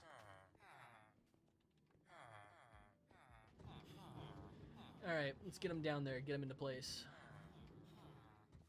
Alright, how many rolls is it going to take to get either Density 5, Lure 3, or Bane of Arthropods 5? I think, personally, we're going to get it on our first try.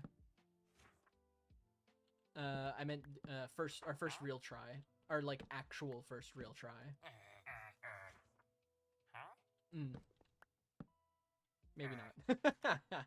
Actually, I want Curse of Vanishing first try. Nah, maybe not.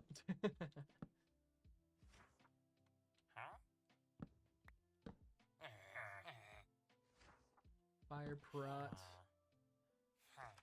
I mean, we're so close. We just need 3 more enchantments.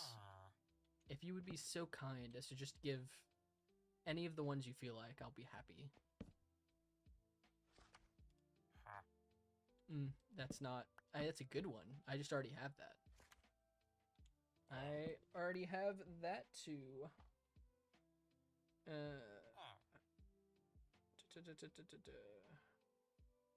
Sorry.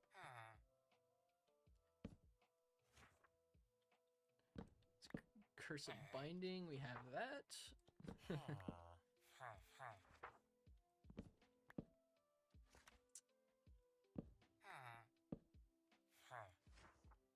Sweeping Edge, we got that.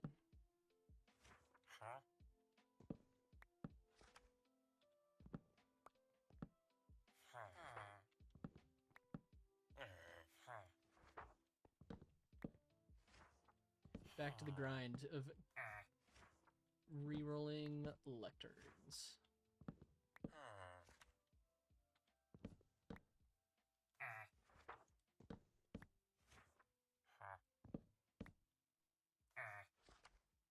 Density. Oh, I think density max is at 5. Yeah, I'm like pretty certain. Yeah, 5. So close. You were so close to being useful.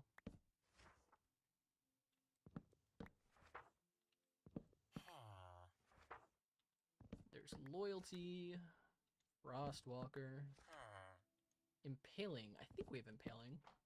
Pretty confident. I'm not going to go back to roll for it if we don't.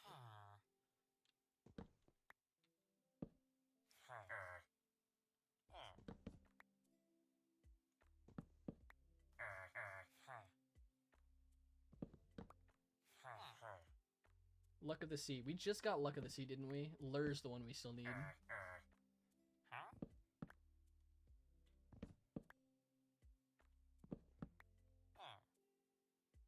Loyalty. I don't think we have loyalty. Maybe I do need 4 more, which would actually fill up that pillar perfectly.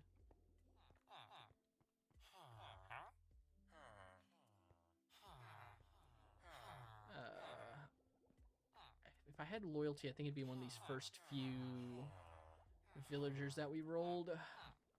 I haven't seen it recently. Riptide. I'm just gonna check through all of them super quick. If I can. Hopefully he doesn't reset while I'm looking.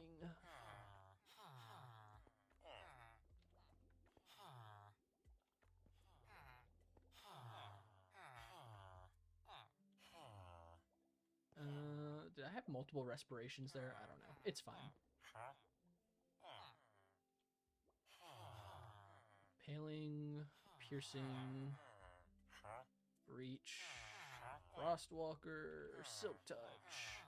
Maybe we don't. I'm assuming we don't. I'll take that then. That's loyalty's not bad, I guess. It's an enchantment that we don't have. So I guess we still need 3, which is actually at this point I might roll for all of them because they fill up the whole pillar, which my brain would like very much.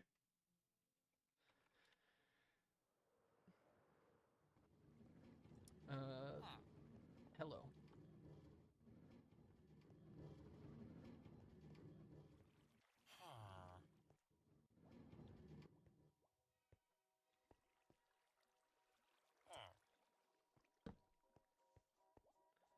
Thank you for your service.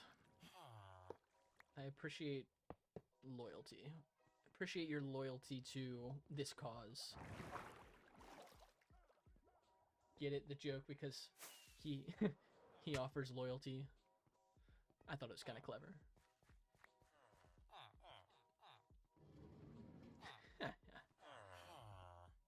Oh, I have a villager and one back. Oh, that's funny. Actually, these are the last 3 I would need. That's sick. Let's go. So I have all the villagers in minecarts that I need for the rest of the librarian roles. And then we'll move on probably to the farmers. I wonder how long it's going to take me to actually forget that those villagers are in minecarts and go up there with more minecarts. Because I will forget that they're there. Probably depends on how long it takes me to get my next enchantment.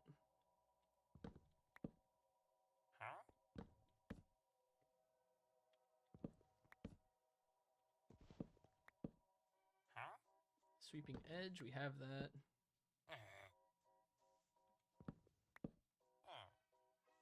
Unbreaking, we've got Unbreaking. I think we just need Density, Bane of Arthropods, and Lure.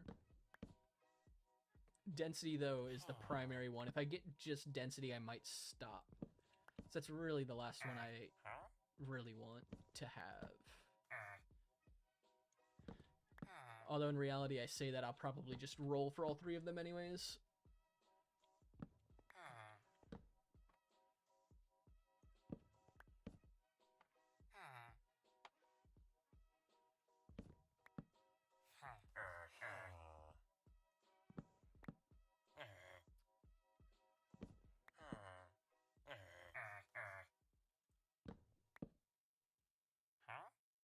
Look at the sea.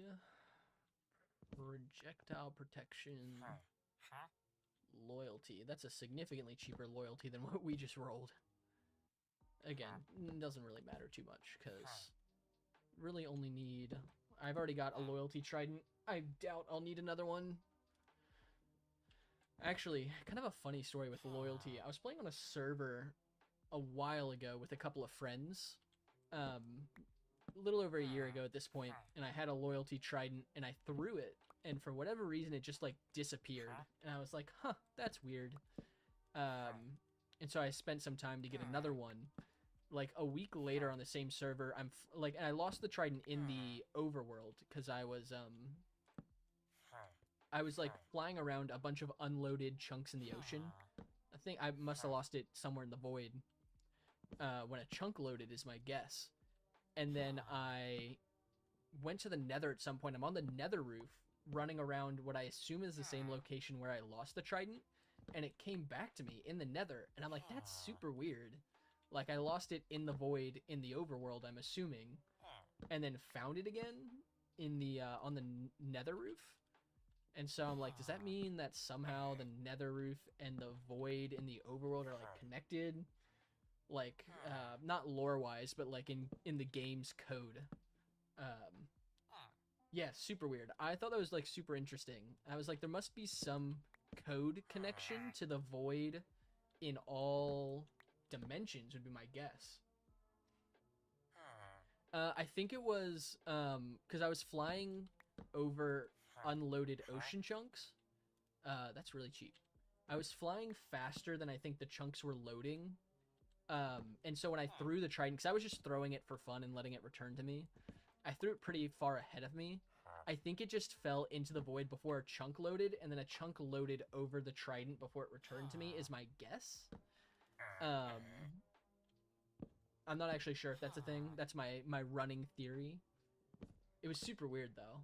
Because I just threw it, and I'm like, well, my trident's gone. I don't know why it's not returning. Then a week later, I'm in the nether. I'm like, oh, my trident's back. It was super funny.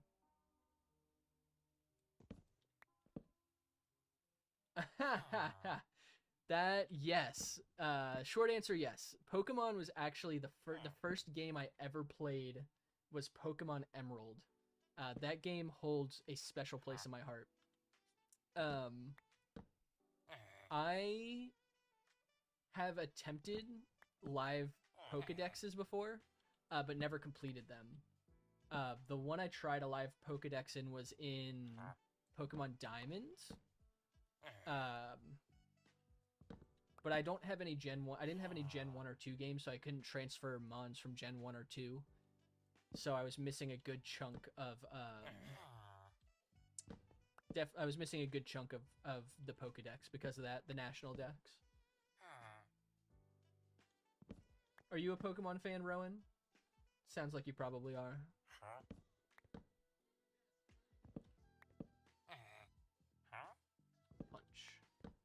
You have a live dex from 1 to 90 in Brilliant Diamond, Shining Pearl. Yeah. I have BDSP. I have Brilliant Diamond. That's super cool. Living. Are you trying to make like a complete living dex?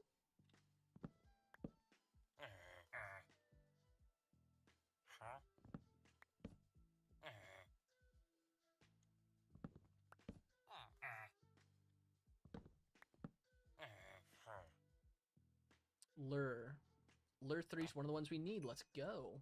W. Now we just need Breach and Bane of Density and Bane of Arthropods. Trying to get... Then you reach the end of unemployment. Yeah, that's totally valid.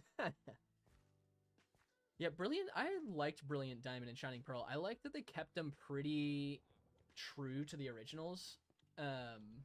That's actually the last Pokemon game I played was Brilliant Diamond.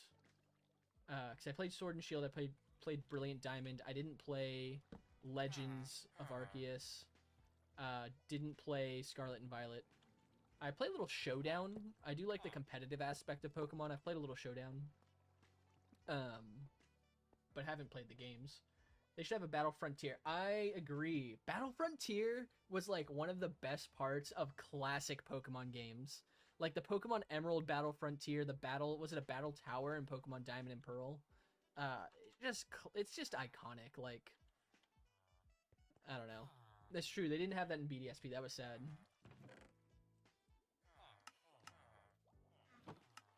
Okay. Just 2 more. Oh, we're so close. That's great. I'm so excited.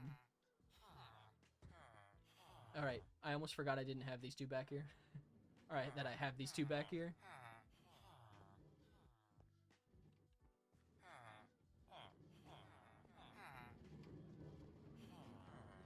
Is he gonna block? No, okay. Alright, you need to get back over there.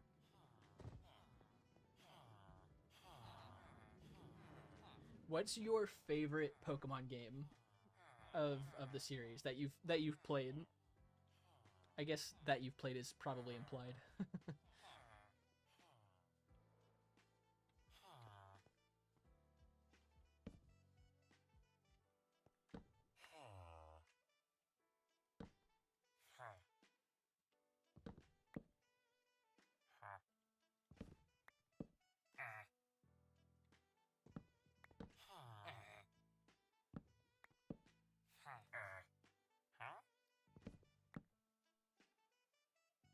Density 5! Oh, it's 63 emeralds! I don't think I have the patience to be greedy right now. I think we take 63 emeralds. I think we take that, and if we happen to find a better one, I am gonna roll since Soul Silver. I've never played Heart Gold and Soul Silver, but it was always on my list. I just never got to it before I really stopped playing Pokemon. Maybe one day, if I do other games on stream outside of Minecraft, that could be one that I would maybe play. That maybe some of the OG Pokemon games. I've never played like the originals. I've never. That's not true. I've gotten most of the way through Blue. I never finished. You could replay any game. It'd be Black and White. Black and White is underrated. A lot of people I think hate on Black and White because they don't like a lot of the Pokemon sprites. I never played Black and White 2. Never played X and Y. There's a few of the games I skipped. Never played Black and White 2, but Black and White 1 was a lot of fun. I did really like that game. Sweet. If we get a better density, I'll take it, but since we only need one more enchantment, I probably will go for Bane of Arthropods. That's the last one we need. Or that I want. Hello? You wanna...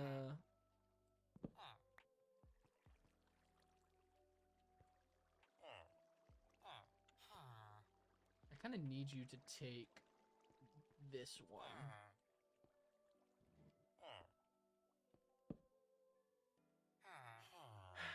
He's not locking on. That's fine. We'll move him over here. Maybe this villager will lock on if I move him. Or he just won't. Bro, you good?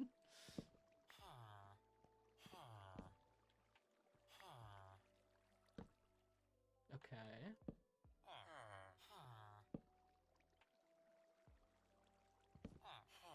What is he looking at?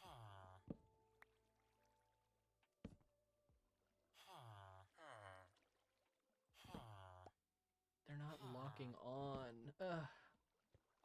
Please save me sanity in time.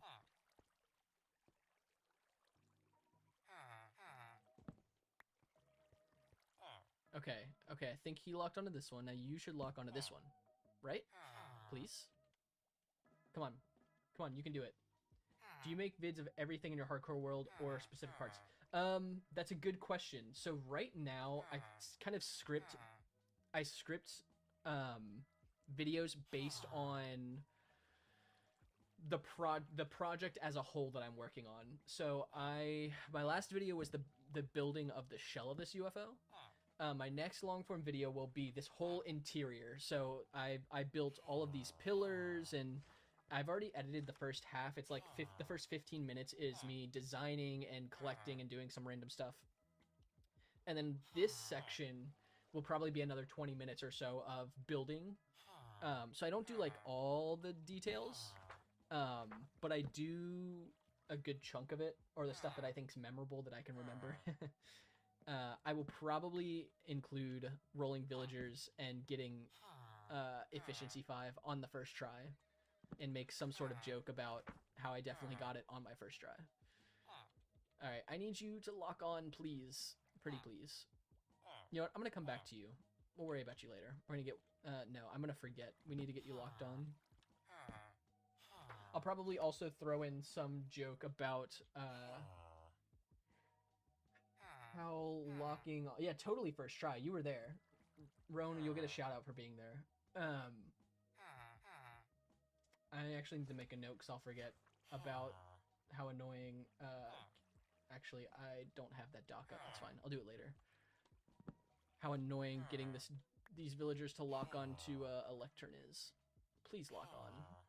Why are you not locking? What are you looking at that you're not locking on? There shouldn't be anything else taking the villagers' attention away from the lecterns. I know how I can do it later, but I need to roll the other ones. I'll just do that later. But yeah, so in theory, not needed but appreciated. I'm fine if you just said someone. Yeah, I'll find some way to shout you out, whether I give you a specific shout out or a more anonymous shout out. Pronounced Ren. Thank you. I apologize for mispronouncing. Ren was here. Sounds good. Yeah, so it's I'll either give you a specific or a more anonymous shout out, just depending on if I'm pretty certain. Usually fun little moments like that are things I like to put in videos and turn into little jokes and stuff like that, so I'll probably do something like that. All of these villagers are in my way. There we go. Sweet. Last librarian role. That's great. Fun fact, Minecraft ing is Ren. Oh, that's sick. I love that. What, do you have a story behind the name Ren?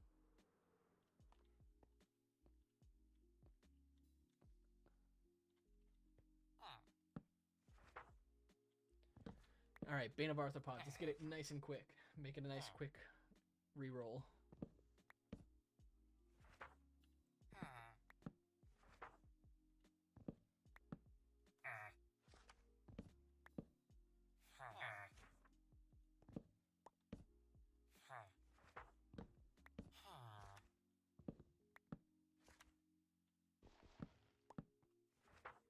It's Prot 4, we got that. Not particularly used a large data set to convert possible 5-letter names into URLs. Interesting. Into URLs that I bulk search on. Okay, fascinating. So what does, because that's a little out of the scope of my realm of knowledge, why specifically searching, oh, and it was between Ren and something like okay, Tyson? To Sin, okay, gotcha. Interesting. Why specifically looking for 5-letter names? You were just typing them into URLs? Or was there a specific reason for that? Just something you enjoyed doing or enjoyed searching for?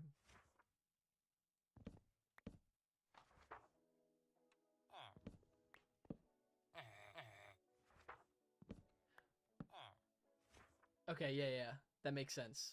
5-letter usernames are cool. I'm totally on board with that. What do you do for work, if you don't mind me asking? It sounds like you're in a tech field, probably, of some kind. If I'm not mistaken.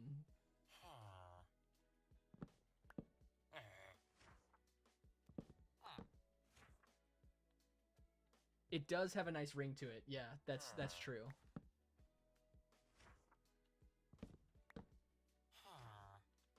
Quick charge. I'm pretty sure we have quick charge. I'm just gonna assume we have quick charge and not look to make my heart sad if we don't.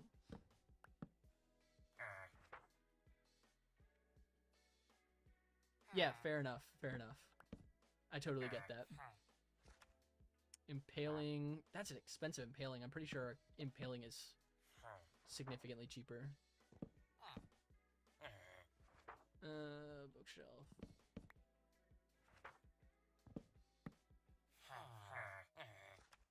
Depth Strider. Bane of Arthropods. Indium might be a different. Yeah, that's fair. No worries. That's why I don't ever want anyone to share anything publicly that they're not comfortable with sharing, because the internet is a wacky, weird, strange place, and you never know what people are up to. So always better to be safer than sorry. 14 mending. I think that's the cheapest you can get is 14 emeralds for mending.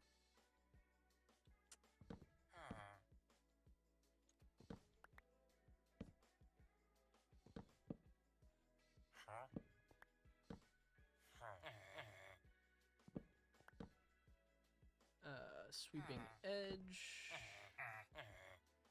Come on now. First try. First try. Nope. First book trade. Nope. Feather falling. It's fine.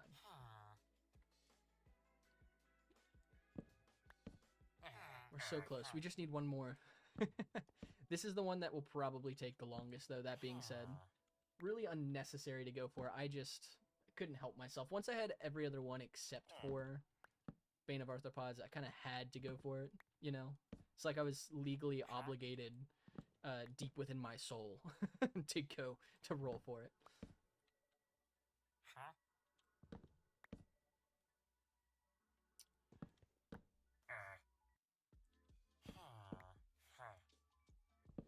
It'll be nice, too, to get some golden carrots. I've been meaning to trade farmers into golden carrots, get some master farmers for a while. I've just been kind of procrastinating it. Really, until I had a base like this. I didn't want to get too many villagers in a temporary spot and then feel like I had to move them all or redo them again later. I just figured I'd do them in one shot. But usually I get master farmers pretty early into my world to get golden carrots. This is probably one of the longer stints I've waited to get golden carrot food source, like a food source for golden carrots in a world. So generally I do that pretty quick. I'm thinking since we also, one of the small pillars down there is going to be filled with these last few librarians, the one in front of them that has 8 villager spaces, that's probably the one we'll fill up with the farmers. That way everything looks even for now, because my brain likes symmetry and patterns. Feather falling. Alright, first try. First try Bane of Arthropods. First try. This is definitely the first try. First try, first try. One more. First try. Okay, maybe not.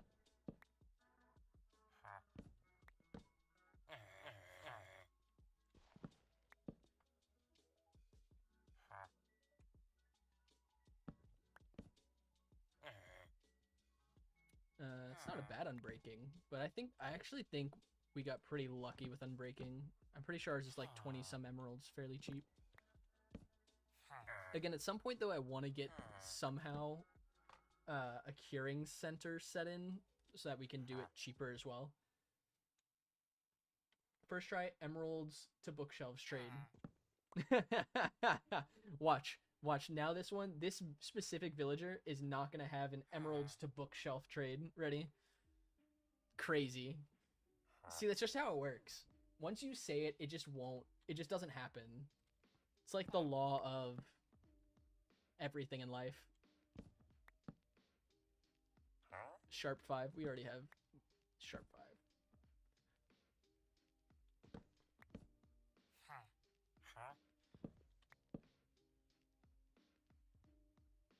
Ha! 64 emeralds for Bane of Arthropod, just like how our density was 63. The lottery ticket will be a loser. Ha ha ha ha. Yeah. Dude, I don't want to reroll for better. I mean, when am I ever gonna use Bane of Arthur? When has anyone ever used Bane of Arthropods? Like, seriously. I'll take 64 emeralds. I'm even buying the book because I don't have paper. You won $5 and it only cost you 10. That's what we call a profit, right? If you owned a business and had a lottery ticket as a business expense, you would have just saved $5 worth of taxable income right there. Okay, buddy. I'm pushing you the wrong way. It's fine.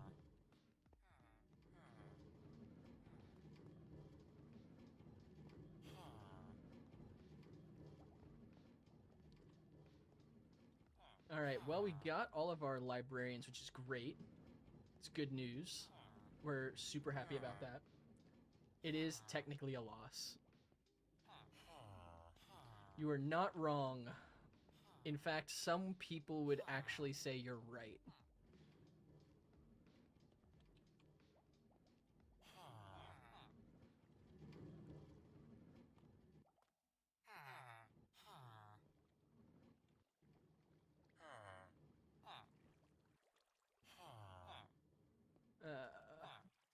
It's...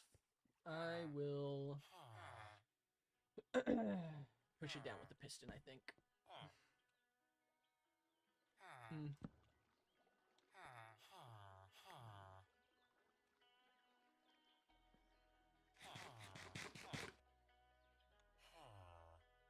Okay. We're gonna just do a little bit of this.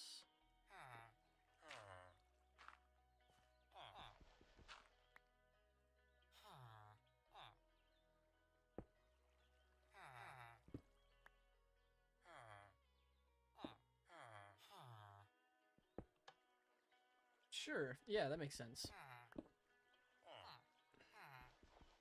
I'm gonna try a different method.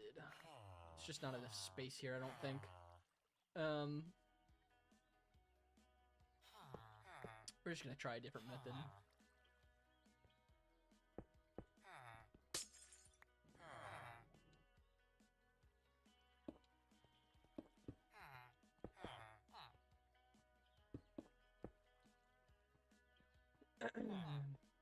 Do we try the place it as fast as we can method? I don't think we try it this time. Can I just...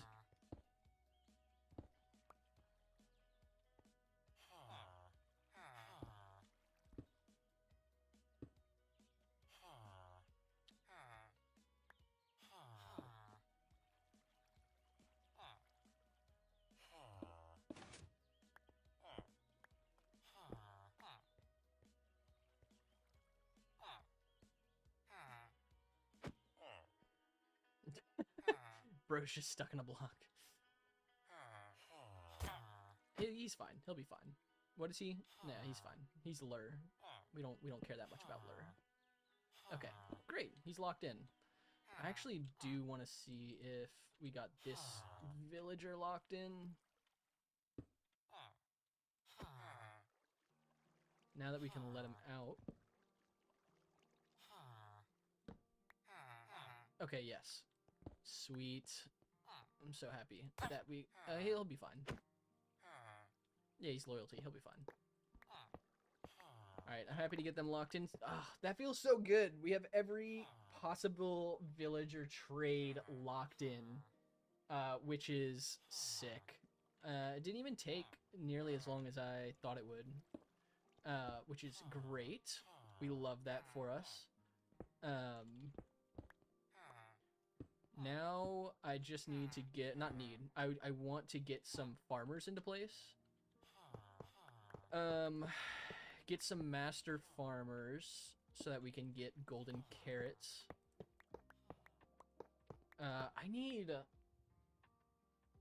don't have typically at this point in the world I have an automatic potato farm. I don't have one.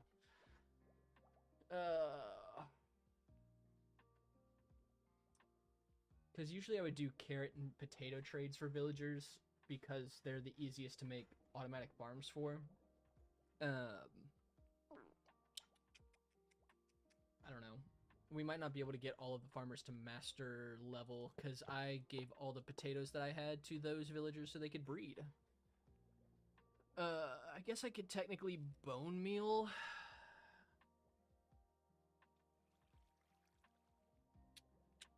I think I have a solution. It's just gonna take...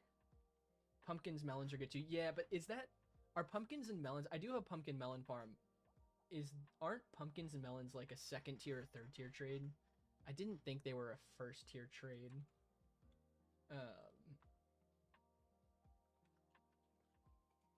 I'm gonna look it up quick.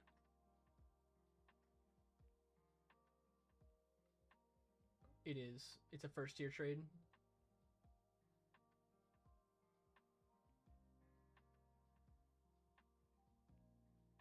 It looks like it's a second tier trade for pumpkins and a third tier trade for melons, which is fine. Like I can do that.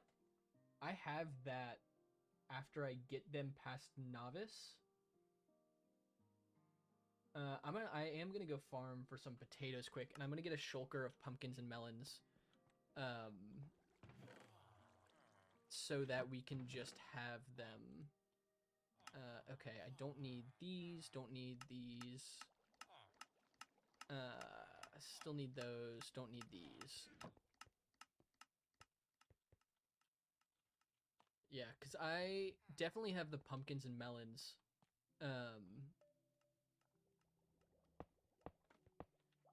I do need to get a couple of potatoes. Yeah, second tier is pumpkins and melons is third, which again we have plenty of those. What do I need? What do I need? Potatoes. I just needed like a handful of potatoes to get started because I actually have a tree farm that uses bone meal to grow. I can do that with potatoes. I do need a thing. My netherite hoe. Where's it at? There we are. The classic netherite hoe.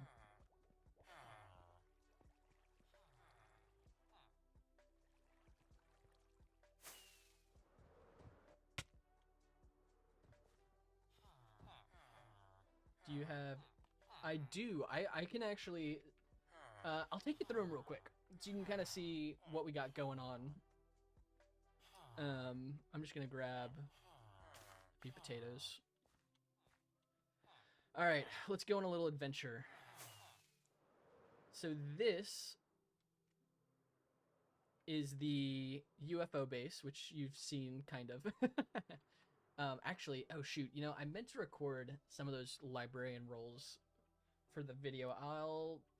I didn't record. I have the stream. I can use the stream, I guess, for that. I didn't actually record the villager role, the librarian trading, I realized. That's fine. We can worry about that later.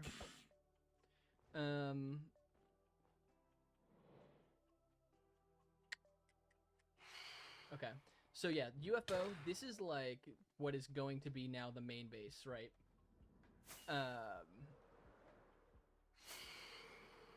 So the closest thing I'll take to the temporary base last. Yeah, or just re-record it. I'll figure that out when I get there. Do something with it.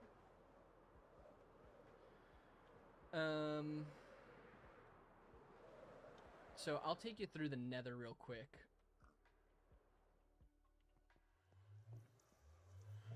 Because then we'll go to the temporary base. I'm actually eventually I want to turn what was my previous temporary base into like a forgotten, abandoned, since this world's kind of teetering on sci-fi theme, like an abandoned city that's like covered in dusty dunes and stuff. It's a possible project for later. So nether roof, we've got a little bee farm here, a hoglin farm, just a couple of like random farms.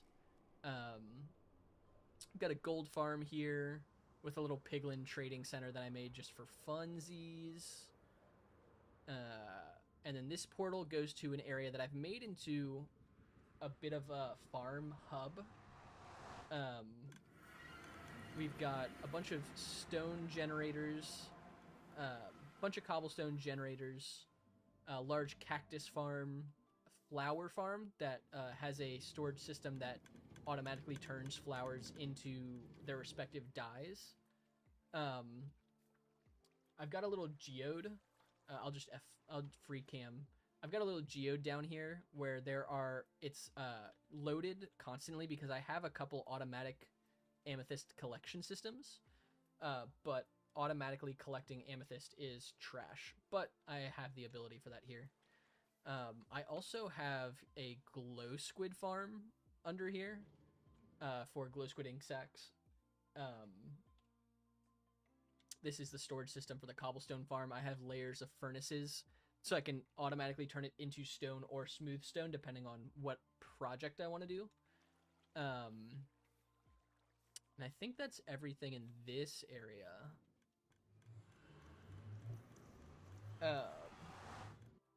I won't show it because it's like 5,000 blocks away in the nether. I have a pretty solid wither skeleton farm about 5,000 blocks away, as well as a nether switch, mob switch that broke and I haven't fixed it. And then in this direction, I have a guardian farm, which guardian farm is like one of my favorite farms because it's great for XP, and prismarine lanterns are one of my favorite blocks. It's my favorite light source. This is my overworld mob switch right here. This clock is a part. This redstone clock chamber is part of the guardian farm. I can show it quick. The mob switch is on, so it won't spawn guardians, which will save all of our ears a great deal of pain. Sure. He spawned here when I came here during a night. Do I have a data pack for lodestones, loading areas? I don't. That actually would be really cool. So the reason I say it's the overworld mob switch is the mob switch was on the other side of the portal. I just have the lodestone there in case I ever lost it, but now I kind of have it memorized, so doesn't really serve as much of a purpose. Guardian farm. I spent many hours farming this for lots of prismarine lanterns. So one of my primary areas in the world. Also, random zombie villager that was still spawned in from a few nights ago. I'm curious if he has a profession.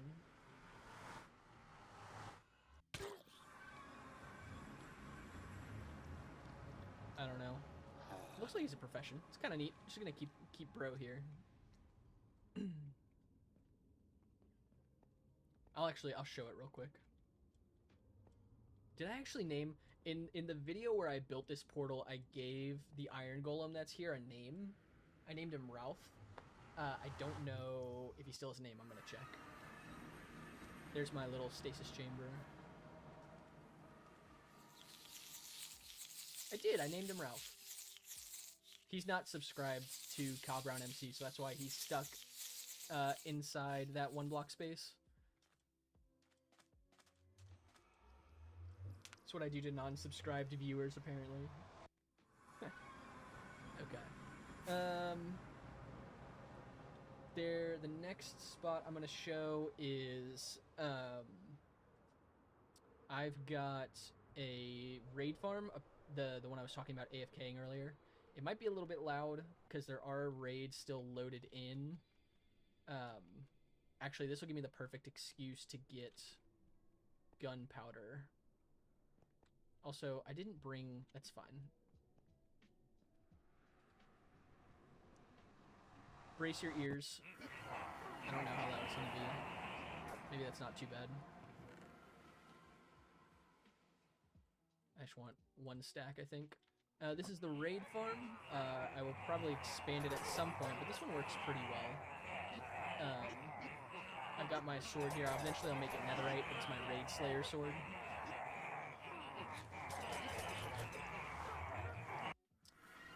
Alright, what else we got? I will show you my temporary base in a Actually, I'm going to go back through here. Because there are a couple areas of importance nearby. Trying to think of the direction they're in. My first set of farms are off in this direction. So this is a failed obsidian farm that I will remake at some point. But I made a whole sob story about the two villagers who died in this farm when the withers destroyed everything. Their names were Larry and Jerry. They were a crucial portion of the history of this world.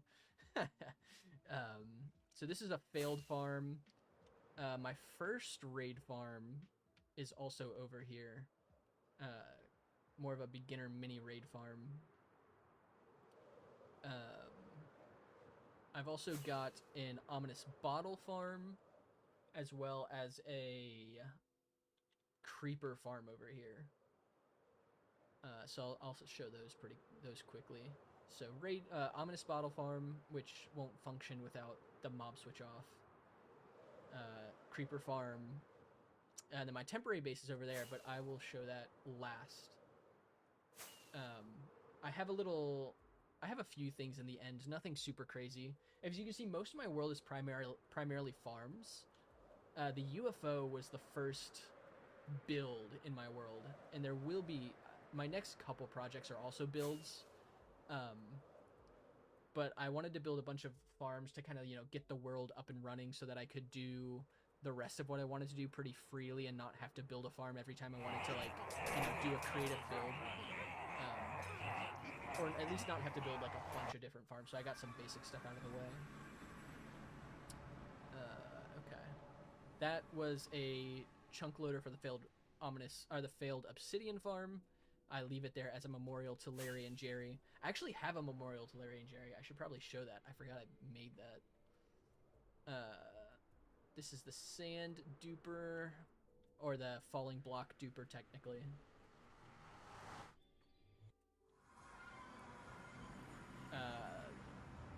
This is a good ways away from the starting base. The second is the second stronghold I found as well, but now it's kind of my primary. And I think the only other thing of note in the end is I have a wither killing farm underneath the end portal. Plastic, not real sand from the... That's true, it's synthetic sand.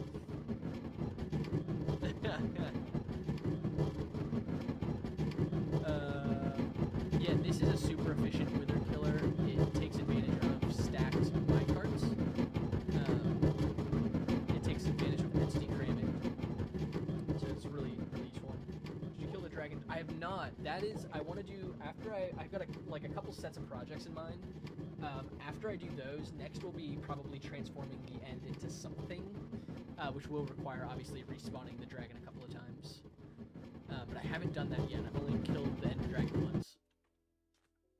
There are a lot of endermen also around my spawn point, which I think is hilarious. They just, every time I come through, they trickle in.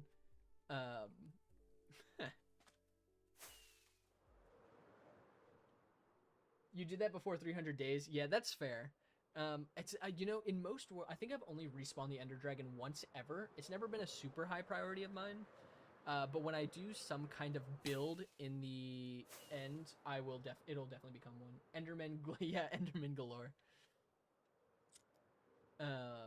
This is a so when I lost Larry and Jerry, which were the two villagers in the obsidian farm, I spawned like a stack of iron golems, 64 iron golems, to help me kill the two withers that had broke free. And when I finished, I built a little graveyard memorial for the iron golems and for Larry and Jerry. And so this is the little, the first time I ever did a cinematic shot in one of my videos was the end of my third video. And it was after I had built this graveyard. I say cinematic, I just used Iris, and did like a little sad moment for him. So this is the little graveyard. I've got a wither rose by each grave. The wither rose is one for each, you know, iron golem or Larry and Jerry. And then there are still a bunch of random iron golems scattered around here, so I'm actually gonna go sleep because of phantoms. So those are like all the main spots in my world right now, outside of my temporary base, which has a ton of different farms. So you'll see that here in a minute. I've kind of left that for last intentionally, since we need to farm some of the stuff there. I need pumpkins, melons, and potatoes. I didn't bring my fortune pickaxe with me. That's wild. It's probably fine. So this is the temporary base. We've got a large bamboo farm for, you know, bamboo's just a super, blocks of bamboo, super easy wood resource. We got the massive iron farm that I expanded for this upcoming video. We got a moss bone meal farm. Baby little stone generator here. My original library setup. Yeah, this was the actual base area. I got a tripwire hook duper to trade with Fletcher's, chicken farm, a tree farm, bone meal tree farm. Yeah, this was the temporary base. I literally built everything here. My villager breeder, pumpkin and melon farm, slime farm that takes advantage of slime potions, and a snow farm so I could make snowmen for the slime farm. So this was the permanent base for like the first 1,000 days, which is why it really is more of the permanent base than the current permanent base. But the UFO is kind of what I wanted to turn into the permanent base, and this was always meant to be temporary. What I'll probably do with this area, because there are some pretty like large in size builds with the iron farm and the bamboo farm. This is where I want to build like a city. Like if you think of like sci-fi, like Mad Max or the Maze Runner series, large skyscrapers that have fallen over or covered in like large sand dunes and stuff like that. I want to build something like that here eventually that encapsulates all of my like original farms in my original base. Um, that's the project that I have in mind for this, which is ways out in the future. But I kind of want to turn this into like a living legend styled build. All of these chests, for the most part, are empty, except for a few chests that have like one-off non-stackable items. Do I have a fortune pickaxe? Fortune 2. I wanted to get a fortune pickaxe for the potatoes. Oh, I also have a mini little sheep here. I forgot. A little sheep for wool farm. One sheep wool farm. I guess I can use fortune 2. That's fine.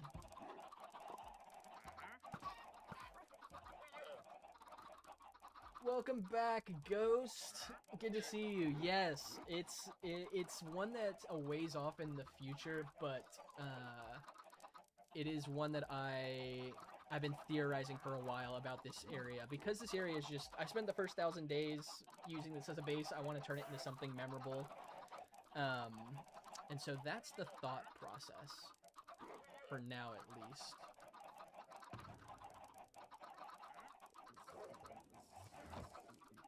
Okay, I need one more shulker box. Oh, they're the phantoms. I forgot to sleep.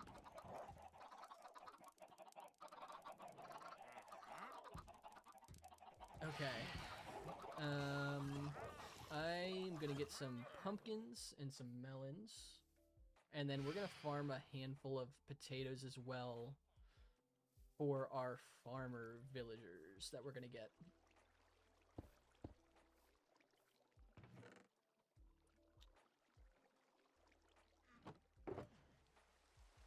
I don't have a whole lot of space in here. I'm just gonna throw them all on the floor. Should be fine. I think it's a great idea to turn your first main local into... Yeah, I felt like it needed to be honored in some way, you know, because I spent so much time there. I was like, you gotta put something there, right? Can't just leave it to rot. Which I feel like, you know, I guess in theory, I could leave it to rot. I just don't want to do that. Okay. I just filled 2 shulker boxes worth of pumpkins. My brain is fried, man. Oh, my brain is so fried. Okay. I think farmer villagers buy... I think they buy... Jeez, man. I think they buy whole melons, if I'm not mistaken. So I think I need to turn these melons into whole melons. What's the crafting recipe for melons? Is it just 4 melon slices?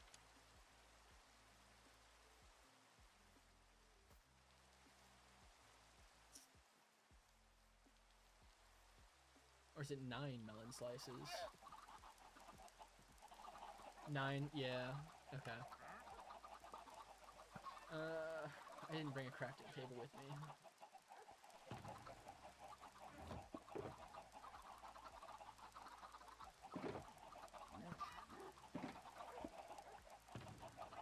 I actually need to master one of those librarians at some point, because the master librarian I had for the name tags got turned into a zombie librarian, zombie villager.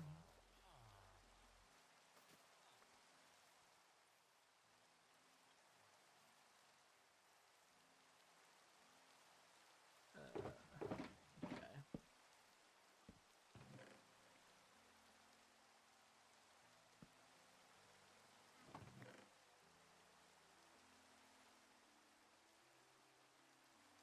Just gonna throw all these out because I don't know how many we'll actually need.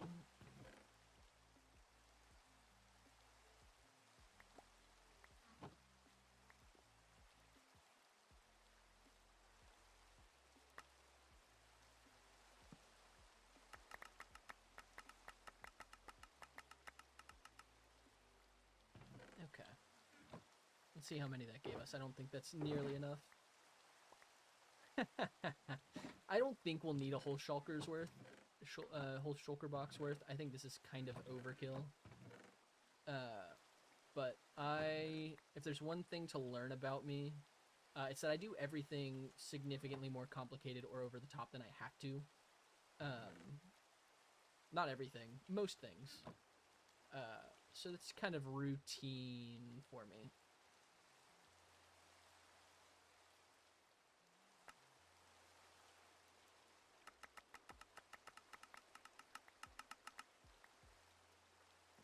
Oh, did that perfectly turn into no leftover melon slices? That's it. Yeah, that should be fine. I'll just fill the rest with, like, potatoes or something.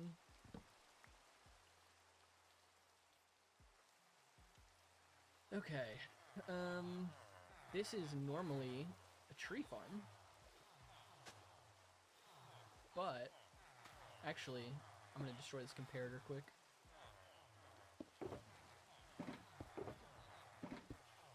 We're going to use this for potatoes.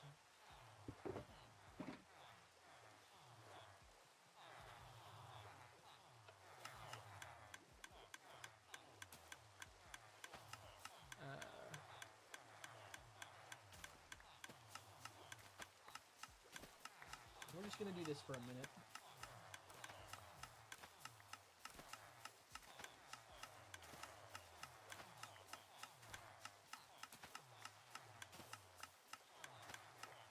So, how's everyone doing?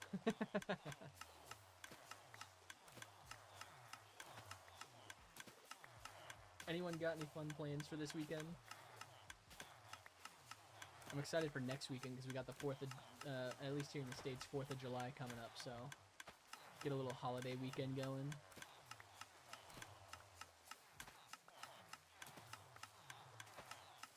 Yeah, of course. Glad you've been doing well, Ghost.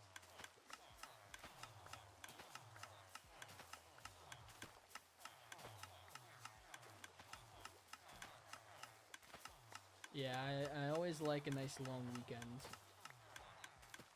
It's nice to get to spend a little extra time with family. I don't know why I'm standing in that hole. I don't have to.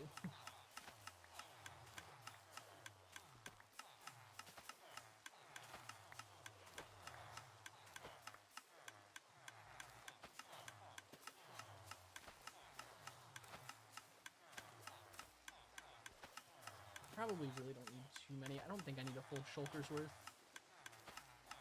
But I might make a full shulker's worth.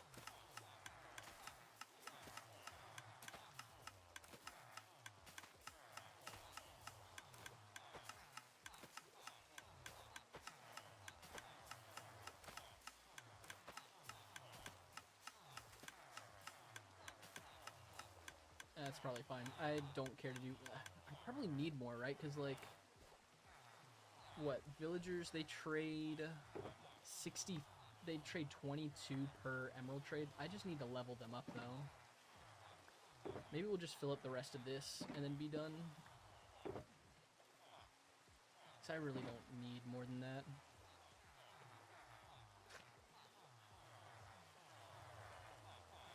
That should probably be fine.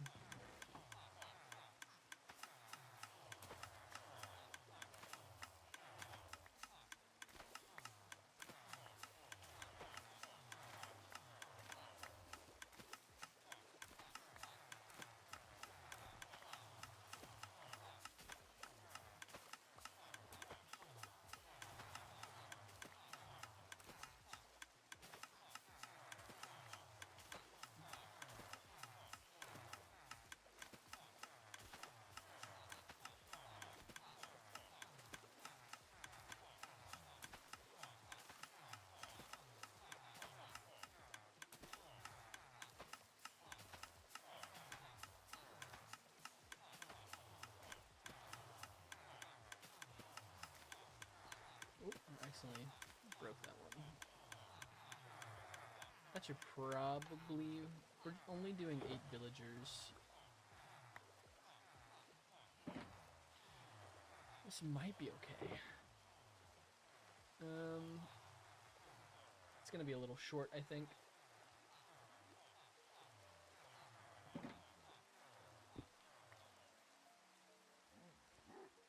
I mean, if this is fully grown, I'll just take the extra from here. It's not fully grown. I can just take some bone meal and bone meal up the rest, I guess. I don't know. I don't know. It should probably be fine.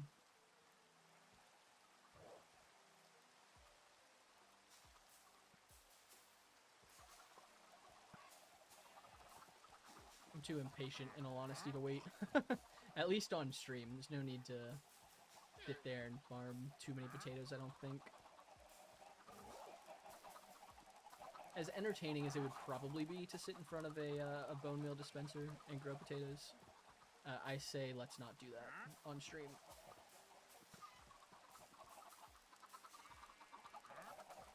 Okay, that's probably fine.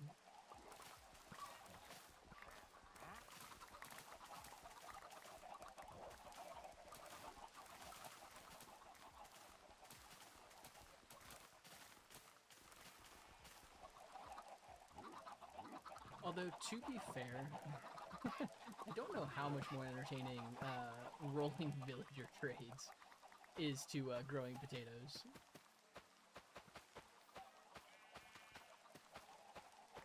Just something that needs to be done.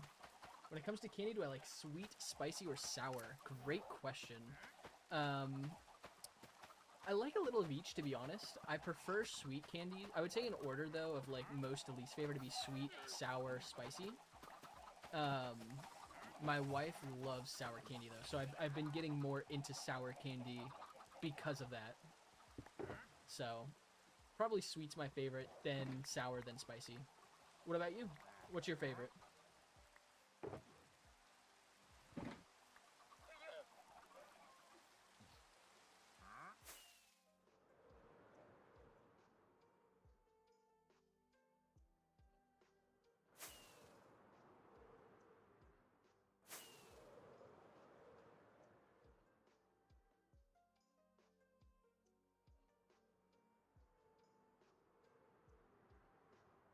Spicy, then sour, then sweet. Okay, okay. What's your favorite spicy candy? I don't actually know of too many good spicy candies.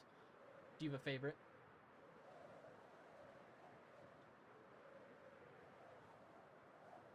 Warhead, yeah. Okay, yeah, hot tamales are good. I do like hot tamales. Yeah, warheads are classic, man. I used to not like sour candy as a kid, so I feel like I got traumatized as a kid with warheads. I do like them significantly more as an adult, though.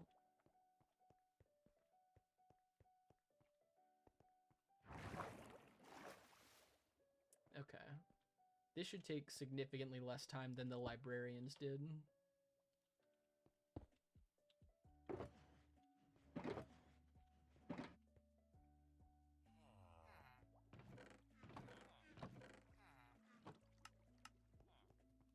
Oh, I didn't put the comparator back in that farm.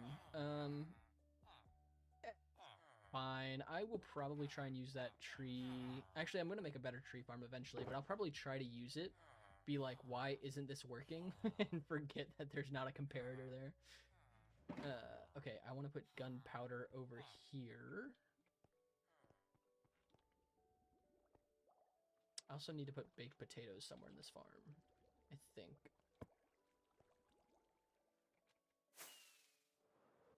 Ow. I do that a lot, by the way. Just take random damage.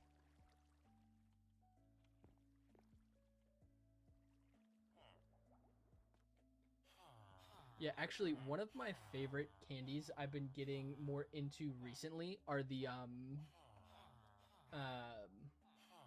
what are they called? They're like the sweet tart ropes, but Target has their own brand of them that I really like. It's like a blue raspberry flavor. I'm a big fan of that. I haven't gotten them in a while, though. Something about me is I am a pathological snacker. So if I have snacks around the apartment, I will snack too much.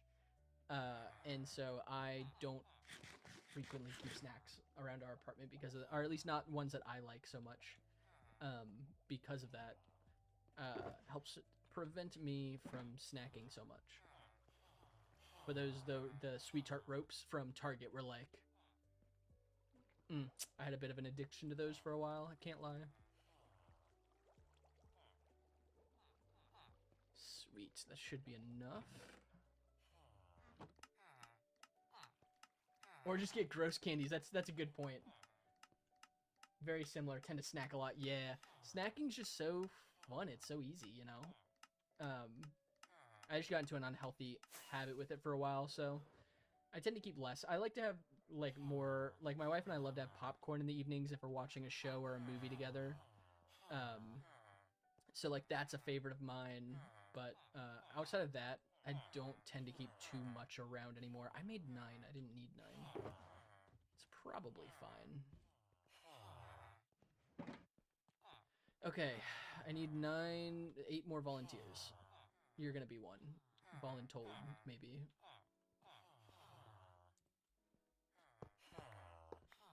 Alright, if we're talking about snacks, what's your favorite snacks? Favorite snack, go. Mine is goldfish. I'm an avid goldfish cracker enjoyer.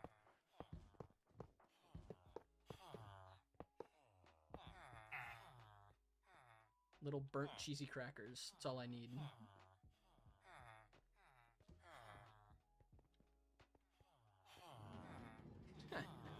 Bro, just spinning.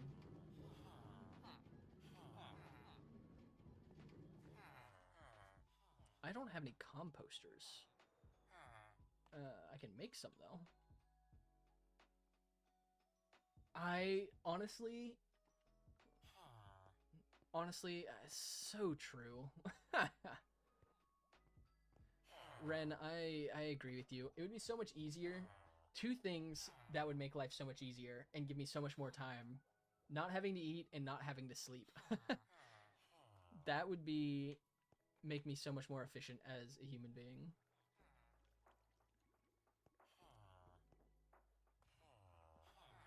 Valid take, to be honest. I need planks. See, sleeping like can be fun, but especially that's fair. That's fair. Yeah, being active 24/7 would be tough. The only reason I say that is because especially since I've started making content and I work outside of making content, my time is so limited and there's so much I want to do. And especially because I'm newer at making content, it just takes more time for me to like edit and do things like that.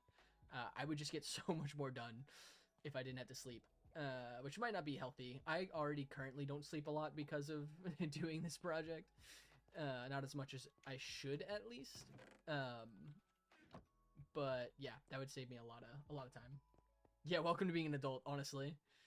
Yeah, it's funny because I've had like I have had real 9 to 5 full-time jobs for. I've been in the workforce for what, 7 years now.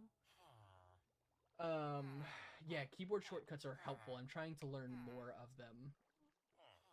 But yeah, I've been in the workforce for about 7 years now, and I only recently started doing this because I just had a little extra time than I had in the past. And my wife's always been a creative, and she knew I had a passion for making things, and so she's kind of pushed me to also make something that I enjoy. So that's been kind of cool. Get some a pyramid scheme? No, thankfully not. No, I'm an accountant, so I mean maybe you could think of it that way. I do bookkeeping. I work for a lot of local clients, so my whole thing is I do bookkeeping for local businesses. Um, no, I do. No, yeah, I'm not an adult if I haven't gotten into a pyramid scheme, right? I do bookkeeping and fractional consulting, fractional CFO work, and mostly administrative accounting. Don't do tax accounting. I do administrative accounting and fractional CFO work. And I've got a pretty decent amount of clients in my local area that I help manage books for. So I work with a small company, and that's where I will leave it at. So, and I've been working in this position for a few years now. It just happened to open up now that I had a little extra time. So, well, extra time is I've turned it into something, but extra time that I wanted to turn into something, and I turned into this. So,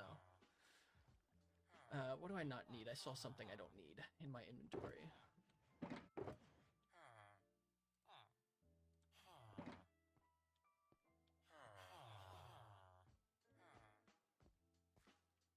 But yeah, no, the 9 to 5 grind is very much real. I did the full 9 to 5 before I started doing more, because my work is significantly more what's the word? Like, I have some weeks where I, can put in like 20 hours of work. And then I have some weeks where I can put in like 60 hours of work, just depending on the week and what, like, first week of the month and last week of the month. Like, this week is a pretty busy week for us. Just in terms of like closing out the month for clients. So workflow just varies depending on what a client needs at any given time and what time of the month it is. So are we hiring more remote workers? I don't think we are currently. We might in the near future. We actually we are possibly acquiring another business, another book of business, which will expand our business pretty significantly. So if that happens, we probably will hire more remote people. If the book of business we keep is beyond our current capacity. I don't know what that's my boss's pay grade. I don't know what that looks like yet. I should probably bring the shulker boxes with me. To be honest, I can just roll them down here. I don't need to roll them up there. I'm going to bring the shulker boxes down here and just move some villagers down here.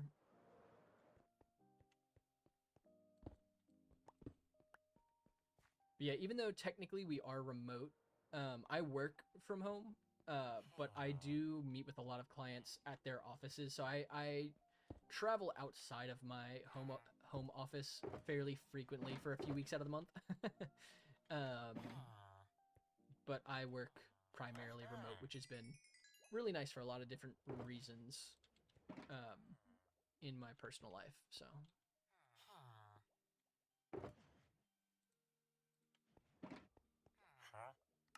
okay, I actually don't remember what I need to trade or to get this to master level. Cake. He's not gonna refresh in the evening. Is it evening or is it day? I think it's day. It's just not refreshing.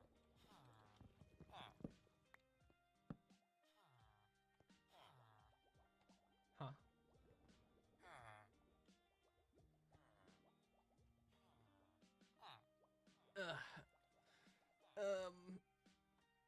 Do I... My brain is so fried. I think I'm gonna move everyone down here before I keep trading. Let's try that.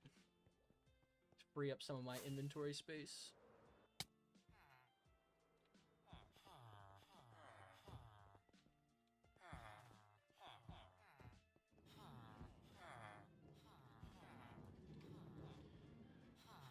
Okay, that's one.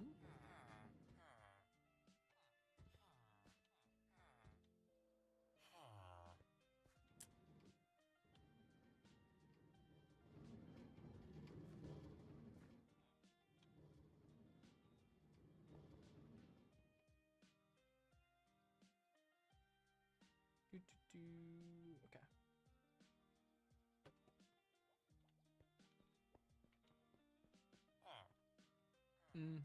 I should at least lock them in one at a time, I think. So I don't do that, they might start pathing to weird spots to get their trades. And I don't really want to deal with that, if I'm being honest.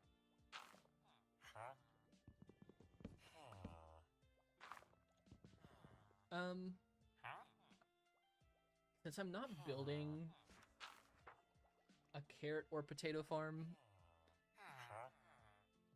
bread just might be a good way to go.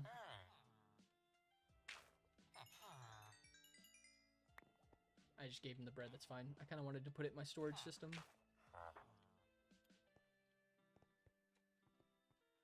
Eventually, I do want to expand the storage system to hold every stackable item in the game. That's a project for way in the future. I don't have the time, nor the patience, nor the energy for that in the near future.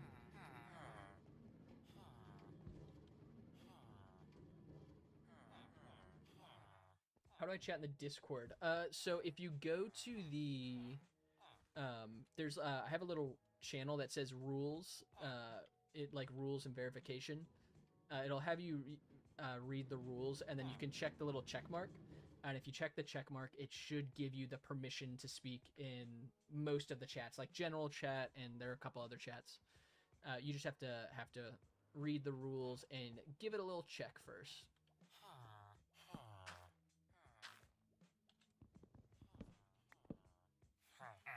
I either want potatoes and bread or bread. Actually, bread and carrots would be fine too.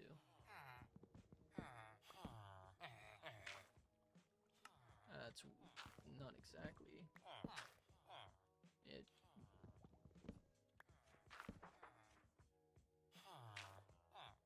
It doesn't let you in? Oh, that's super weird. Let me check that super quick, actually.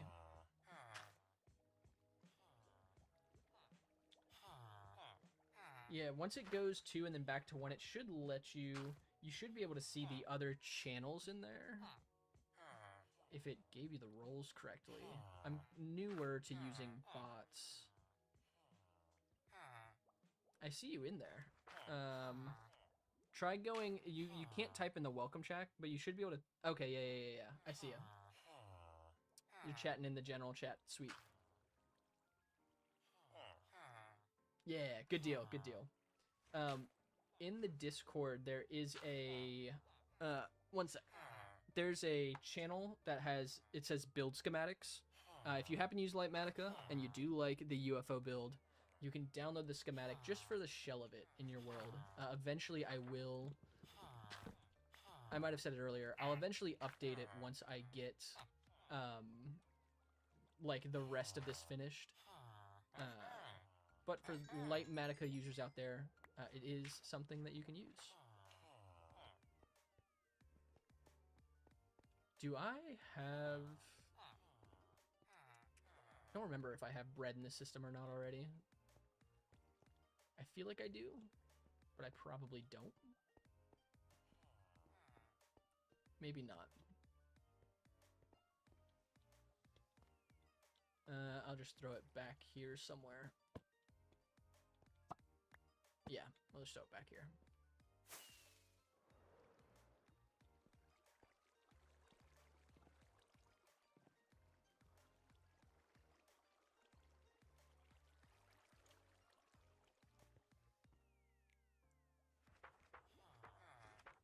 Okay. Yeah, the Discord is a great place. Eventually, you know, once hopefully I start to pick up a little more steam, get some more people in there, it'll be a little more community centric. I would love to build more of a community and give access to some different things, such as like a public server and some other things I'd like to do, for, you know, just to build like build a community more or less. I've said that word I think 5 different times, but the Discord's a great place for that, and it's also, it'll ping. I'll post in there whenever I post a new video. It also automatically pings whenever I'm live on Twitch. So for the streams that are outside of Tuesday and Thursdays, which is like my regular schedule, that'll be a great place to get notified when I go live. Generally, when I go live outside of this type of stream, though, it's more of like, I don't use a face cam, I don't use a mic, because typically I'm working late at night while my wife is sleeping, and my setup is in our bedroom. So it's more, I'm just working on a project to get it done so I can edit it late at night. And we just chill and vibe to lo-fi music while I build or do something of that nature. So I will do a lot of those, and I'll do more streams that are like this when I have the ability to on the weekends or whatnot, depending on what my schedule is. But Tuesdays and Thursdays are my 2 regularly scheduled planned days where I will, you know, outside of other circumstances, always be streaming, so.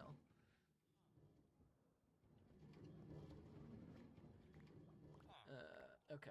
Are they They're trading bread. It's funny. Alright. You can do... If they're gonna... That's wild. They might just keep throwing bread back and forth. It's kind of funny, actually. Because there are no beds, they can't breed. They can't make any little baby villagers.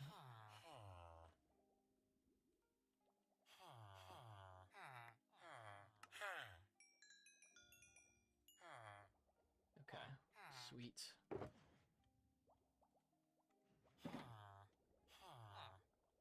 Alright, let's get a few more into place, and then I will rank them all up. And then, honestly, after I rank them up, I might do a little bit of building just for fun, because I have some free time. I might hop off after that, just because I have a short...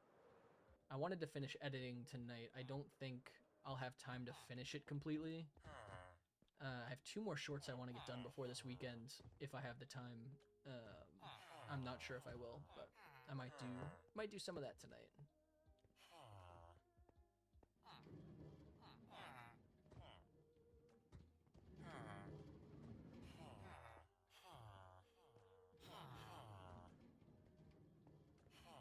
Yeah, this is pretty good though, getting all these villager trades done tonight. That was fantastic. That was a big time sink that I wanted to get done sooner rather than later, so time sink might be the wrong term. Just something that was going to take time.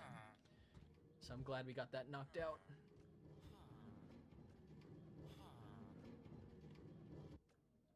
And it was a nice little break, honestly, from placing blocks.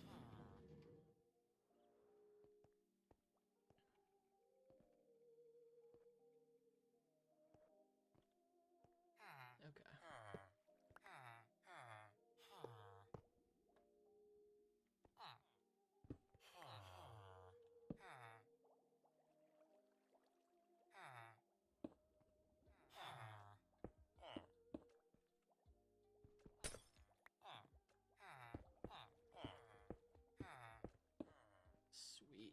Okay. Got all them in place.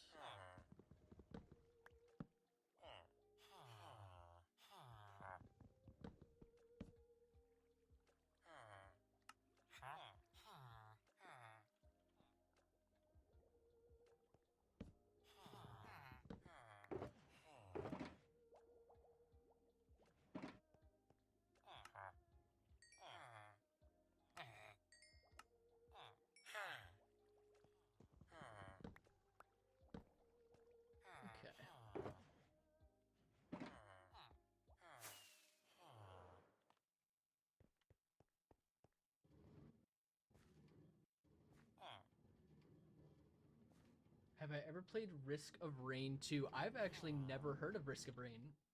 What type of game is it? It's new to me.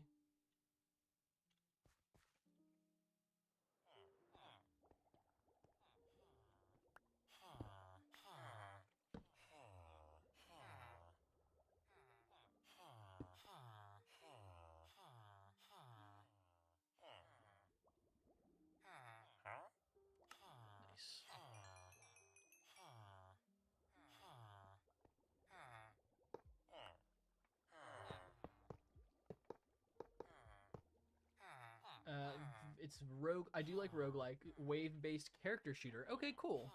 I am a fan of all of those words you just said. Like roguelikes, character shooters are fun, wave-based games are fun. Sounds like something that'd be up my alley. I'm surprised I haven't heard of it before, because I feel like I've heard of a lot of different roguelike games. Because I've played a good bit. So, is it newer or is it more niche or something like that? I'm just surprised I hadn't heard of it before.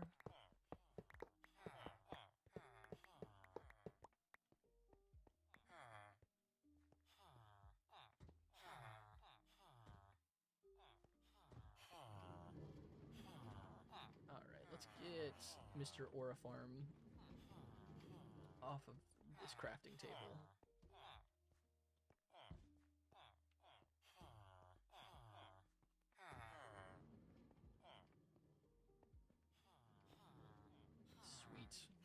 Thank you for your services.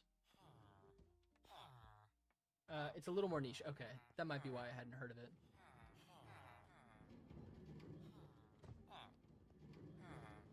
I'm assuming it's a game that you play, one that you enjoy. I might have to make like a little list of recommended games. Something I'm thinking if I ever get more time doing non-Minecraft based games. Wait a second. If you want a new game, I highly recommend Risk of Rain. Risk of Rain is not, it's not the roguelike shooter. It's not the Western one, is it? It's got more of like a Western feel to it.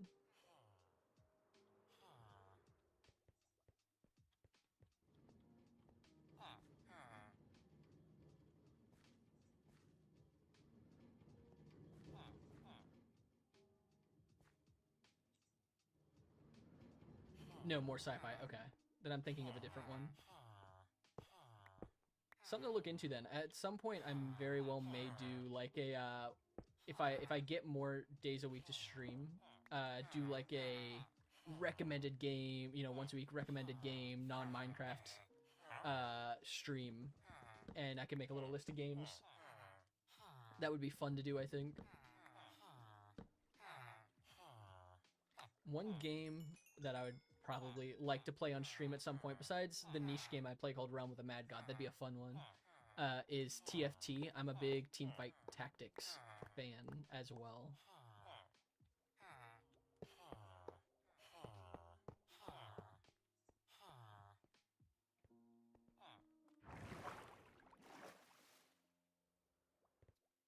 Maybe play some League on stream. I haven't touched League with a 10-foot pole in years.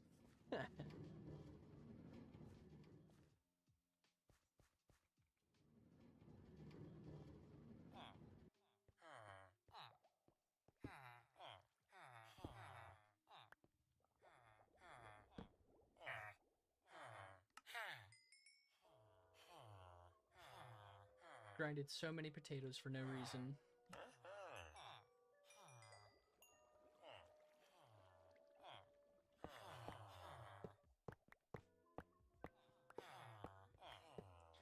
Sweet. Oh, that feels nice to have some of these projects done. Oh, that's fine. I didn't want that polished andesite there anyways.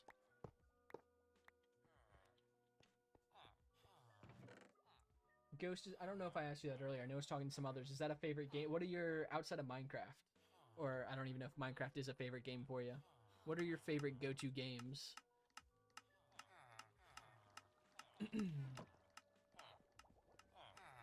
Alright, I'm gonna add some of these into our storage system. Because I know I don't have some of these items in there already. Potatoes, melon, pumpkins.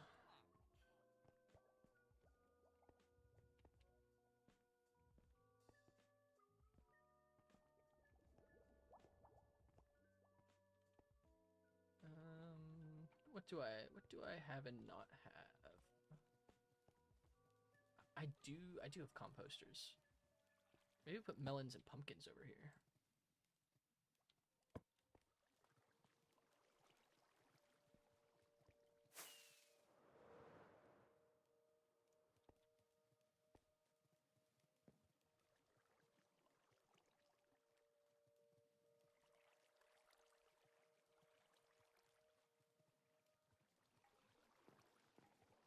Okay, I think I did that right. Yes, okay. Just need to put potatoes somewhere. Oh, I think I put those in the wrong section, actually. You know what? No, it's fine. I'm not gonna move them. They're fine over there. Not hurting anyone.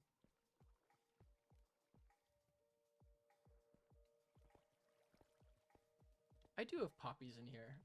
Okay, that's good. Poison potatoes. Potatoes definitely need to go over here then. I wanted to put wool there. I need to put baked potatoes in here somewhere, because I actually, I'll put potatoes and baked potatoes. I wanted to put cooked meats there. Potatoes and baked potatoes can go here.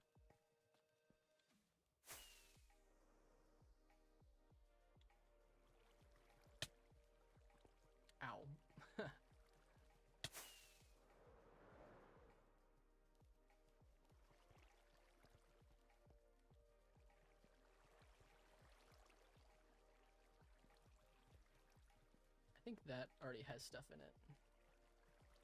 All right, potatoes. We'll do baked potatoes next. 'Cause I think I already have potatoes in my auto smelter filter. I have, so under this base, I don't think I've showed it.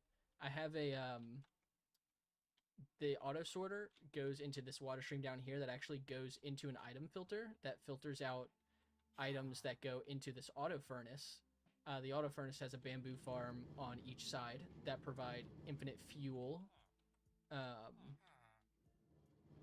And then anything from the auto furnace, including any extra block. So if like this creates extra blocks of bamboo that don't fit in any of the furnaces, it all gets filtered into this water stream that then filters back into the farm. So we got like a whole system to make sure we don't lose any internal efficiency if possible. I think it's a pretty decent system.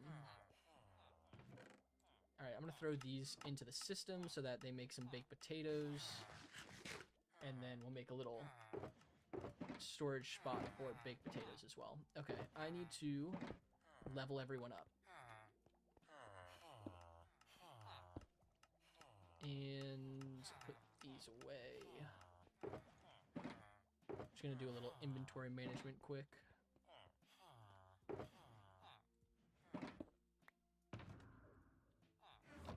Alright, that should be fine for now.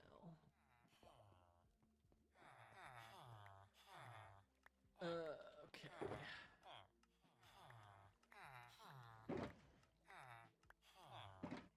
Alright, if they're gonna infinitely throw bread back and forth, might get mildly annoying.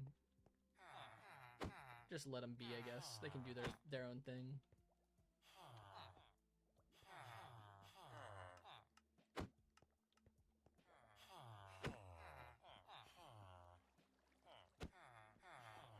Okay. Let them all be free. They don't have to sit in minecarts the rest of their lives. Sounds a bit sad if I'm being honest. Why is he not... Wait. No, why is he not leveling up? Is his trade station... Is he not linked up to his trade station? I would be so frustrated if that's the case.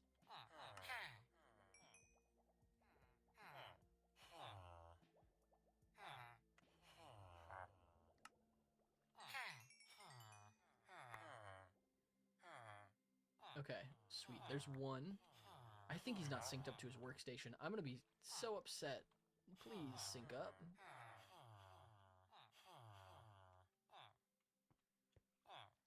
It's gonna be a pain in the butt if you don't. I don't know what else he'd be synced up to. He should be synced, like, they all should be synced up to their stations. I thought he did when I moved him in. Maybe I didn't check. Risk of Rain came out in 2020. Okay, sick. I think that'd be a fun game to try on stream sometime. If we ever do, like, alternate gaming. They're still very active. Okay. Yeah, that's fun. Like a game with a good active player base. Is it like the devs are still active? Like, they're still frequently updating the game?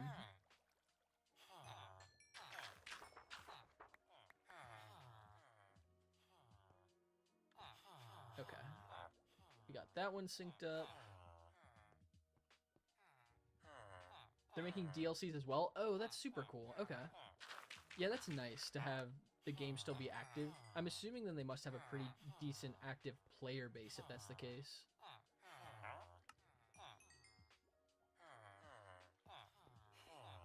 Is bro just not gonna, like, level up? We might have to replace him if that's the case.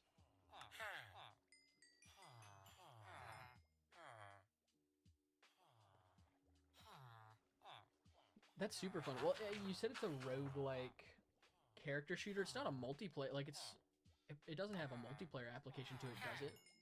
That'd be pretty cool. I don't know of any roguelike character shooters that have a multiplayer aspect, but...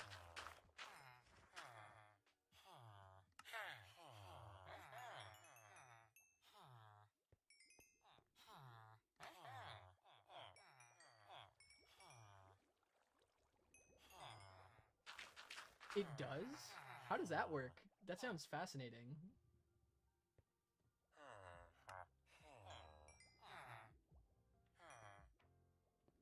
Because that could be if we ever do like community games and stuff in the future, that could be a really fun idea.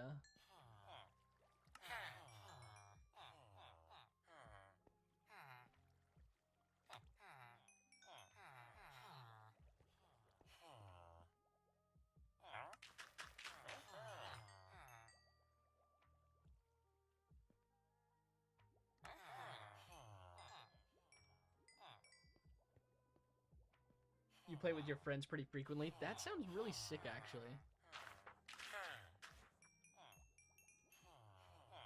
A multiplayer rogue character shooter. That's fascinating. The way the game works is that you drop into a level. Your goal is going to be to clear as many enemies as you can, open chests, find the teleporter. Okay, that makes sense. That makes sense. Okay, so everyone is master except for you. Are you just not gonna level up? Like, are you gonna give me a tough time? Because you're using the composter. Once you find and activate the teleporter, you fight a boss and then move on to the next level. Low key, it sounds like the newer game that came out a little while ago called Megabonk. I played that for a little while. Megabonk obviously doesn't have, or at least didn't have multiplayer. Sounds super interesting, actually, though. That sounds like it'd be really fun to play with friends. Oh, what the heck? Oh, he must have been like one tick away from leveled up. That's weird. Okay. Fair enough. He leveled up. I'm happy.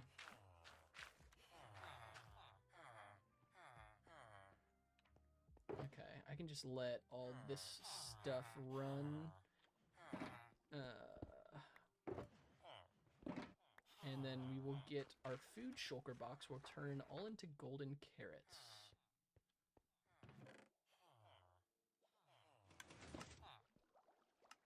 Once you find and activate... Okay, yeah. I do like games like that, though, like progression roguelikes that have like an end boss or something that you fight. That is a lot of fun. I'm a fan. I'm a big fan. Okay, I want to do this. Actually, do I have pork chops in my sorter?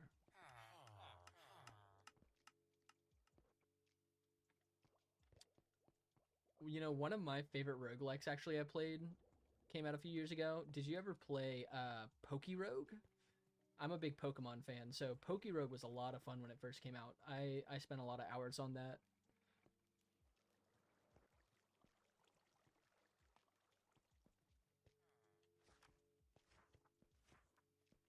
I do, okay.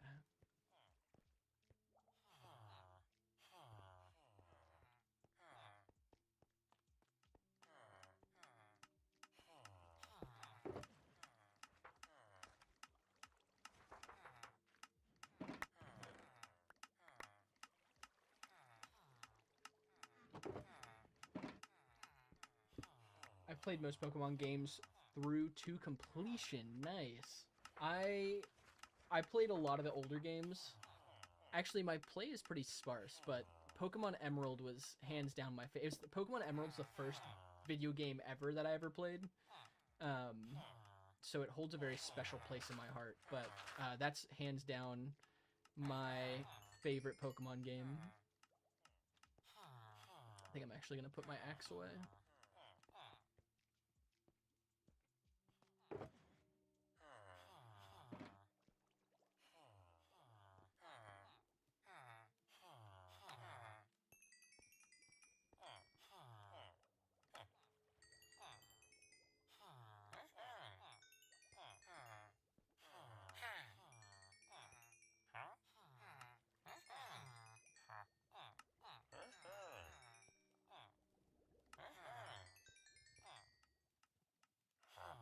I think I traded with all of them. Okay. Pokemon Emerald is classic. Yes, it is. Yeah, that'll always hold a special place in my heart. Also really love Diamond and Pearl. I think Black and White are underrated. It's funny, I never played Gen 1 or 2. I played Gen 3 and 4. I skipped... No, I played Gen 5. I skipped Gens 6 and 7 and came back for Sword and Shield and played like BDSP. I played Omega Sapphire. And then I haven't played the new ones. I haven't played Legends of Arceus, Scarlet and Violet. That's what I've heard. That's what I've heard. I got Diamond is what I played. But most people like Platinum better from what I've heard.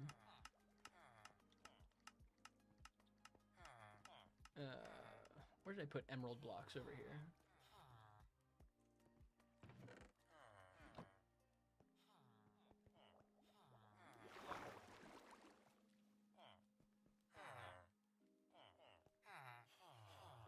Is it too late in the day for them to work? Might have already gone past. That's actually my least favorite thing is refreshing villager trades. Sounds great.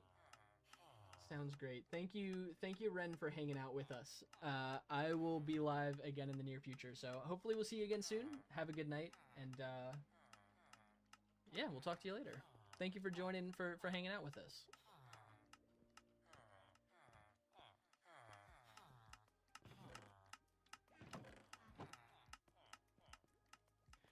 All right, what do I do while I wait for trades to refresh? I think there are two things I need to do. Two primary things I need to do, which is add stairs throughout the rest of the UFO, at least on the ground level. And I need to finish this glass as far back as I want it to go. So I think I do those while I wait for trades to refresh. You've played Leaf Green, Platinum, Yellow, X, Sword, Sapphire, Omega Ruby, Legends, and Violet. Nice. That's a good smattering of games. It's a bit loud in my ears. Yeah, those are a good number of games. I did want to try. Well, I wanted to try Scarlet and Violet, but I didn't get the games. And the primary reason I would have played them, is because I like competitive Pokemon. And so I would have wanted to try the new meta, but I just play Showdown for that when I want to play competitive, so. But it looked like a pretty cool game.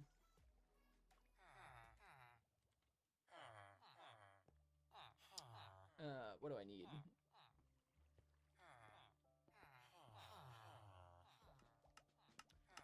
What's your favorite of the Pokemon games? What's your favorite region?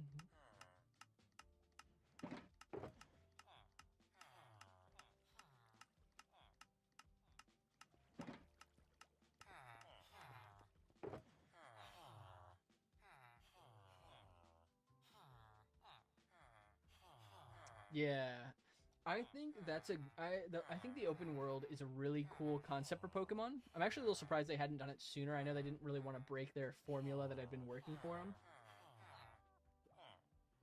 But I personally love open world, and especially for a game like Pokemon, it kind of makes sense. I think it's a really cool concept.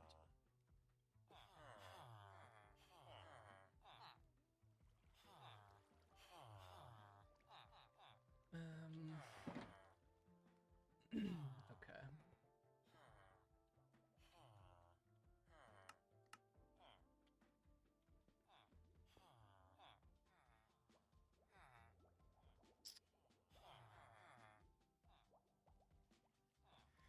Alright, time to place some stairs. Also, I didn't record any of that. I'm actually going to... Oh, I did. I'm recording it. I didn't need to. That's fine. I'll keep recording it on replay mod.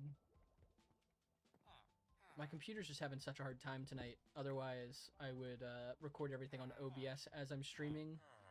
I need to fix that before the next time I stream, though. Because I like to record everything via OBS. I don't like to use replay mod for everything. It takes up a lot of storage. Ruby and Sapphire, yeah, 100%. I feel you on that one. They're just the classics. They're the OG Gen 3 games. I mean, Gen 3 is not OG, but it is in my heart. It is in my heart.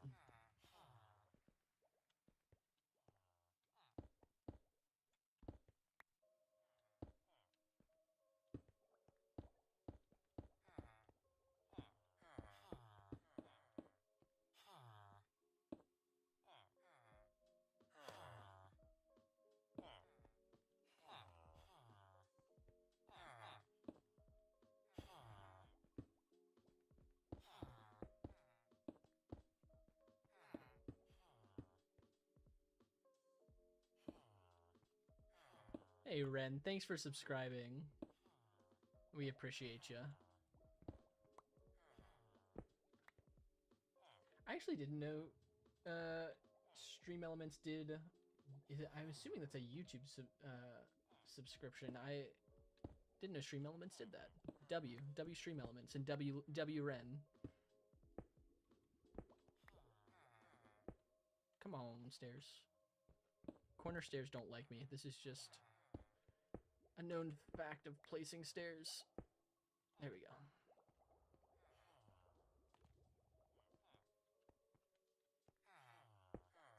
Mega Evolution, I agree. Actually, okay. I think most people like Mega Evolution the most. I really liked Mega Evolution because it gives a new take on like classic Pokemon, which I think is really fun. I don't know if you watch any Wolf Glick. I really like Wolf Glick. I like seeing people who are like really good at what they do the things they do.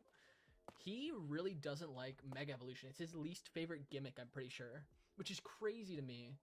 I would feel like Terra would be his least favorite gimmick because he's very much a doesn't like RNG, likes the skill aspect of the game, and I feel like Terra. Well, I guess they have open team sheets in competitive now for Terra, so it kind of nullifies that point. But yeah, I don't know. It's just his least favorite. I found that surprising because I love Mega Evolution. It was my favorite, hands down. Swampert is my favorite non-legendary Pokemon of all time, so I was hardcore into Mega Swampert Rain when Megas first came out.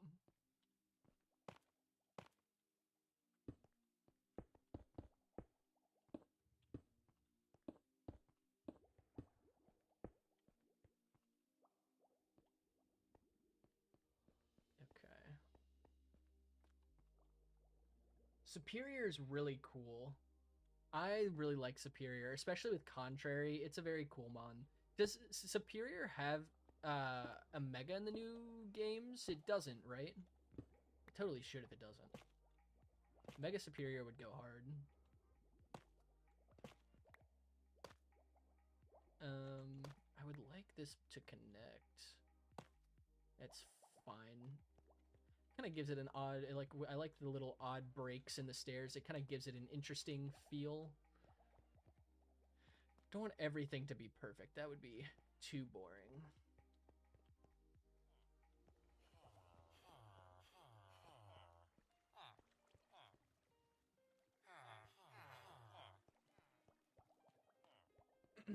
Yeah, it definitely should. I feel like either Grass Fairy or Grass Dragon. I feel like Grass Dragon would work so well for Superior.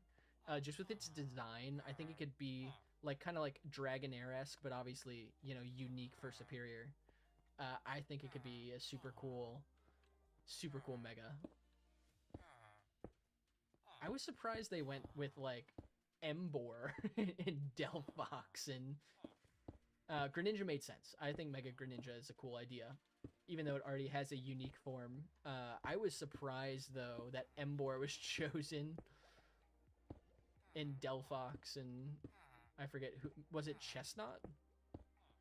I forget all the starters who got one. Yeah, Emboar does look pretty sick. I do think it's a cool concept. I was just surprised by it, you know. Wasn't what I expected.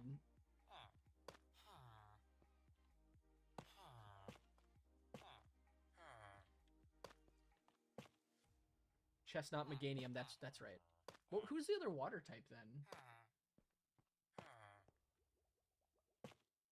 Greninja and for alligator, right? For alligator's cool actually. I think that's pretty dope. Yeah. What's your favorite Mega Evolution? What's your favorite old Mega Evolution and your favorite new Mega Evolution? I haven't played with the new ones yet, so I don't have a full idea. I know most of them, but I don't know all of them.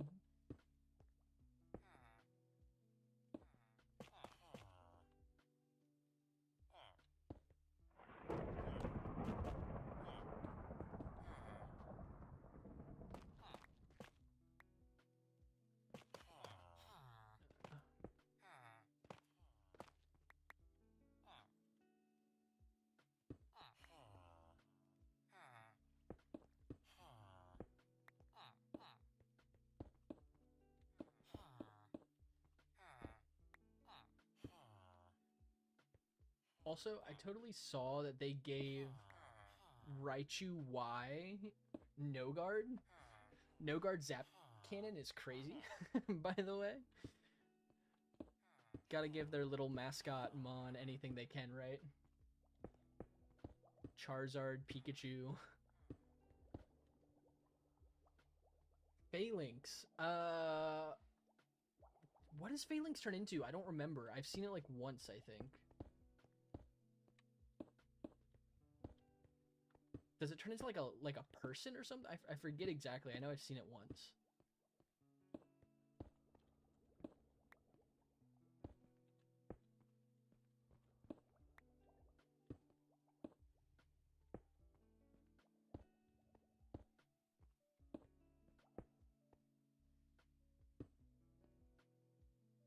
Yeah, Gyarados is sick. No, Mega Gyarados is cool. Also, the dark typing for Gyarados I thought was just went so well. I thought that was a really cool change in typing.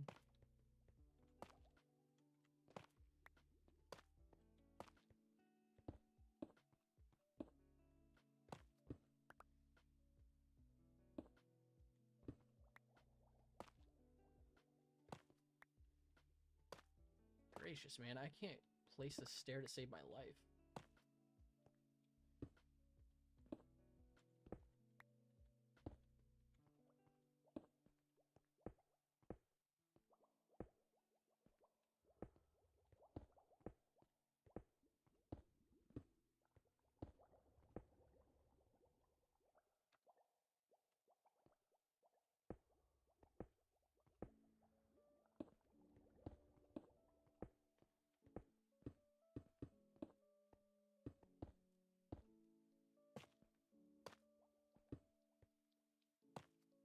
Also, wildest gimmick mon, by the way, that I think they added in was they added a, what was it, a Dynamax form, a Gigantamax form for Garbodor. In my opinion, one of the wildest forms to add in for a mon of all Pokemon.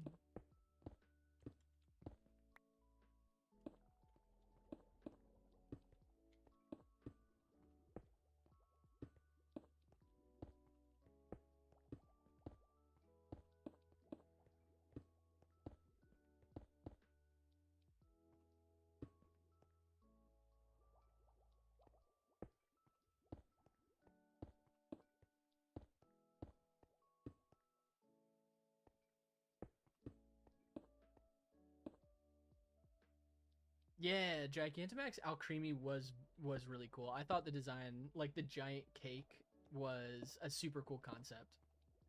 I like that a lot. I think my favorite Gigantamax in terms of like design might have been Snorlax. I thought Snorlax's was kind of fun.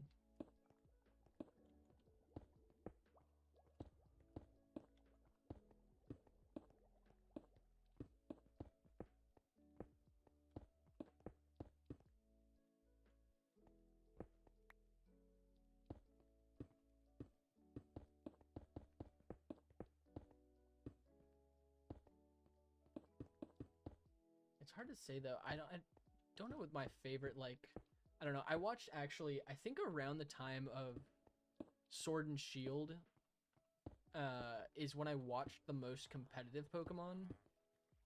So whenever I think of Dynamax, I just think of like the popular ones at the time were Gigantamax Charizard, Dynamax Groudon, Thundurus. which are odd pulls in my brain, but anytime I think of like, I always think of competitive first and foremost, and those were like the popular things at the time, even though they didn't have specific Gigantamax forms.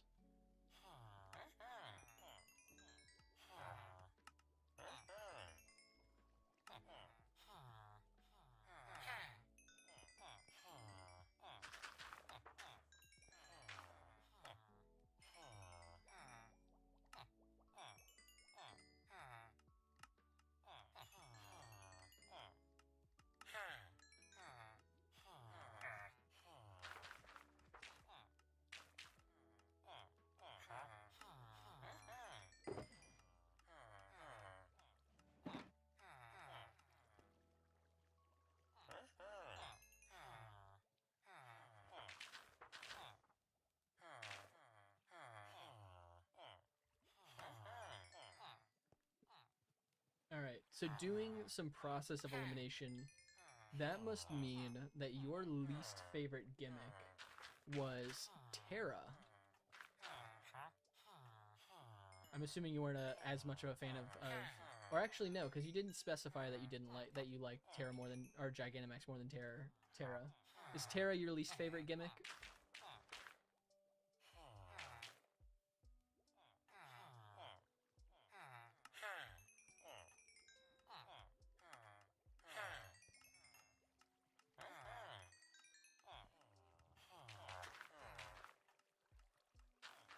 You do get a recommend getting the Void DLC? Okay, good to know. Void DLC. What do the DLCs at... You dislike Z Crystals. I forgot Z Crystals existed. That's probably why. That's fair. Oddly enough, I think, again, going back to Wolf Glick, I think Z Crystals are his favorite. I agree. I think Z Crystals are my least favorite. What do the DLCs in... What do they add to the game? Like, is it like characters, different levels? I don't know what all is in the game, so.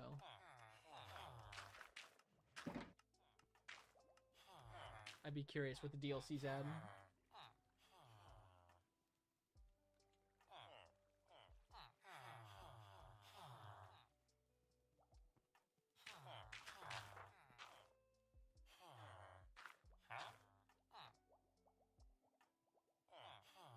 Add 1 to 2 new characters, 1 or 2 new levels to explore, and a lot of new items. Okay. How many DLCs are currently for the game? I know you said that the devs are like regularly working on it. How many DLCs are there in total?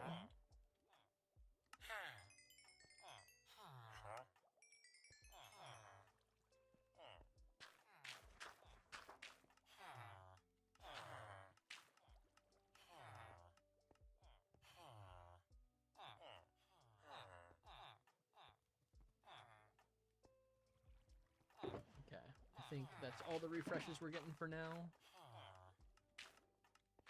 Keep trading with them so they're not going to refresh if I'm distracting them too much. At the moment, 3. Okay, cool. So when we get to that point, Void DLC, gotta get that alongside the main game. And then if I'm enjoying it extra, we can go for extra DLCs. I think that could be a fun little game to try out in the future.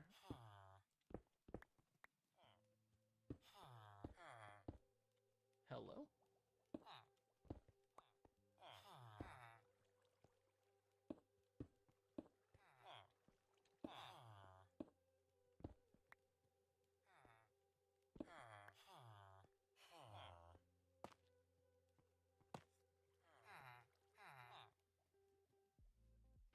I love that. I love when people share games that they're passionate about or they enjoy.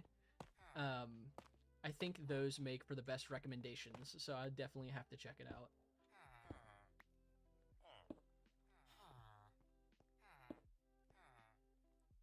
Alright, here's a question for you. Unrelated, well, a little bit related, but in terms of games. The Void DLC also adds new. Oh, it adds a new entire game mode. Okay, so actually, before I get on, called Simulacrum. Okay, so before I get on to the other question, what are there multiple game modes to begin with? Because it seems like there's single player, multiplayer. Um, are there different like game modes, and what is the difference with Simulacrum mode?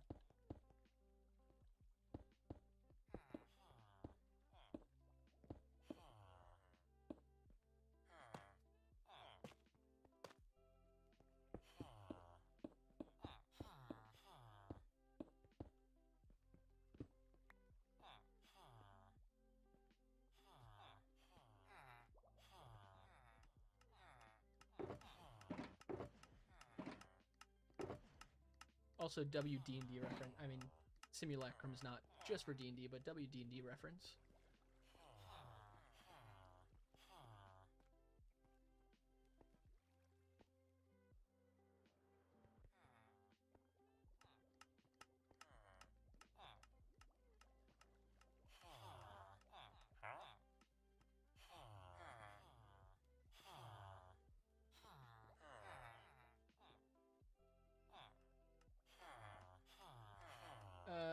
Prismatic, which acts as a world leaderboard. Eclipse, which is where the game gets harder and harder as you beat it. Okay, cool.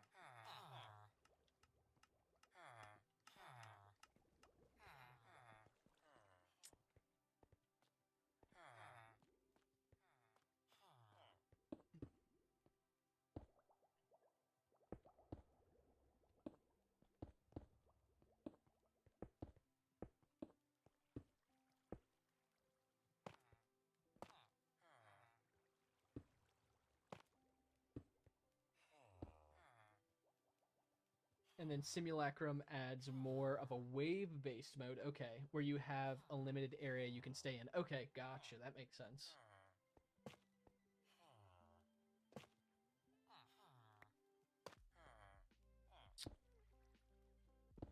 You have to beat waves of monsters to progress, okay. I know you'd mentioned the wave-based mode previously. Is that your favorite mode, is the Simulacrum, or do you have a different mode that you prefer?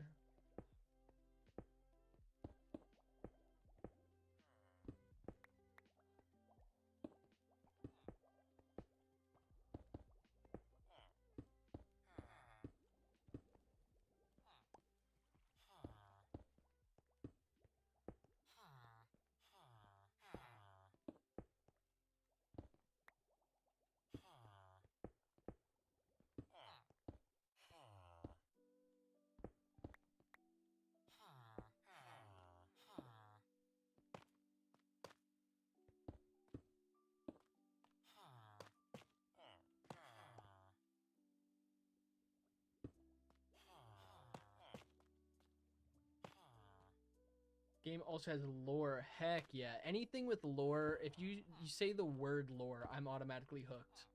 I love anything with a good lore. You want to get me hooked? Tell me there's lore.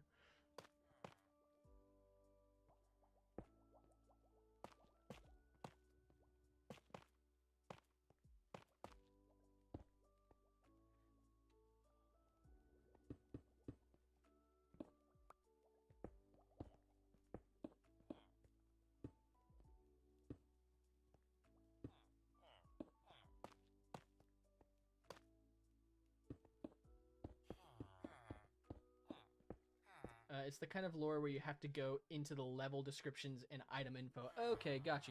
That's cool. I do like games like that. Typically with stuff like that, I tend to like watch, like I see like, oh, this game has lore, and then I'll spend hours researching the lore through like YouTube videos and stuff and forums and whatnot. But I love games that add little tidbits of lore into their games through like little subtle details and stuff.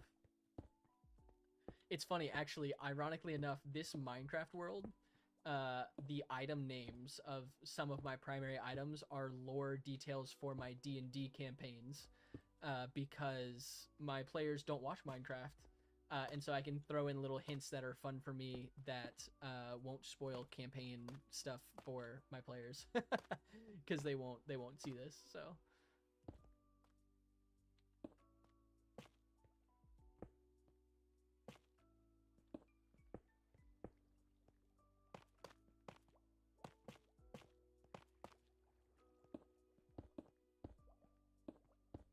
The lore explains the final bosses and DLC levels and enemies. That's really, really cool, actually. I like that a lot. Yes, fun little tidbits where it's like all my items have funny names to them. So there's like a few random pieces, like specifically this elytra is named Archie, which Archie is he's a king in one of my recurring empires in my games. And he's secretly a disguised great worm, like a dragon more or less, whose goal is to kind of rule the world. But he does it through somewhat ethical means. He just disguises himself to try and get other people to, as a king. He worked his way up to power, tries to get other people to do work for him and stuff like that. And it's a lot more lore behind him. But since he's a king, so he's unless someone has true sight or the ability to sense dragons, they wouldn't know he's a dragon. Which is why I named a pair of wings, a pair of elytra after him. So little tidbit into my world. He's my recurring big bad in all my games. Which I think I have another elytra that I named after his dragon name, which is Kirog. So Archie's just his silly little human. I give all my dragons who are people in my world silly little fun names. To my knowledge, you can have up to 4 people. Oh, that's really cool, actually. See, that could be a fun one where, like, because at some point in the future, again, this is like, get a community that's kind of grown, depending on how the channel grows. Love to do like a community game night where you can play games that other people can join in on. A game like that would be a fun one where you could rotate people in and out. You know, you could play a game with 3 or 4 people and be able to rotate with different members of the community. I think that'd be a fun one.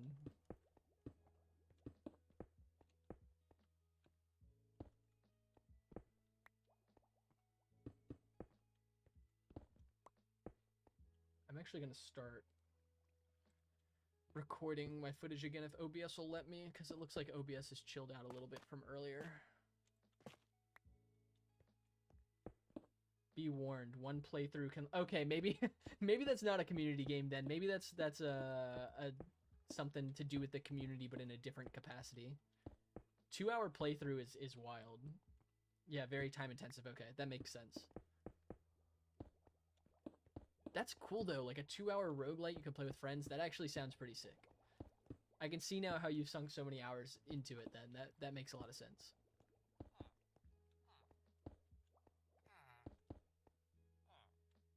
Most runs between 1 to 2 hours. Okay, yeah, that makes sense. I mean, that sounds fun though. That sounds pretty cool. As long as I got the time, I'm down for games like... I do like games like that.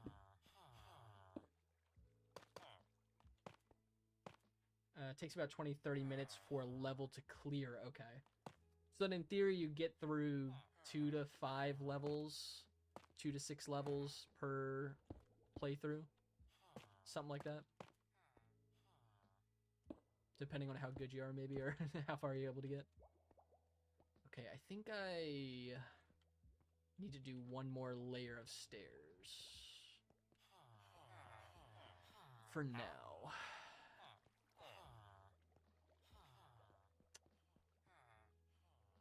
You could technically clear a level in about 5 to 10 if you go super fast. Gotcha. Okay.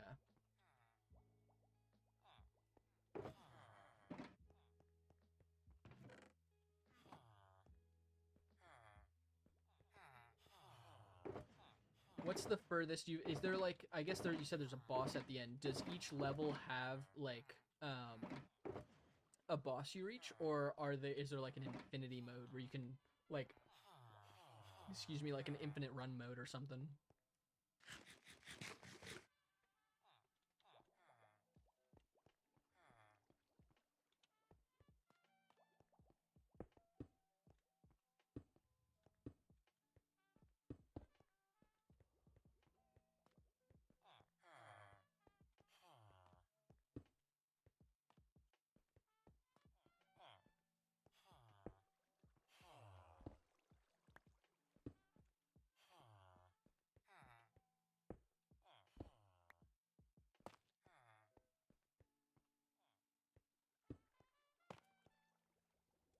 There are 1 to 2 bosses at the end of every level, and then a big boss around level 10. Okay. And does it? I'm assuming does it like automatically end after you beat the final boss of a run?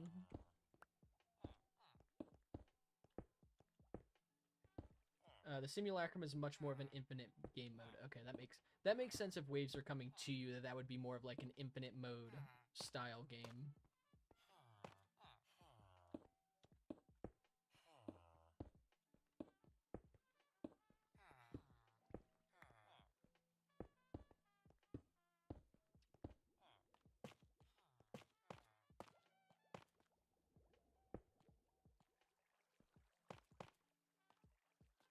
Once you beat the final boss, you escape the moon that you've been trapped on. Okay, gotcha. That makes sense.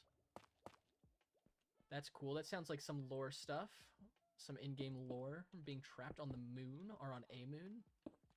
Sounds interesting.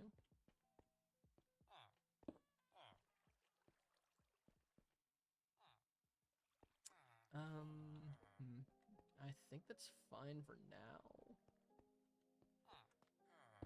What time of the day is it? Villagers reset. I haven't heard them reset yet. If you're looking for a good community game, I would recommend Lockdown Protocol. Can't say I've heard that one either. What style of game is that? Also, a community game I would play is probably the niche indie game I play is also technically community because it's just like infinite multiplayer. Could be something that I think I might try at some point. 3D Among. Oh, okay, cool. Yeah. Oh, yes, I've seen a little bit of gameplay. I didn't know that was the name of it, but I've seen a little gameplay of that.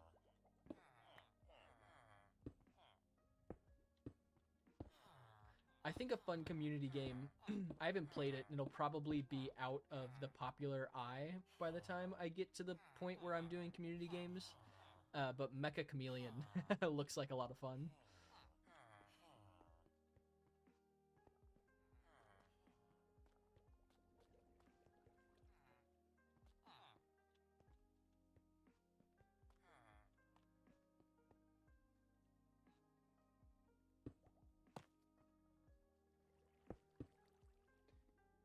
Yeah, the Da Vinci game. Yeah. I also think of the song that goes like Mecha Mecha Mecha Mecha Mecha Chameleon. I don't think those are actually the lyrics, but if it is, that's what I think of.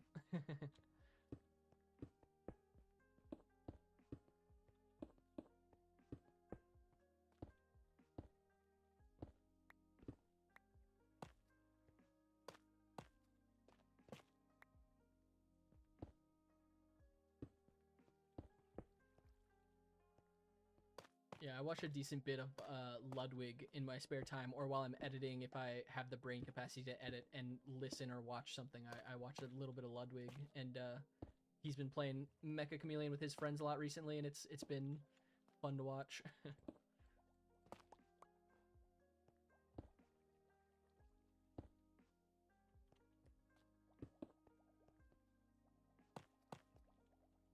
Those look a little out of place.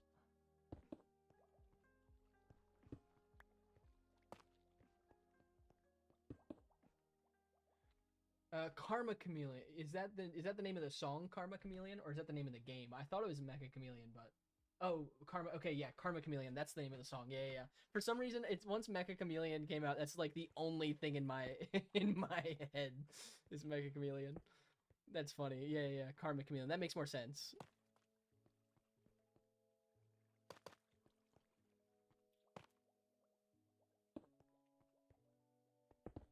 Just not me singing Mecha Chameleon like a song with the lyrics of a video game title in them.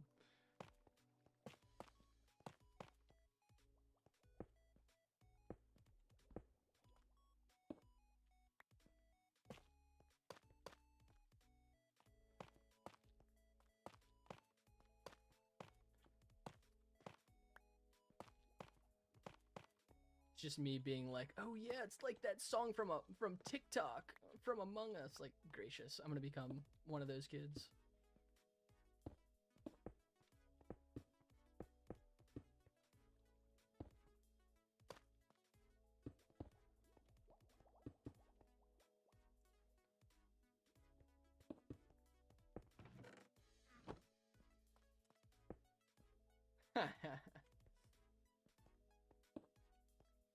Look, it's Thanos from Fortnite. Okay, bud, calm down.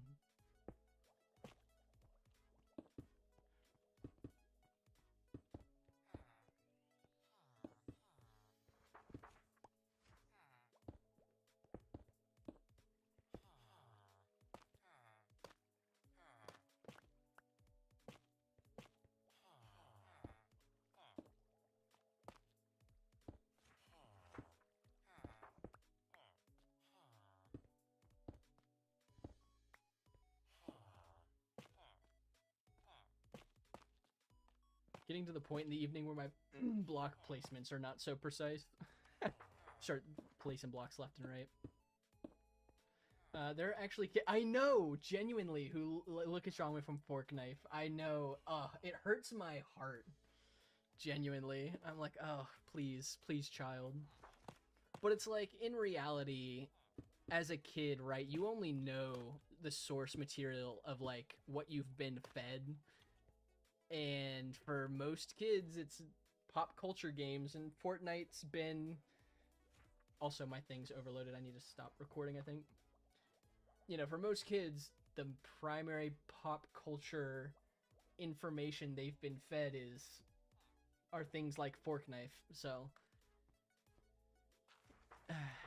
it's sad though. It hurts my heart a little bit every time. I actually do need to do a quick recording of trading with these villagers just to show that I did it on stream.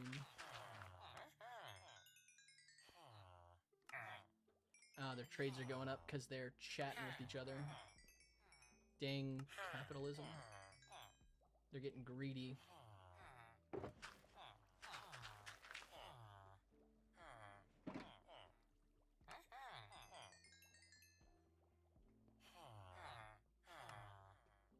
Have I ever watched Inception? No. I know the story of Inception.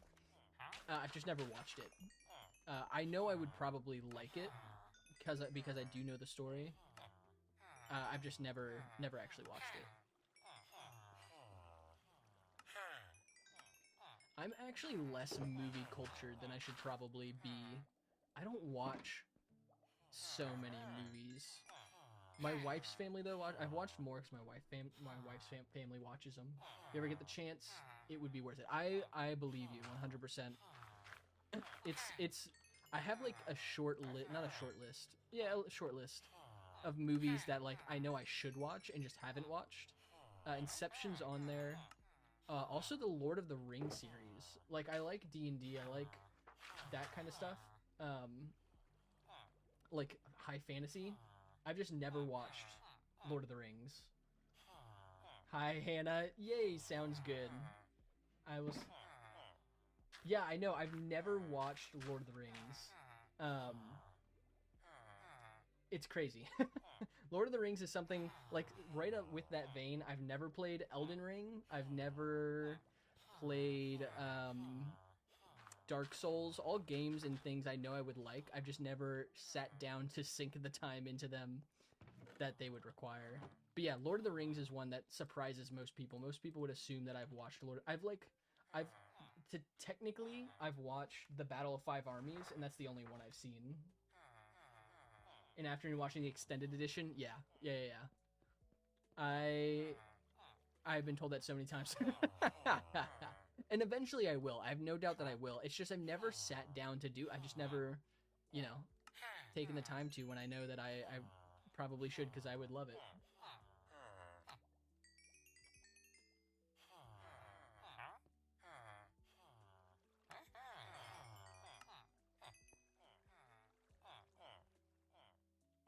Hannah, I don't know if you're still here, if you're still in the stream. If you are, let me know when you get home.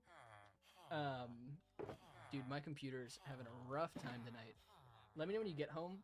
I probably want to stream for at least another 20 minutes or so because I want to do a few more villager trade things. But yeah, let me know once you get back because then I'll wrap up shortly after.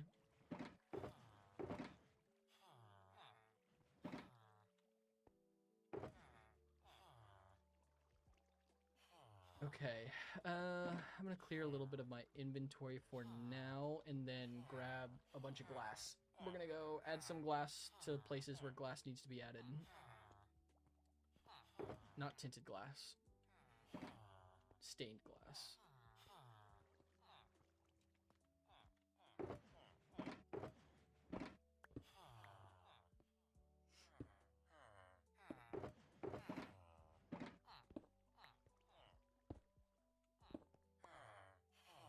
Also, I totally got a phone call like right as I was starting stream that I ignored, and I went to voicemail.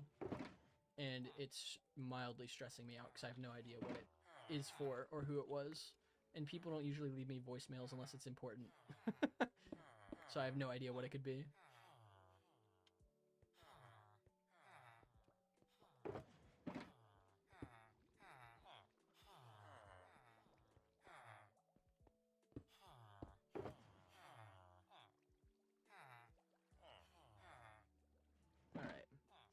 All right. Let's see. We need to add some stained glass in a couple of places. I'm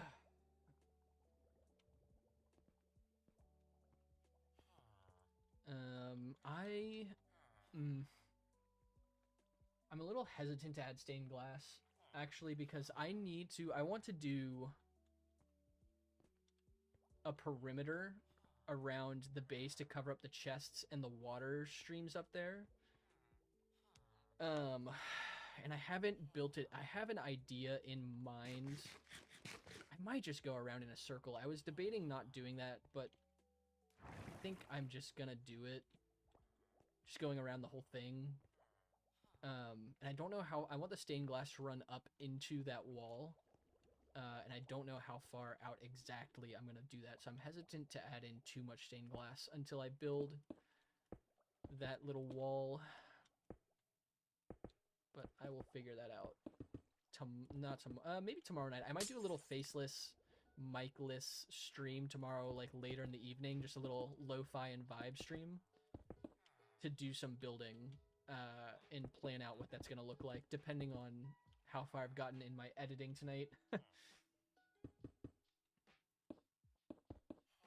Actually, it might not be till late in the evenings on the weekends where I do that. I don't know. It'll depend on... I need to get 2 more shorts done before this weekend. A short and a half done. For my internal schedule.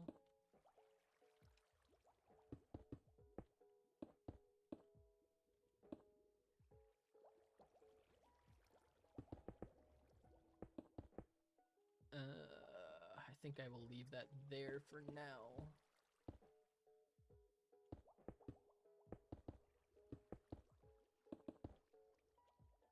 Favorite thing to do in gun games is run a red dot sniper rifle and just rush. Heck yeah. After my own heart right there. Whenever I played even though I said I don't really play FPS games, I really don't. I played a little bit of COD back in the day, like a very small amount. Yeah, red dot sniper. That was my favorite thing to do. So I totally get that. You said you play CS, right? Is that your favorite thing to do, is rush with a sniper rifle?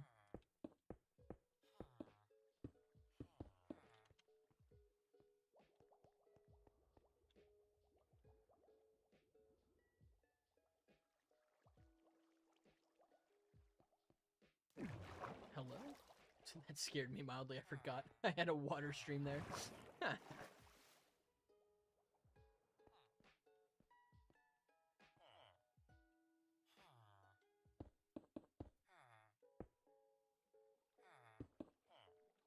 It's quite fun. Catches a lot of... Yeah, I believe it.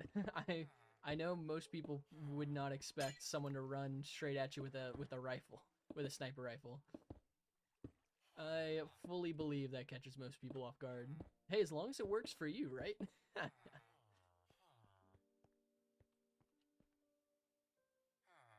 Actually, one of the things I'm the most interested in with CS is that, if I'm not mistaken, CS has like an econ system, right, in the game, where like you gain econ, you can spend it each round on different guns and utility and stuff like that.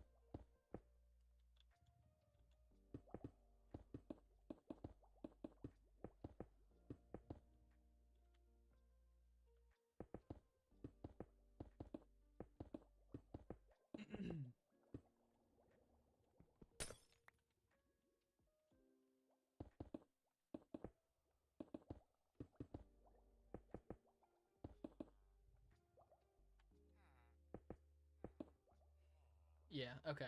How does the econ system, like, how do you gain econ in, because I've never played a game before that a shooter that has like an econ system outside of like, oh no, even like battle royales don't really have an econ system. Is it like based on kills and kill participation? It's more wave based. The better you do, the more money you get. Okay, yeah, that makes sense.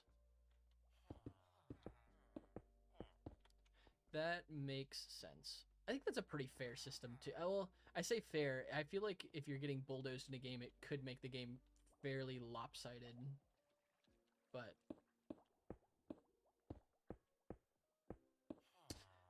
what do I know? I am not a game developer.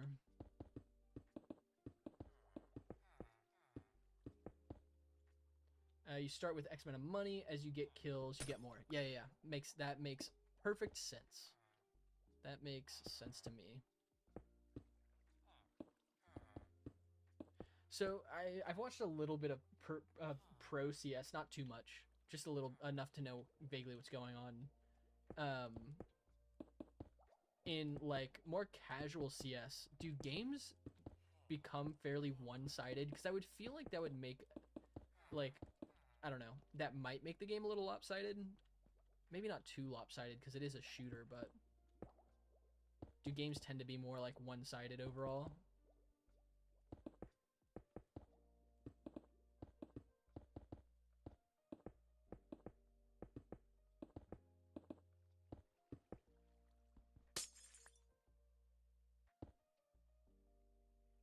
The way it works is that each team gets the same amount of money at the start of each round along. Okay.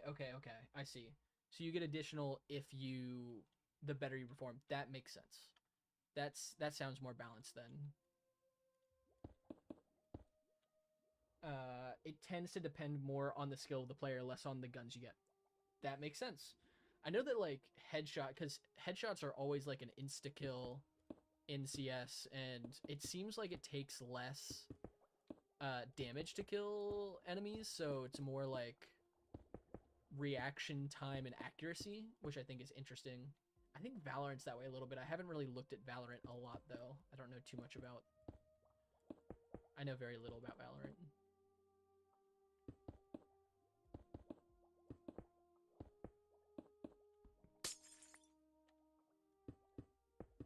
Yeah, very much so. Yeah. That makes sense.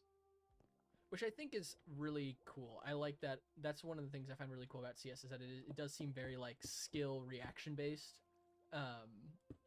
It rewards accuracy more than I think other shooters. Which, if you get shot in the head in real life, you're probably not coming back. I don't know if I can say that on YouTube, but odds are you're not coming back from that. So that makes a lot of sense.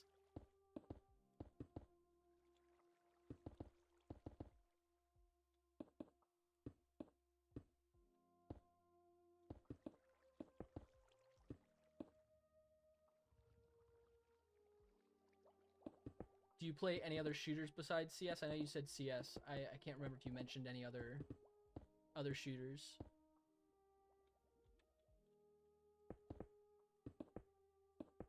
I think you said your friends play Apex, right? Unless I'm misremembering. Which is very possible. My brain is very much a milkshake right now. Or soup. Soup is probably the accurate term. Helldivers. Oh, yeah. I've heard a lot about Helldiver. I had, around the time it came out, I had some friends who were really into Helldivers. They tried to get me into it. Used to play a lot of Apex. Okay. Gotcha. Yeah, I had some friends who were really into Helldivers when it first came out and tried to get me to play. I just didn't have the time to join them. But it looked really fun. I probably would have enjoyed it had I played, but I just did not have the time to play. Yeah, giant. Yeah, giant sci-fi D&D. Yeah, that's what it seems like. It was really cool too because it looks like a game that the devs, at least were, I don't know if they still are, very active in the community. I think that's very cool to see orgs that are very active in the role of the game they have for their players.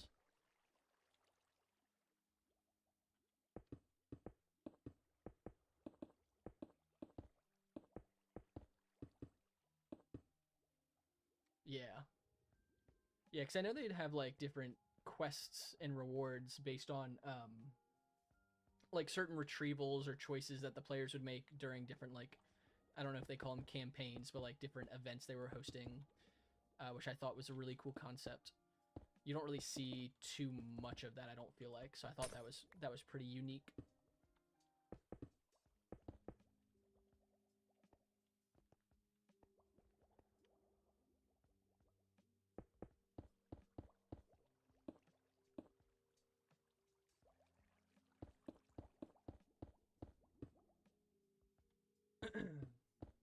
Yeah, campaign. Okay, I figured it might be.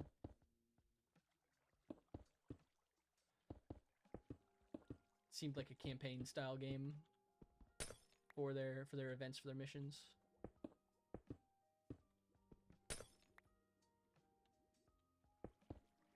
So out of the shooters you played, I know you said you've been playing a lot of CS right now. What's your favorite out of the shooters you've played? Recency bias aside.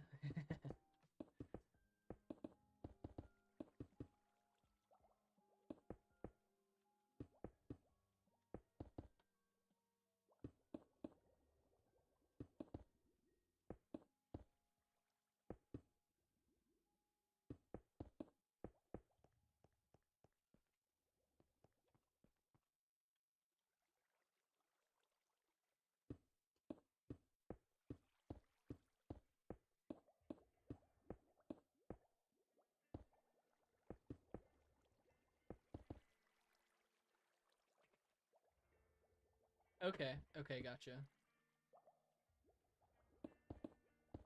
Yeah, I've heard so many good things about Helldivers. That makes sense. Played the original. Okay, gotcha. The original. So was there? Oh yeah, because this Helldivers is Helldivers 2, right? Like the most recent game that came out. I didn't. I guess that makes sense. It implies there's a first one.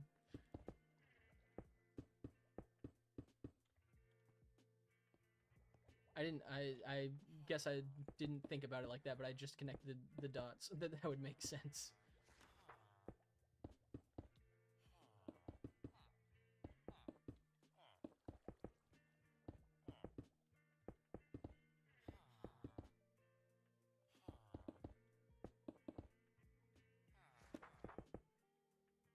The original was top down. Okay, interesting. Interesting. Top down shooter. That sounds interesting. Is the only word that comes to mind. That sounds interesting. I don't know how I would feel about a top down shooter. I guess you would probably like. I don't know if I've played a top down shooter. I feel like that would take a minute to get used to.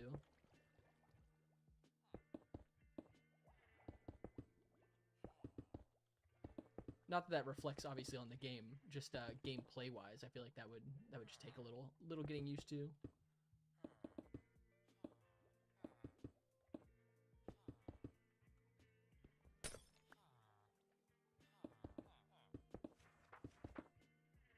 Yeah, that makes sense. All right. I think I'll come back to that later. I might need more stained glass. Thankfully, stained glass is significantly easier to get than tinted glass. Tinted glass is a pain. I think I have sea lanterns in the system. We're gonna hope.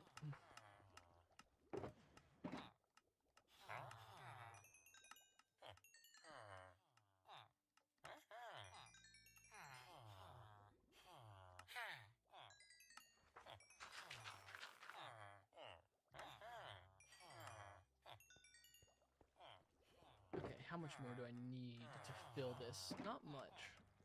I'll get one more stack of emerald blocks. That should be enough. In reality, I need to farm that raid farm more so I can get more emerald blocks for beacons. I'm gonna need a lot of beacons for some future projects, like stacks worth. Yeah, definitely a learning.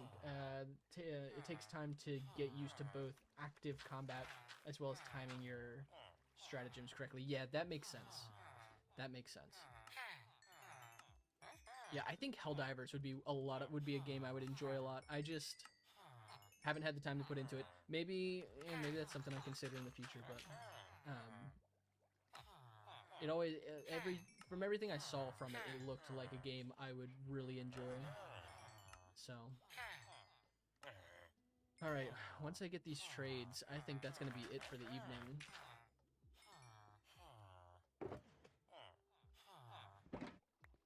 I am going to add these into the farm. Yeah, it's even better with friends, definitely. I think all of my friends are probably out of their Helldivers phase at this point. Um, but yeah, I could imagine that would be a lot of fun with friends, because then you could probably play specifically with them, come up with specific strategies with your friends. That sounds like something that would make the game even more enjoyable. Where do I put food? Over here?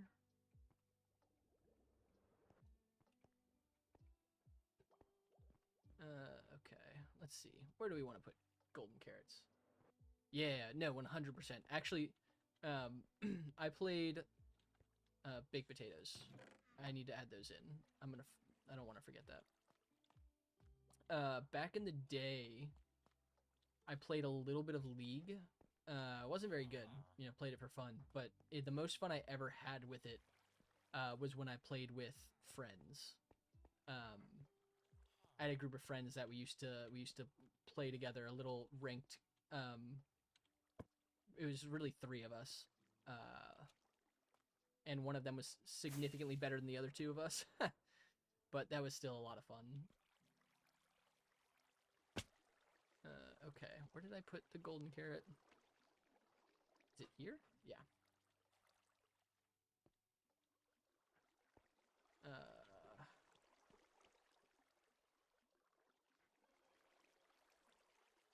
Make sure I put that in the right place. Yeah, sweet. Sweet, sweet, sweet, sweet, sweet. Yeah, I tend to fill more of a long-range support role. Honestly, that's totally valid. I think I would probably do the same. I don't know what it is. I love playing, like, other than League, I don't like playing support in League. Not that I don't like it, I just prefer not to. I tend to play support in a lot of things I play. Run a lot of area stratagems as well as anti-material rifle, which is pretty much sniper on steroids. Yeah, that sounds sick. That sounds like right up my alley as well.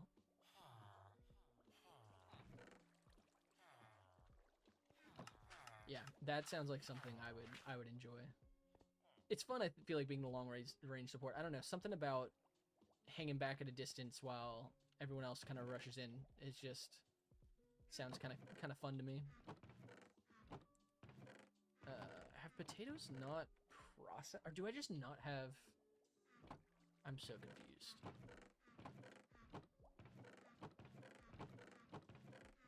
Unless the system. No, there they are. Jack. Why does it? It's not just me. That says jacket potato, right?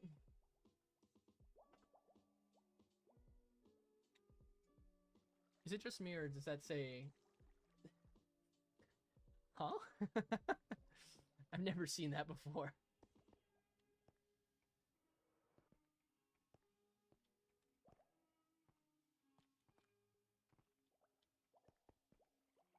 Okay.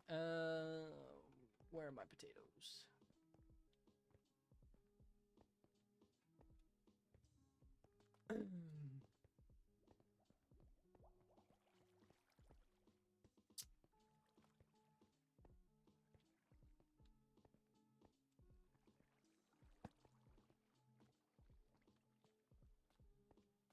Do I have steak in here? Yeah, I do. I don't think there are any. Oh, there are. Okay. I don't know why I just did that. Actually, once I get the wall built on here, it's going to be significantly more difficult to get items into the sorter. But as I like to say, that's a problem for future Caleb. It's future Caleb's issue. Okay, sweet. Jacket potato. I've never seen that. That's kind of funny. That might be newer.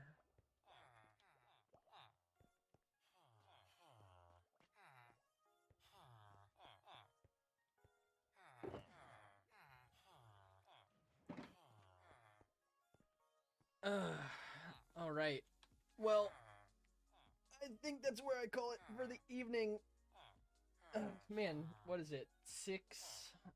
What does OBS say? 6.5 hours? Nice. It's a solid stream. Well, that's it for me for the evening. Thank you guys for hanging out with me. And I'm actually going to log off of this screen because OBS is giving me a heart attack. Yeah, thank you guys. Yeah, thank you, Ghost. You as well, man. Thank you guys for hanging out. If you haven't already, like the stream, subscribe to the channel. Check me out on Twitch. I'm trying to grow on Twitch, so if you want to follow me on Twitch, that'd be sick. Join the Discord. That's where I'm trying to build a community, and every time I go live, you'll get pinged and be able to join. So appreciate those who have been lurking. Ghost, it has been fun chatting. Thanks for hanging out. Hopefully I'll see you next time. And yeah, have a good night, guys. Talk to you later.